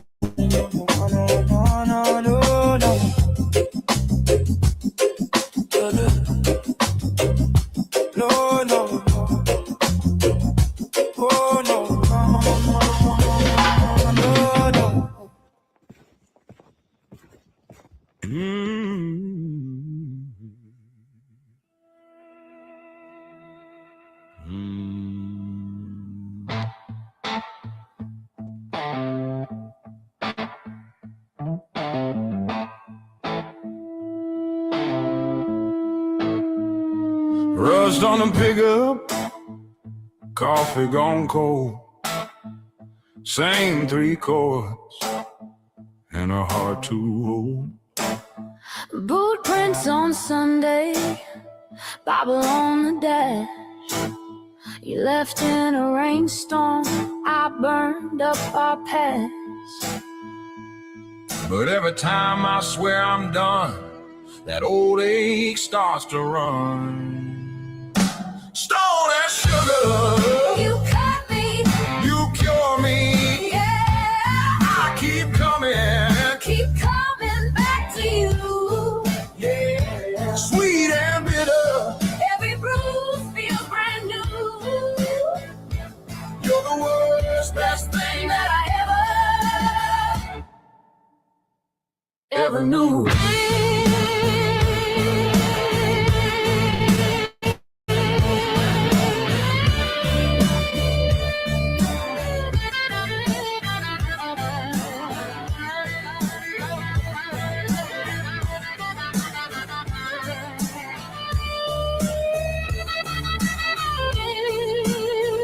I drink like my father, I love like my sin. We fight in the kitchen, then fall back again. You slam all the doors, I shake all the walls. I shake all the walls. You tear up my picture, I answer your call. I answer your call. I say I'm leaving one last time, but you're wide in my mind. You say, baby, You're poison, but you still take a sip. you say this is the last time while your hands on my hips. We're a car crash slow. We're crash slow. We already know.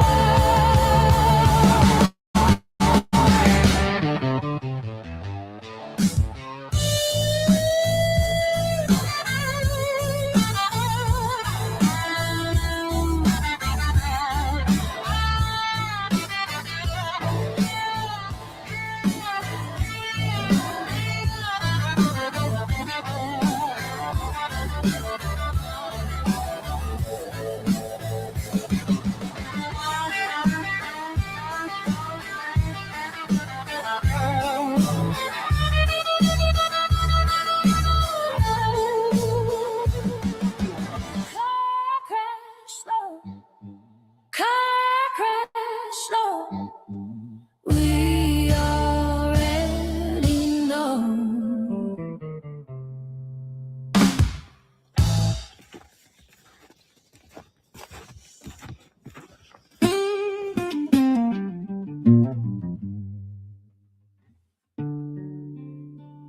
Middle-aged, counting ceiling cracks.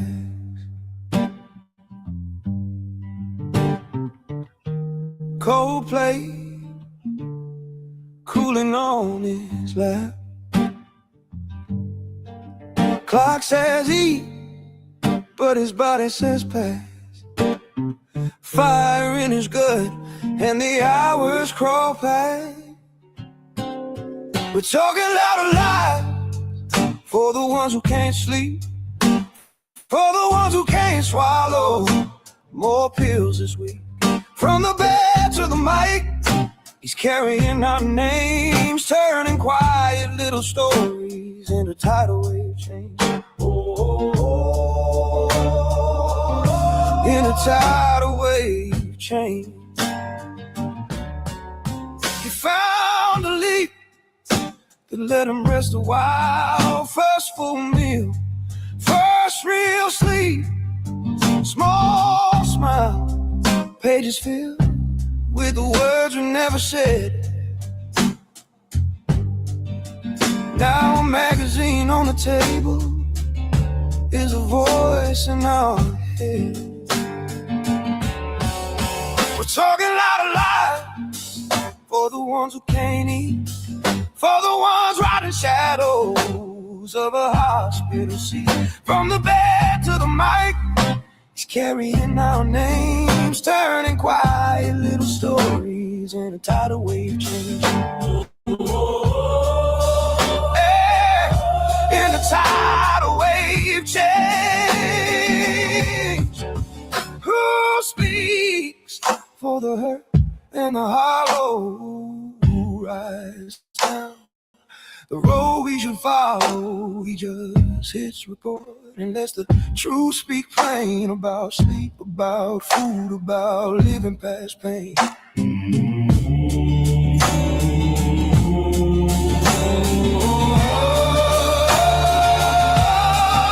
We're talking loud and loud where nobody's wanting, when the law draws a line between relief and sin. He's a pen, he's a voice, he's a late night flame, turning patience into people and a law into change. Oh, yeah, a law into change.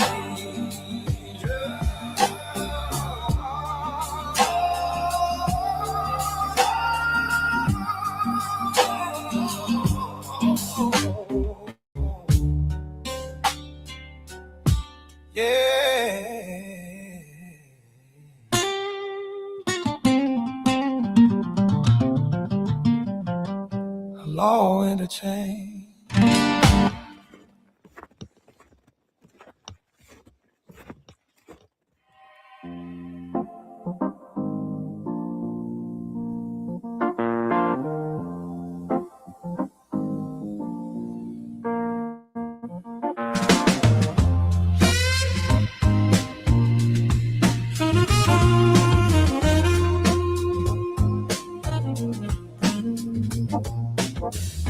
Tiny door in the garden,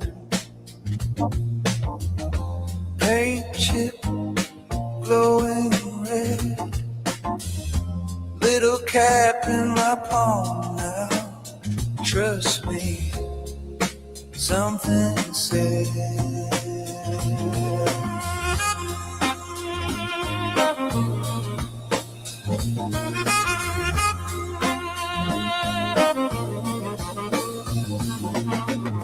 Chew the sun with my teeth.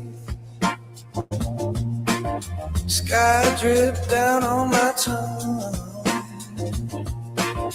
Grass just grew out of my fingers. Time forgot to run.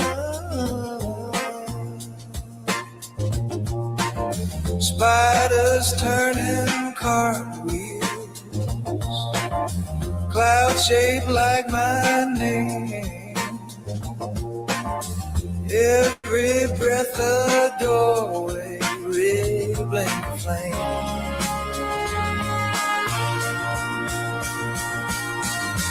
Magic mushroom in my room, walls breathing in, out in bloom.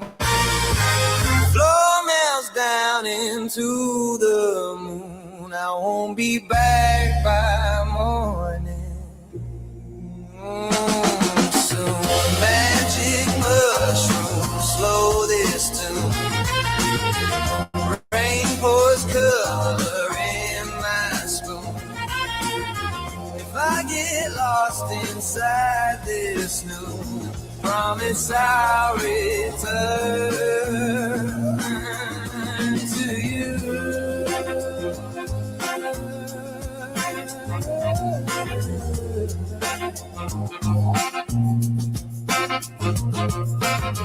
Photos on the fridge left, old ghosts pulling up chairs. All my ex-loves in crayons waving from the stairs.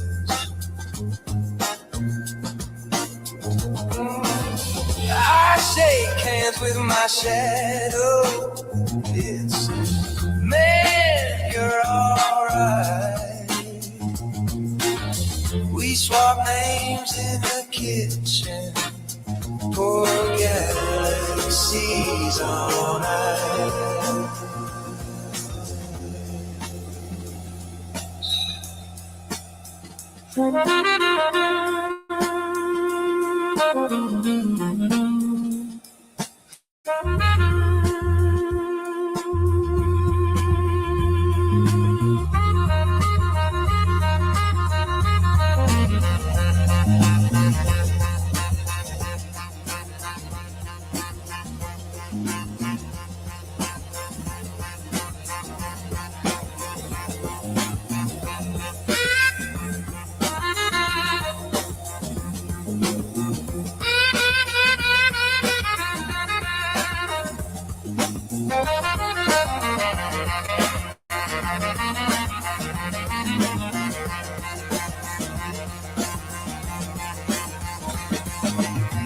Who drew the lines on my body?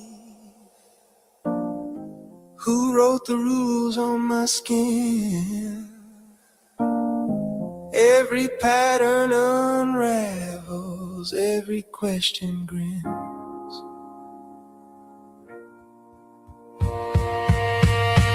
I float above the ceiling,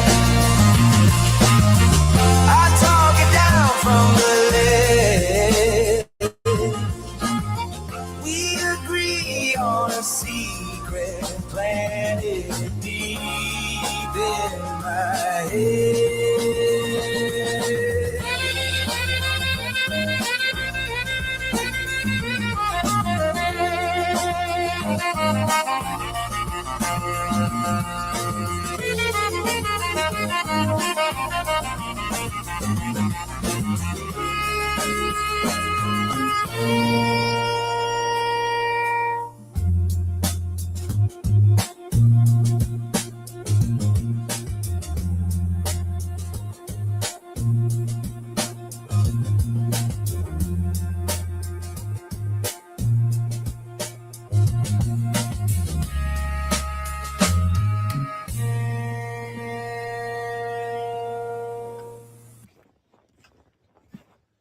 Mic on, red light, lean in, hit live. Pull up a chair to the table, 2 mugs, 2 minds, 1 cable. Little green leaf on the label, big brave truths on the label.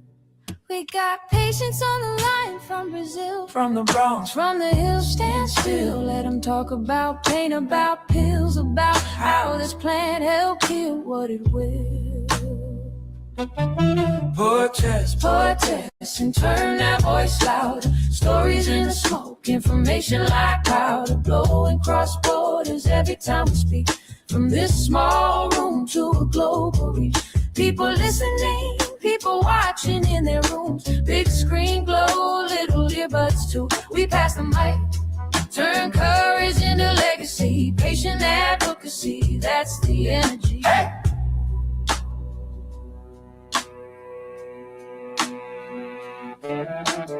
Glass jar on the desk, just a symbol. Camera on a ring light, simple.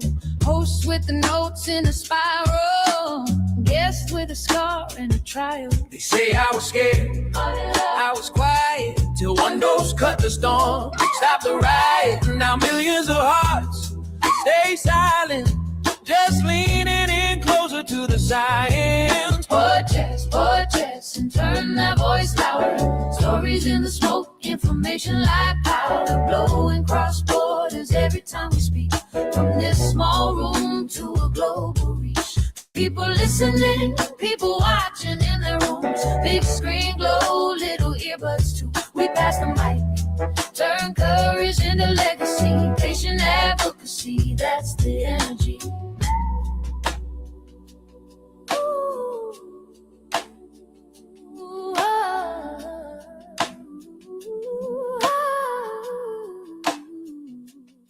From Cape Town up to Tokyo, late night shift in Ohio.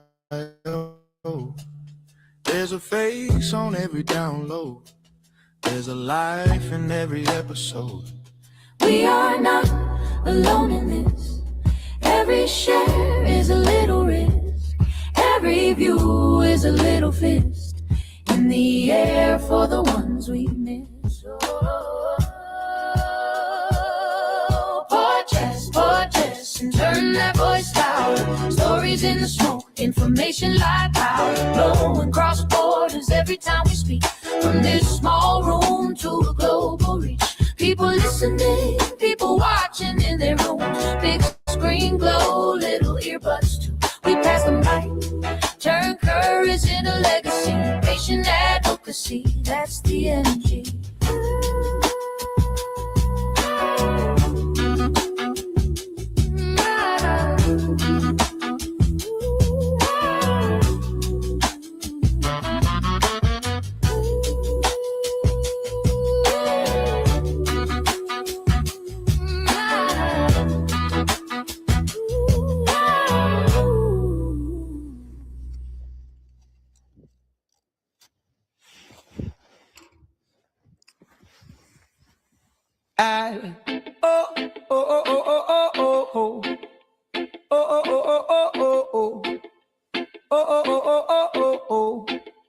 Na na na na na na na na. Oh oh oh oh oh oh oh oh oh. Na na na na na na na. Passport stamp. Green leaf planet. Step off the bus. Everybody laughing. Market smells sweet and earthy. Old heads talking about the early morning magic. Welcome to the world of cannabis. Slow down, bird up. Can't rush this past that piece like we passed that split. In the world of cannabis. Oh, welcome to the world of cannabis. Big deep breath. Let go that stress. One love, one life, one lifted wish. In the world of cannabis. Oh, hey, oh, oh, oh, hey, oh, oh, hey, oh, oh, yada da, yada da, da da da. Tie-dye shirt. Grandma giggling. Rolling stories more than rolling anything. Suit and tie, loose in collar. He said, I came for calm, left here taller. Welcome to the world of cannabis. Slow down. push this past that piece like we passed that split. In the world of cannabis, oh, you come to the world of cannabis, big deep breath. Let go that stress, one love, one life, one lifted wish. In the world of cannabis, from rooftop gardens to basement jams, we all different, still we hold hands. High or low, we share this air. Feel that care, feel that care.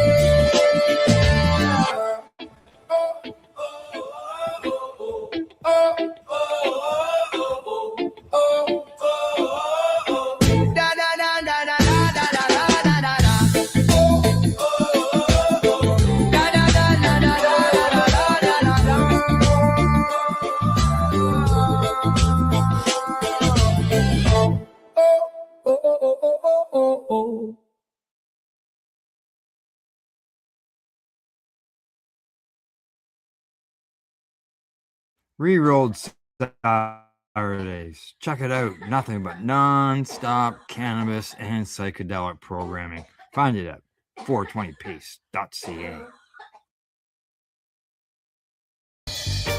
You're watching the 420 Pace, found at 420pace.ca.